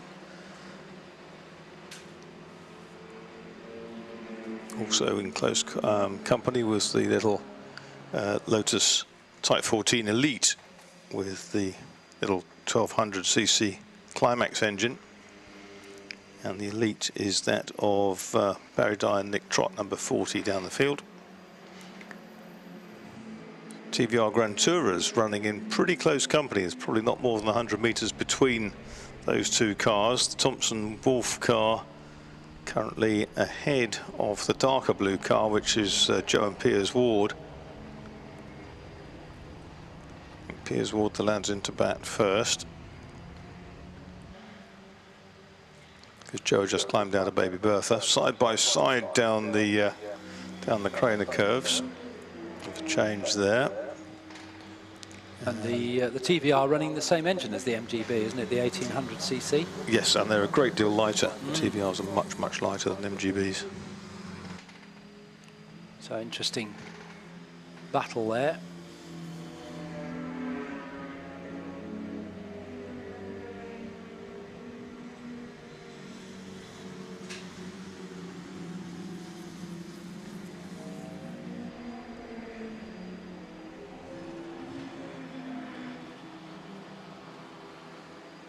Working lap 7 now. 79 Cortina, the red and gold car in the colours of Allen Man Racing. Looks, to all intents and purposes, like Sir John Whitmore's European Championship winner of the mid-60s. Good tussle there, and that's the black Coleman family MGB. That's Mark Coleman driving it to start with. Father Hugh will take it over later on. They share a Chevron B8 as well.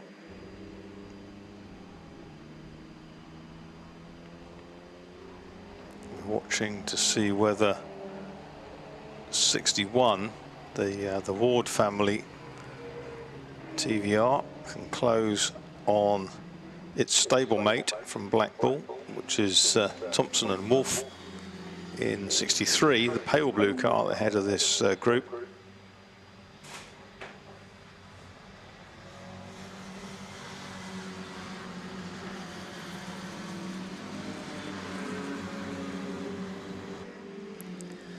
The Classic K series are supported by Mintex, braking with tradition, as they call it. Mintex brake pads at the forefront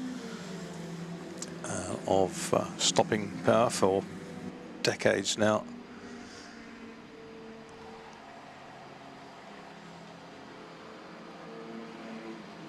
Some very busy battles in the midfield of this car, this race. Lots of different types of cars, GTs and touring cars as well.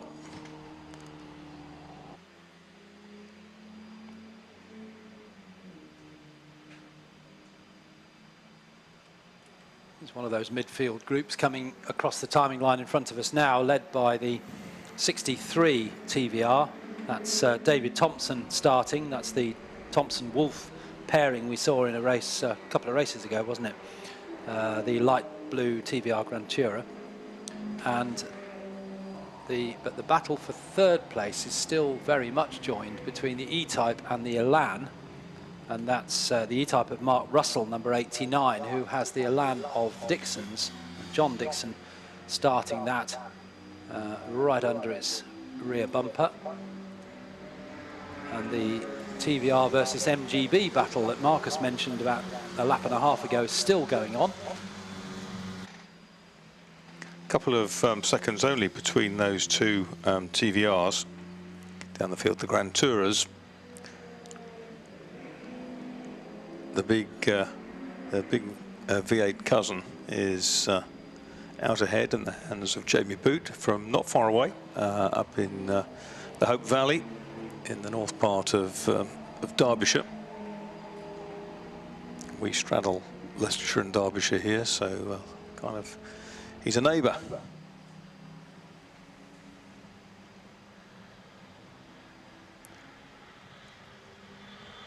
Seen Jamie Boot over the years, not only in TVRs but also in Jaguar E-Type, Chevron B16, and thoroughly enjoys this racing. Now the TVRs are together, the Grand Tourers are together, 63 and 61, and there as a sight, if you've got a camera down at Redgate Corner, 3 TVRs together with the big V8 growling between the 4-cylinder versions. It's Jamie Boot then, who is eking out an ever more comfortable lead over the red Elan of number 18, which is Rob Fenn. It's nearly 8 seconds now.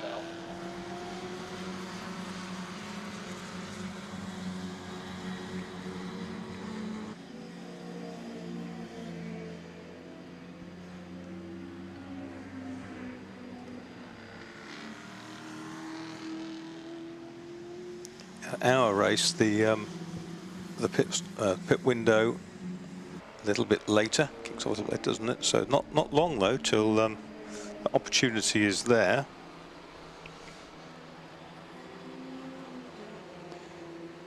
There's a good multiple MGB tussle going on, coming down from Coppice towards the chicane. This would be for the middle of the top 20. Here they come. There's about 4 of them, I think, in this group behind those 2 TVRs, all in amongst. So there's actually 5 MGBs in there, I think. So they're having a great fight amongst themselves. And they're now in a line astern, effectively.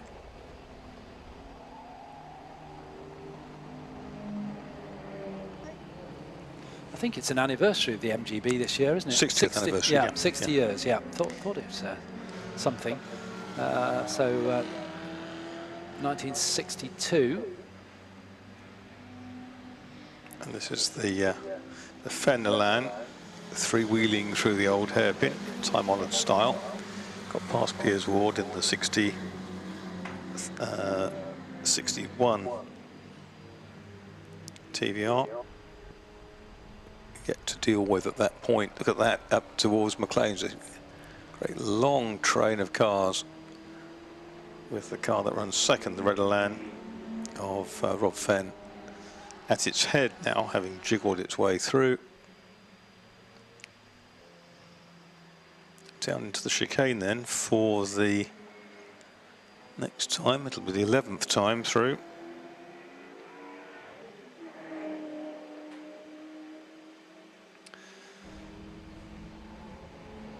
Well, if everything stays as it is for Jamie Boot and Rob Fenn and co-driver Paul White, then Jamie Boot needs to pull at least 15 seconds lead so that he can overcome the 30-second time penalty he's got in the whole of the race.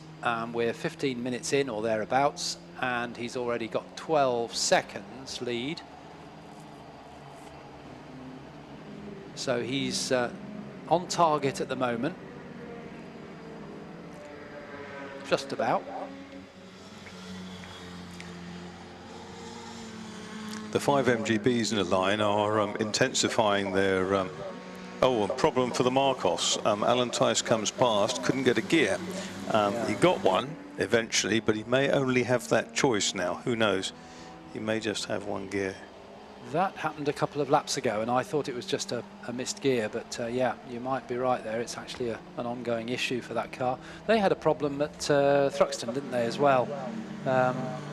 Was it overheating? Yes, the temperature gauge was way off the scale. Well, they won at Thruxton, though. They did, but Alan Tice came in, if you remember, and in the interview he said, I've given it to the engine builder and he can blow it up. That's right. It was getting hot, and I think the oil pressure was beginning to sag. Yes. It's not going as quickly as it was, and that's a Volvo B18 engine in that car.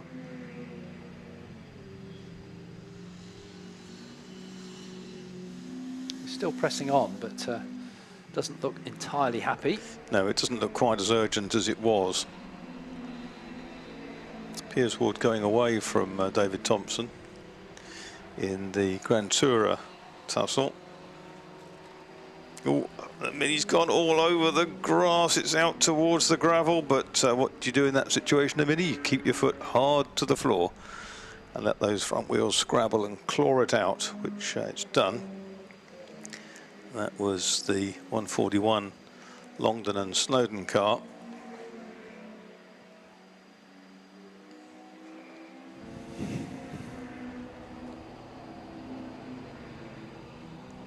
Yeah, lap times for the Tice Connolly Marcos are about 3 seconds from their best. I don't think he changed gear down this pit straight that time. I didn't hear it, no. Maybe found a gear and he's going to stick with it. Not too many slow corners on the Donington Park circuit. Certainly the version we're using without the hairpins, 2 hairpins that are used for the longer circuit. So it's probably okay to stick in one gear as we're looking on the screen at number 88, which is in the pit lane, Tom Woodcock, the MGB. That's because the down here you think the old hairpin would be pretty slow. It's not. It's a quick corner and a really great corner to attack.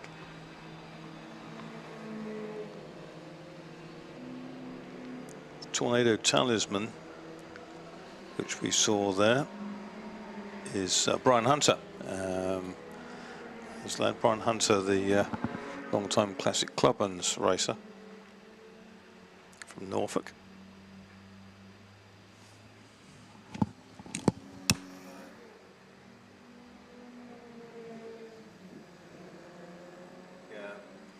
He's had to scrabble for a gear again, has Alan Tice, so there are ongoing problems with that car. Amazingly, he's held on to 6th place.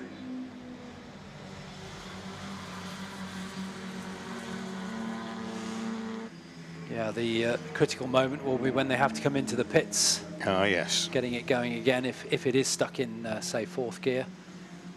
Or maybe 4th, I think, probably. 4th would be the best, I think. Yeah. If you have to have just one. It's the only one that's manageable, put it that way. This group of cars that we've been on and off watching, there's some of the leaders there. The E-Type is one of the leading cars, but nevertheless it's been together for the whole race, and no doubt the driver's having a great time. The number 12 black MGB is the family Coleman car. That started 13th on the grid, started by Mark. We'll hand over to Dad Hugh. The E-Type is currently in 4th place, the yellow car with the black roof. Yes, and having a go at Nick Panchisi going down into Redgate. Very close, but not close enough to the Elan to unseat it from third.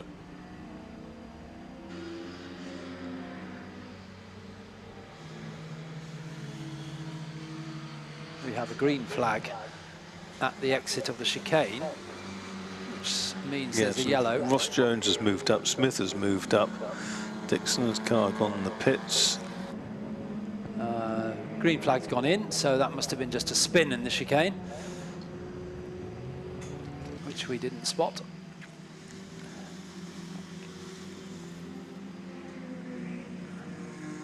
Fenn goes through in second place. The gap first to second is just under 18 seconds. It did come down a little on that lap because Jamie Boot, I think, was delayed by whatever happened in the chicane.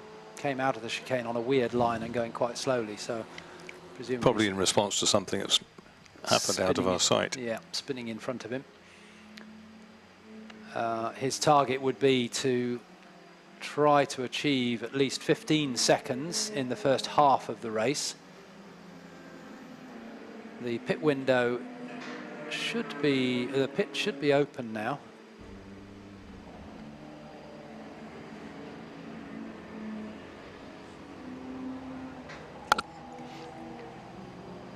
Not showing on our screen as open, but I assume it is. One or two cars have been in. In fact, the Tyson Connolly Marcos is shown as having been in, but in fact shown as still being in.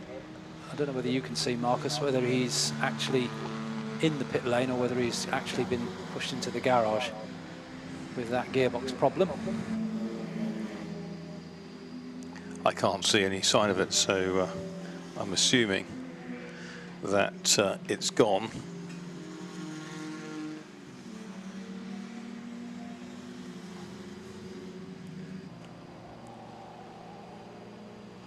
Completed 14 laps.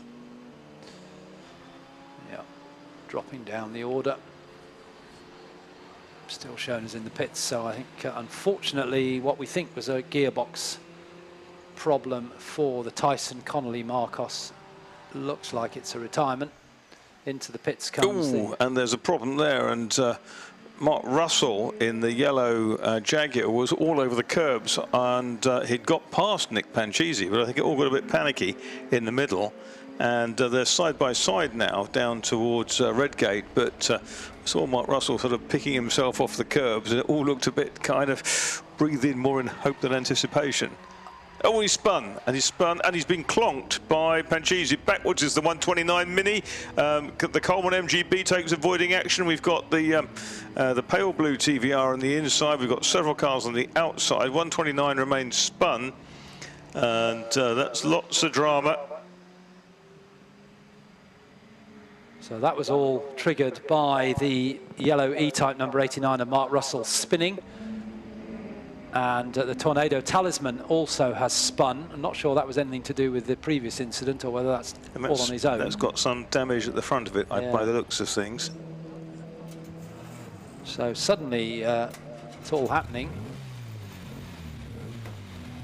Russell spun, and unfortunately it was Nick Pancisi, wasn't it, that was with him. Had to try and avoid him, but just caught the front of the Elan on the side of the E-Type. Let's hope that Pancisi's car has not been damaged.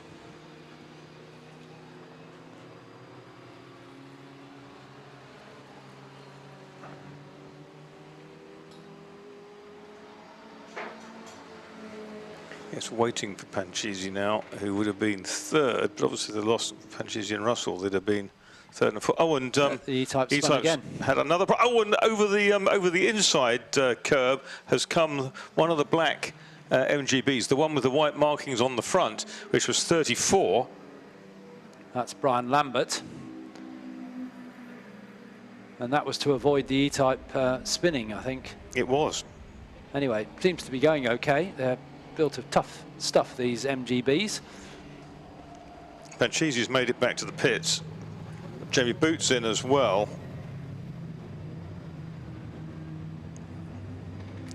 Boot has done 18 laps. 18, yep. He's in. Pancisi is in. but he's only done 17 laps. So the Rumbles are shown as third. Greg Rumble starting there. And Ross Jones, Lotus Cortina, is shown as fourth. Tom Smith in the MGB number 22 is fifth. And then Panchisi into the pits. And did Russell make it back? Yes, he did. Yeah, Russell made it back as well.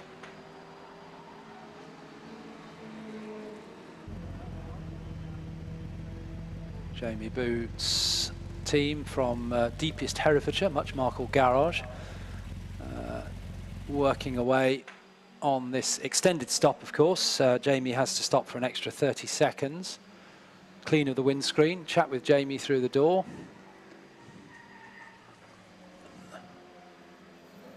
Something's screeching in.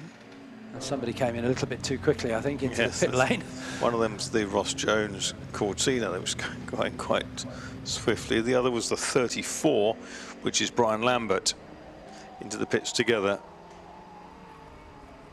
Boot still in the pit lane. And we'll get a better idea once he and Rob Fenn comes in to hand over to Paul White, their relative positions. Jamie Boot's stop does seem quite long. I wonder whether there's 30 seconds to serve, but they seem to be doing more to that car. The door's just being shut now. No, I don't think there was a problem because he would have been waved straight out, but they're still counting him down, so no problems, hopefully, for Jamie Boot. There he goes. Trickles down the pit lane at the quite low speed limit. I think it's about 40 miles an hour. And returns to the track. Barbara Lambert's got the stopwatch out for Brian. Jamie Boot checks his right-hand mirror to make sure nobody's coming down the pit straight. Pulls out onto the track. And we're waiting now. Here comes Rob Fenn in the lead, car number 18, not coming into the pit lane. Still got plenty of time. There's over 11 minutes of the pit window remaining. But if he's agreed with Paul White to do half and half, then he'll come in next time around.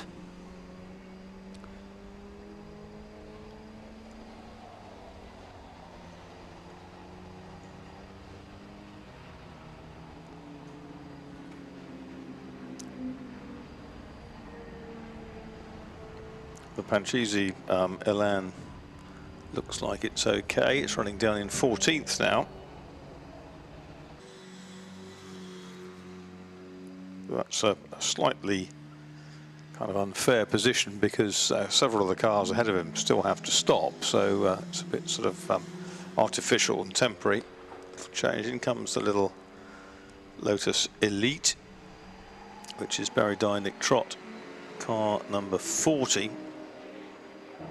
Jamie Boots completed his out lap and is now in 5th place on 20 laps to the first pair, which are Fenn and Wright in the 18 car. Rob Fenn driving the 140. Greg Rumble is over a minute behind, and behind Greg Rumble as Fenn and Wright complete, the Fenn driven car completes 21 laps. It's on 19 laps, it's the Boys family MGB, followed by Piers Ward in the little TVR Grand Tourer, and Jamie Boot in the Monster TVR.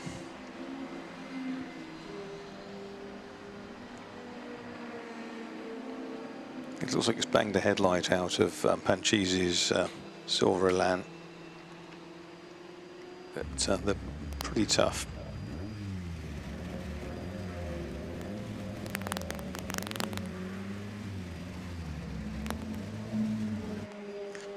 So the Rumbles and the Boys team, they certainly haven't stopped. The Ward team hasn't stopped either, so second, third and fourth hasn't stopped.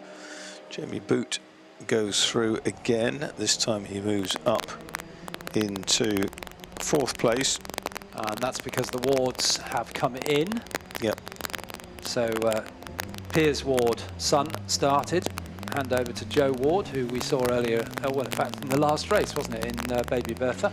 Yes, that's why Piers was in this one, because back-to-backing wouldn't probably have worked. No. Give Joe a bit of a breather. So Joe Ward hopping on board now. And they were running in the top 6. Into the pit lane comes the Primrose E-Type that had 2 spins in 1 lap. And that car number 89, I think that might be its second stop, isn't it? Yes. Yes, it is. So a problem then for the Mark Russell E-Type doing its second stop.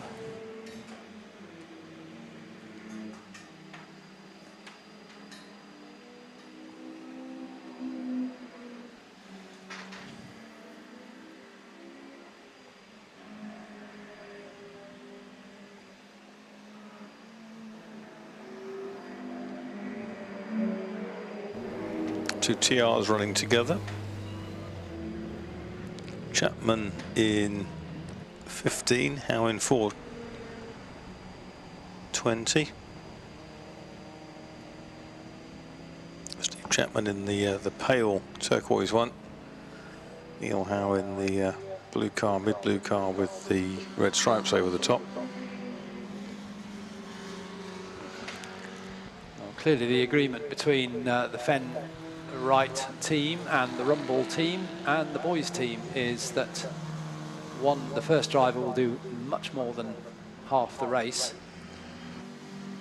as we are now 27 minutes to go. Still 7 minutes of the pit window available, but none of those top 3 cars have come in yet to change drivers. Jamie Boot is the leading stopper.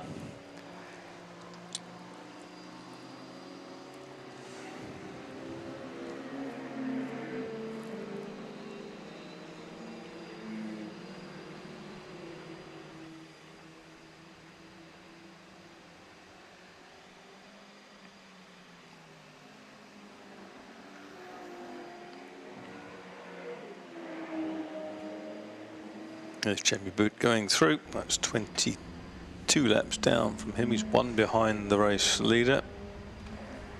So the 3 cars ahead of him yet to stop. 140 then is the Rumbles.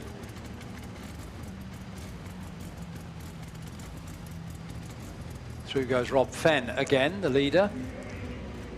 So I think it's pretty certain now that he will continue to the last possible safe moment to come into the pits, which I would suspect is in the next couple of laps, just to give himself a lap allowance. Yeah, Rob Fenn's raced a Ford Mustang as well successfully, so he's a good driver.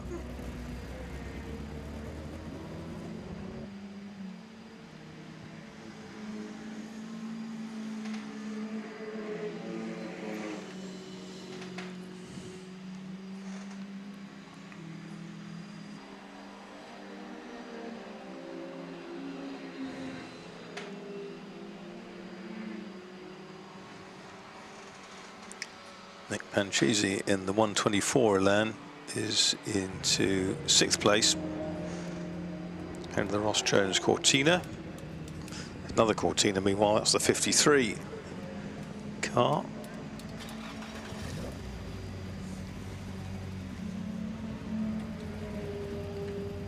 Unusual to see a Cortina with a twin tone stripe. That's the 53, Richard Wheeler and Daniel Sayers, car looked after by John Danby. And into the pit lane comes the leader, Rob Fenn, and he will hand over to Paul White, car number 18, the red Elan. No success penalty for that car. Stopped I think as the Rumble stopped as well, The Rumbles have, yes. They've just stopped from second place. So that leaves us with the boys and the Colemans yet to stop. Both family teams. The boys are back in town. Yeah. They're in car number 28. 28, yes, and the Colemans number 12, the black MGB. Jamie Boot comes through to complete another lap. That puts him on to 24 laps completed. Paul White also did quite a lot of Lotus racing, also been historic sports racers. I think he had a Lotus 30 at one point, and Group C cars as well, Group C Aston Martin. So he's got a nice stable of cars.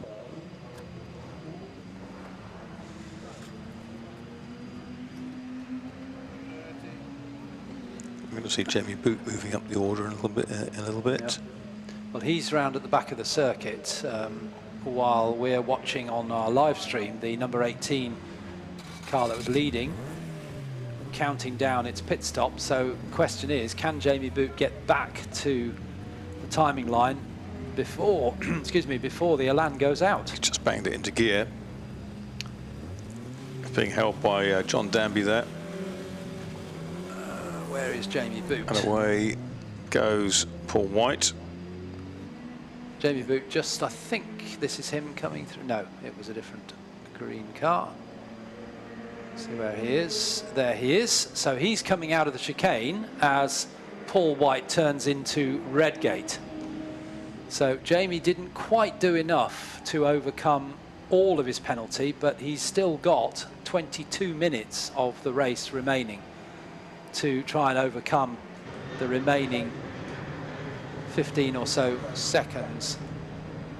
We'll see next time around what the actual time difference is. I suspect it's somewhere around between 10 and 12 seconds when they cross the line.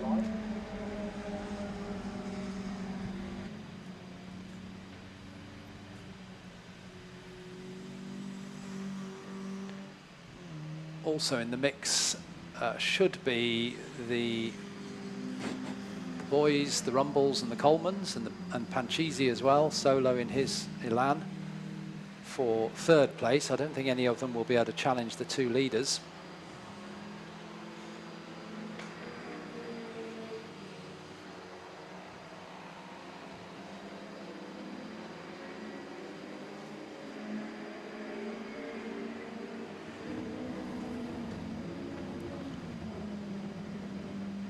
So Paul White is about to come across the timing line. We'll now get a proper measure of how far behind Jamie Boot is. He crosses the timing line in the lead. Jamie Boot comes out of the chicane, blasts past Gran Tura, and Jamie is 7.2 seconds behind. They're both on 26 laps, on 25 at car 28, the boys', and 140 the Rumbles.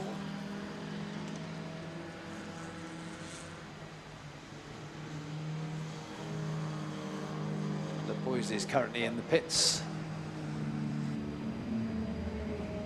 doing their stop. Just, I think they've just left on their way down pit lane. Yes, they've just left the pits, so they are the last car to do the mandatory stop.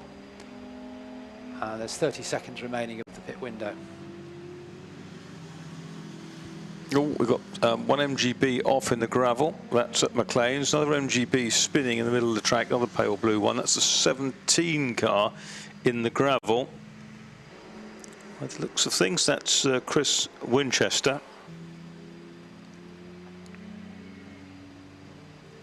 Good work from the marshals there to just keep him gently trickling along so he doesn't bury himself in the gravel. And he gets going again.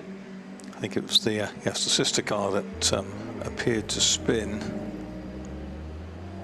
What precipitated that, I don't know.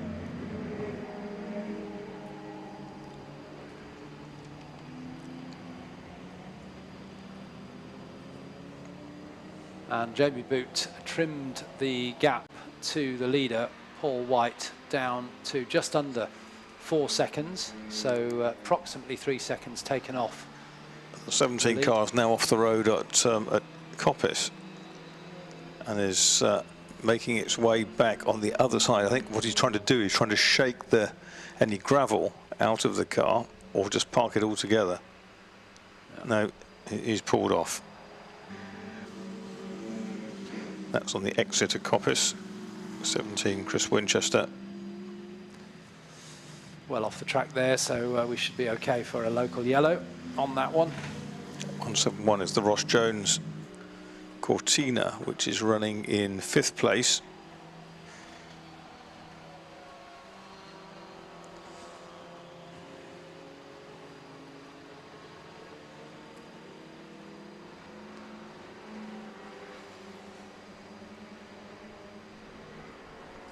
And Jamie Boot now very much in touch with Paul White as they go down into Redgate. In fact, he's just got past lap to car, so it's now the next car ahead is the leader, Paul White.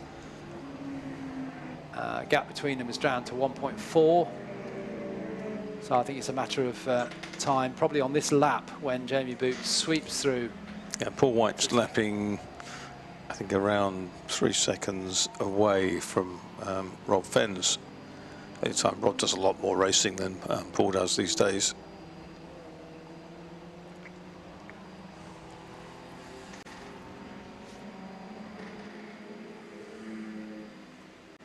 And we can see over as they go up the hill through Schwantz that Jamie Boot has closed right up on the red Elan. They've got to lap a car on the run up to Coppice. Yeah, there's an MGB between them. And didn't waste much time about that. No standing on ceremony as they pass the 25. And then down the long straight, Jamie Boot power comes on, and through he goes. That'll do the trick. The oil flag's out though. Very slippery down there. But Boot's through.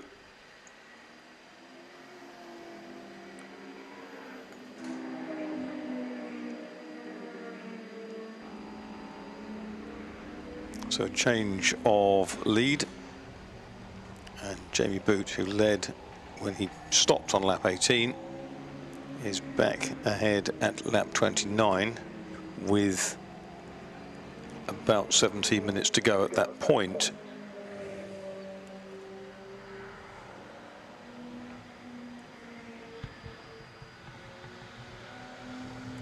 Rumbles are third.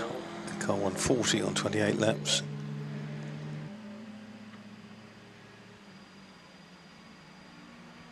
Then Panchisi and Ross Jones. Tom Smith, and then Neil Howe with the TR4, the Triumph. Tornado Talisman still going.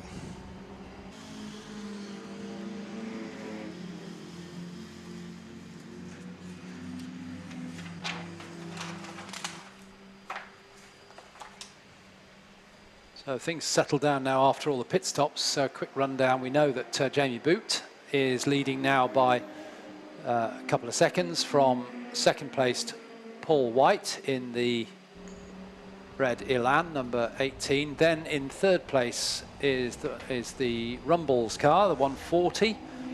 That's the Lotus Elan, and it's now being driven by Martin Rumble, second part of the race. But they are over a minute behind Paul White. In fourth place, we've got Nick Panchisi, number 124, who's had an interesting race, avoiding spinning E-types and all. So he's in fourth. His last lap time, in fact, was that his best time? Yes, it was his best time of the race, 124.011, which is quicker than the Rumbles, but he's down 24 seconds or so. And he was about a second and a half quicker.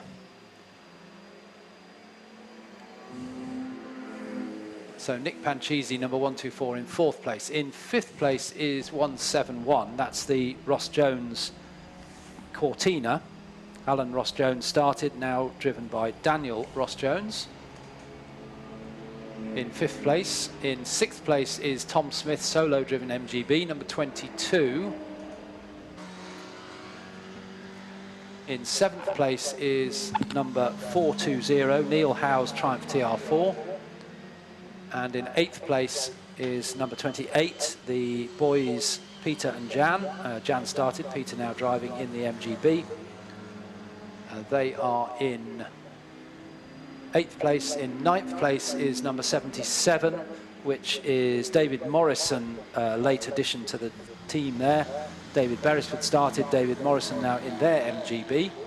And completing the top 10 is the Wards, and that's the 61 TBR Grand Tourer, started by Piers, now driven by Joe. That's in 10th place. And that's close. In fact, that will possibly get 9th on this lap. Let's see as they come through. There goes the Joe Ward car.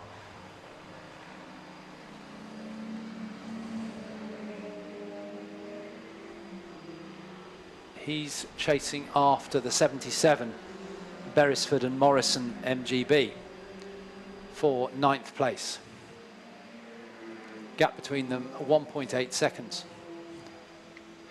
Late stop by the boys has dropped them back down the order, of course. But they're down in 8th place now.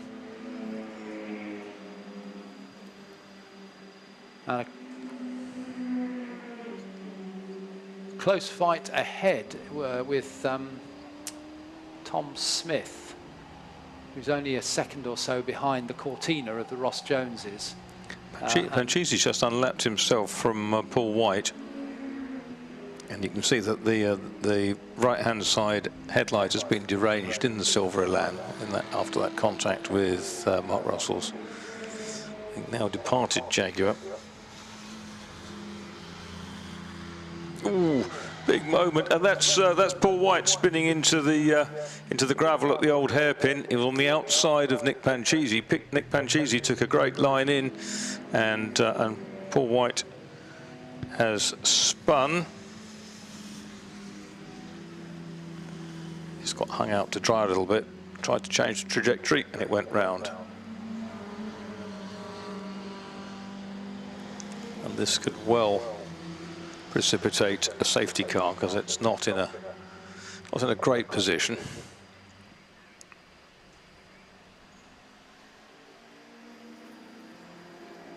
So that puts Jamie Boot into a very, very comfortable lead indeed. Assuming that with Paul White climbing out, one would assume that car is that's stuck for the duration. The Rumbles are going to come up into 2nd place. Panchisi up to 3rd. Yeah, Greg and Martin Rumble started 9th.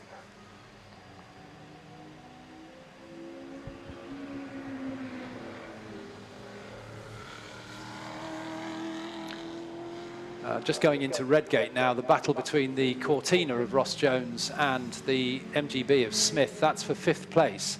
And they've been running close for a couple of 3 laps now, with their lap times very, very similar. And Tom Smith trying to move up 1 place ahead of the Cortina. We'll see if he can manage that in the last 10 minutes of the race.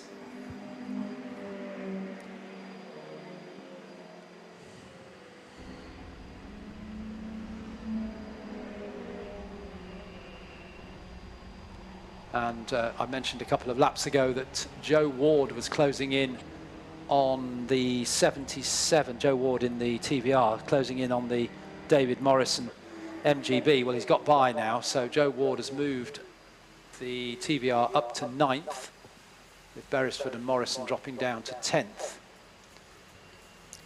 Good work by the marshals and the driver of the big 4-wheel drive truck. They've managed to lug Paul White's Elan away without need for any hiatus in this race.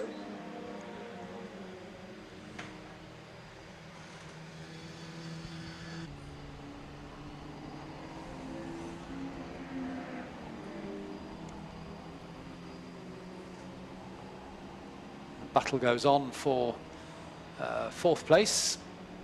Cortina of Ross Jones and the MGB of Smith. Still nip and tuck there. Anything but nip and tuck for Jamie Boot, because he's a long way ahead now in the TVR with 9 minutes remaining.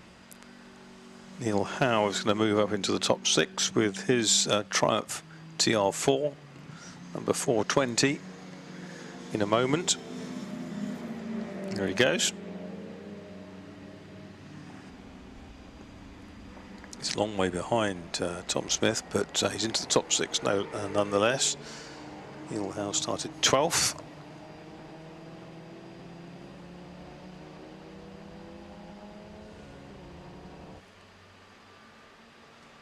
Good drive through the field from Brian Lambert, who took over the family MGB after the Ginetta cried enough after qualifying. He started right at the back because his wife qualified the car, so he had to start at the back, and he's now up to 12th place. So a good drive through the field for the long time MGB driver, back to the 60s. In my memory, I think the same with Marcus. Yeah, he certainly was racing in the 60s and into the 70s in kind of Mark Sports, Mod Sports, whatever it was called at that particular time.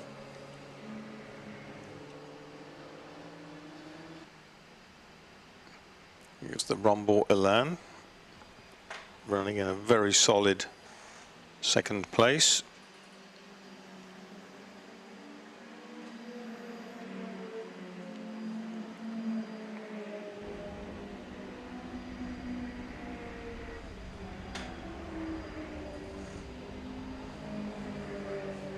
.36 laps down for the race leader, 7 minutes and a quarter to go.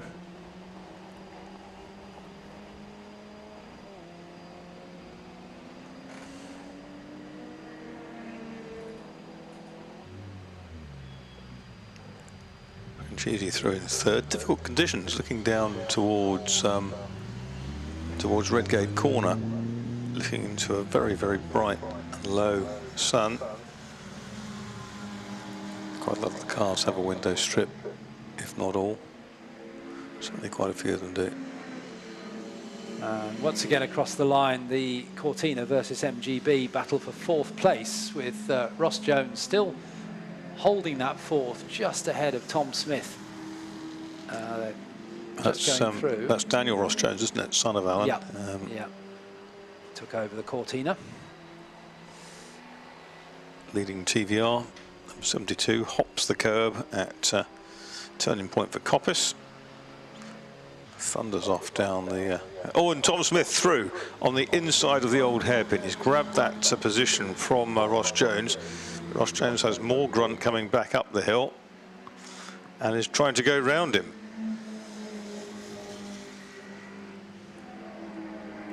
A swoop to the outside for the MG. They're very sideways, and he hangs on because it's Tom Smith, and he does that sort of thing in a customary manner. Cortina's back up the inside. Tom Smith locks a front wheel. They're side by side through the first apex of Coppice, out onto the straight. Ross Jones with his nose just ahead. A little bit more capacity in the MGB. MGB heavier than the Cortina as they come down to the braking point, and Tom Smith leaves his braking incredibly late, locks the wheel again, and somehow manages to get back ahead. This is a great battle.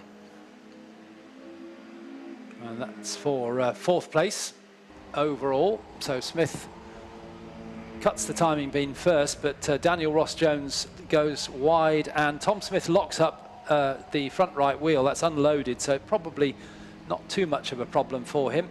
Indeed, he does hold on to that 4th place, but Daniel Ross Jones now trying to get the Cortina wound up down the hill into the old hairpin, perhaps challenge down there. Both cars right on the edge of grip, and Tom Smith, as you say, doesn't mind going sideways. He's just drifting the car through the old hairpin, and starts now to just gently pull away from the Cortina on the run up through Schwantz into McLean's. Yes, I don't think there's anyone quicker in an FIA spec MGB than Tom Smith. Will lose out in some of the races to the lighter TVRs when they've got hot shoes in them for short distances at other events.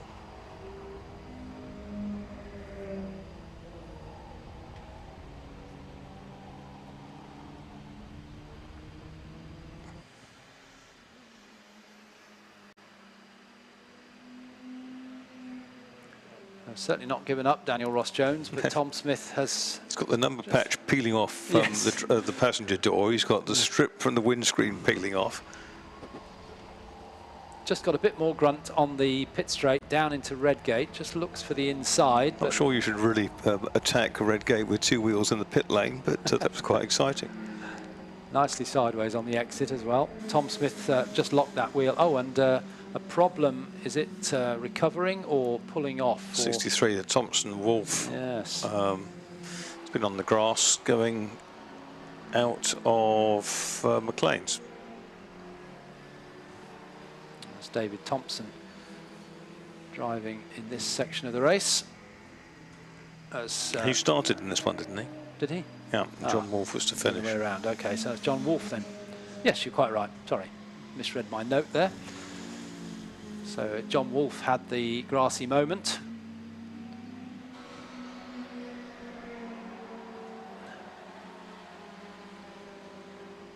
But seems to be back underway now. And it was a 150.39. 20 odd seconds slower than his best. And they're still at it. Tom Smith bounces out of the chicane in the MG22. 171, Daniel Ross-Jones. Closing him down towards the braking area for Redgate.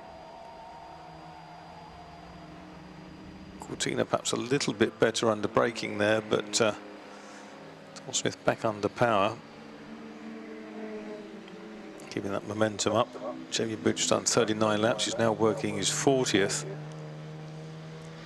So we're into the last couple of minutes. There's an old big sideways from Ross-Jones, but he does hang on to it and keeps it off the grass, which was pretty miraculous down at the old hairpin.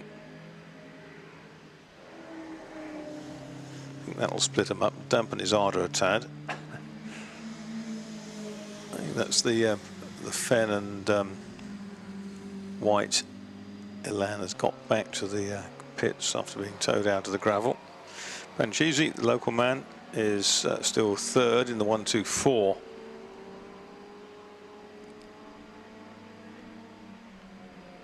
Elan, 40 laps then down for our leader.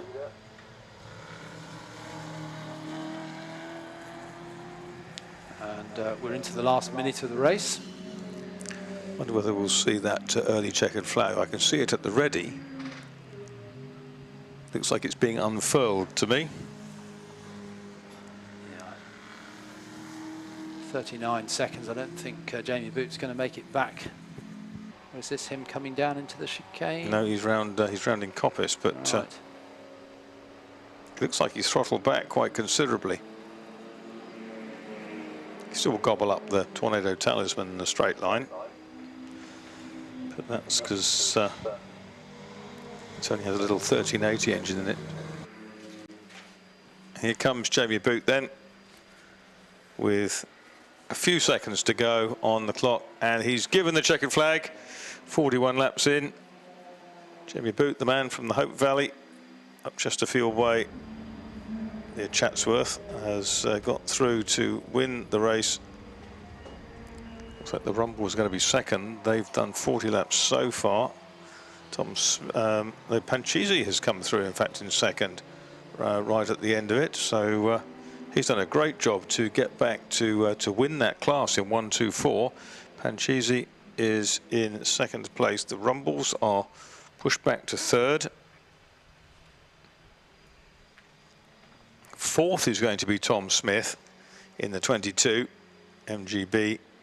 Fifth will be the Ross Jones Cortina. By the looks of things, yes it is.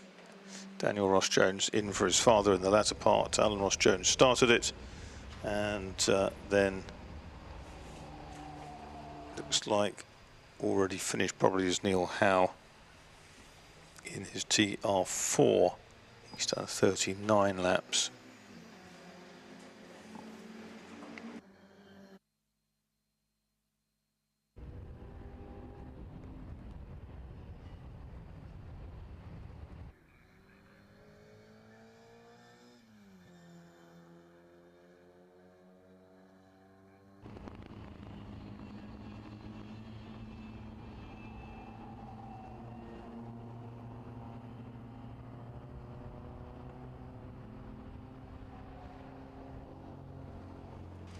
So Alistair's gone down to the pit lane.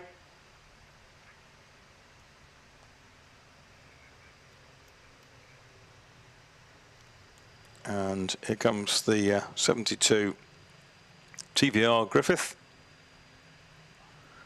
Griff 29 on its number plate coming in to Greatham.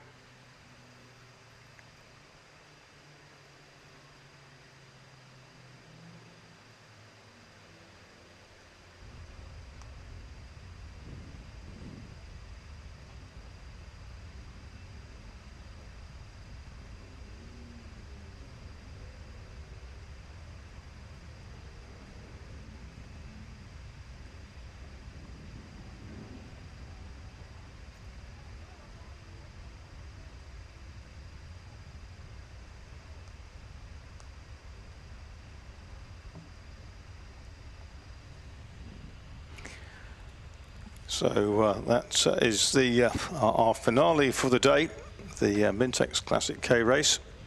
If you saw 72 Jamie Booth, the winner, and the TVR Griffith, second TVR Griffith win today. The Rubens having won earlier on, 140, which is Greg and Martin Rumble, and then they've now been put back up into second place. So that was a glitch, I think, on the timing we saw before. So they've come back into second place, and Nick Panchisi is third. So but still a great recovery from Panchisi.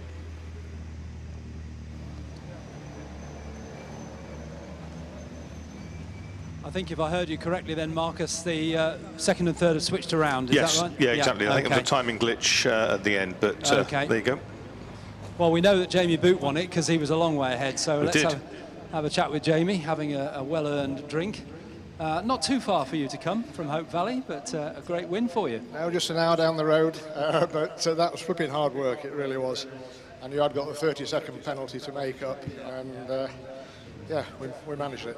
Well, you knew you had to make about 15 up in the first half of the race, and you weren't far off, so you just had a little bit of work to do in the second half. Exactly, yeah, and it was, yeah, it all just went nicely. And unfortunately, the Ready Lan, he was off somewhere, so I didn't have too much of a challenge from him towards the end. And do you know what caused a little bit of damage at the front? Yes, I never know the names of the corners, but I had a little coming together with a Grand Tourer, 6 of one and half a dozen of another, I think. I'll have a little word with him afterwards. Thanks, Jamie. So that's Jamie Boot takes the win in the Classic K race. We'll talk to Nick Panchisi next because he stood next to me. But apparently you're third, not second. There was a timing glitch or something. But you had a massive avoidance there of the spinning E-type. Well, I didn't manage to avoid it. I avoided him the first couple of occasions that he span, and then after that I collected him, unfortunately. So, but there you go. One of those things. You've lost a headlight, but it doesn't look like too much damage to the front. Well, yeah, I'm sure it'll be fine. I'm sure we'll live to fight another day. Thanks, Nick. So Nick Panchisi, a good drive there to third place, and then we've got the family Rumble over here, who in the end came second. So this would be, oh, and Andy's here as well. We've got them both. We've got them both. Greg started the race. Greg, good start to the race. You were close battles the whole way through. Yeah, got away well. Had a bit of a tussle with the Marcos, and then I think he must have had a bit of technical issues because he lost a bit of pace down the straights. then kind of got into a bit of a rhythm, pitted late. He didn't want to get in, so I stayed in and continued and finished the race. So you did the whole race? Yeah. I made the right decision by staying out of the car.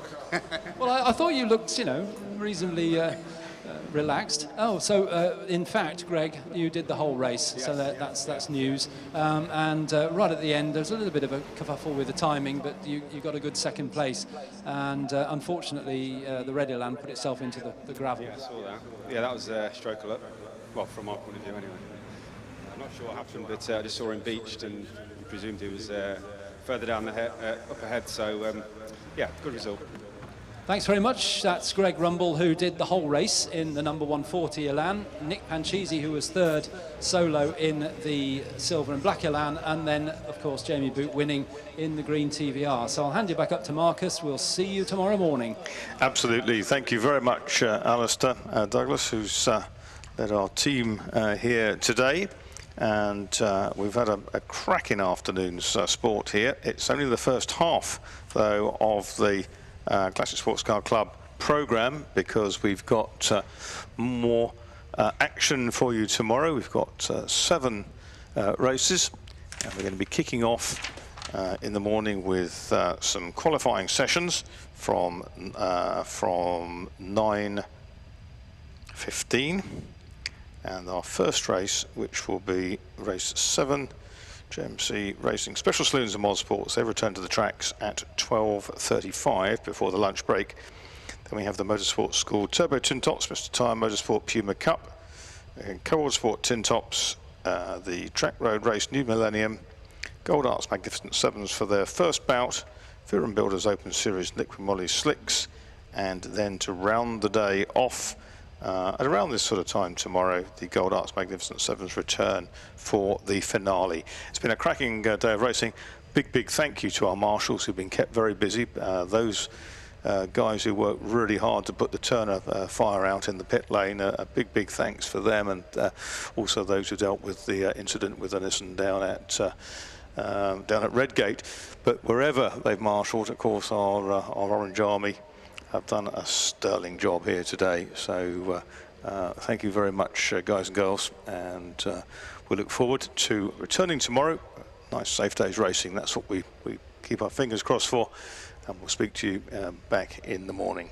From me, on behalf of myself, Marcus Pye, and Alistair Douglas, bid you good night, safe home, and hopefully many of you still here tomorrow.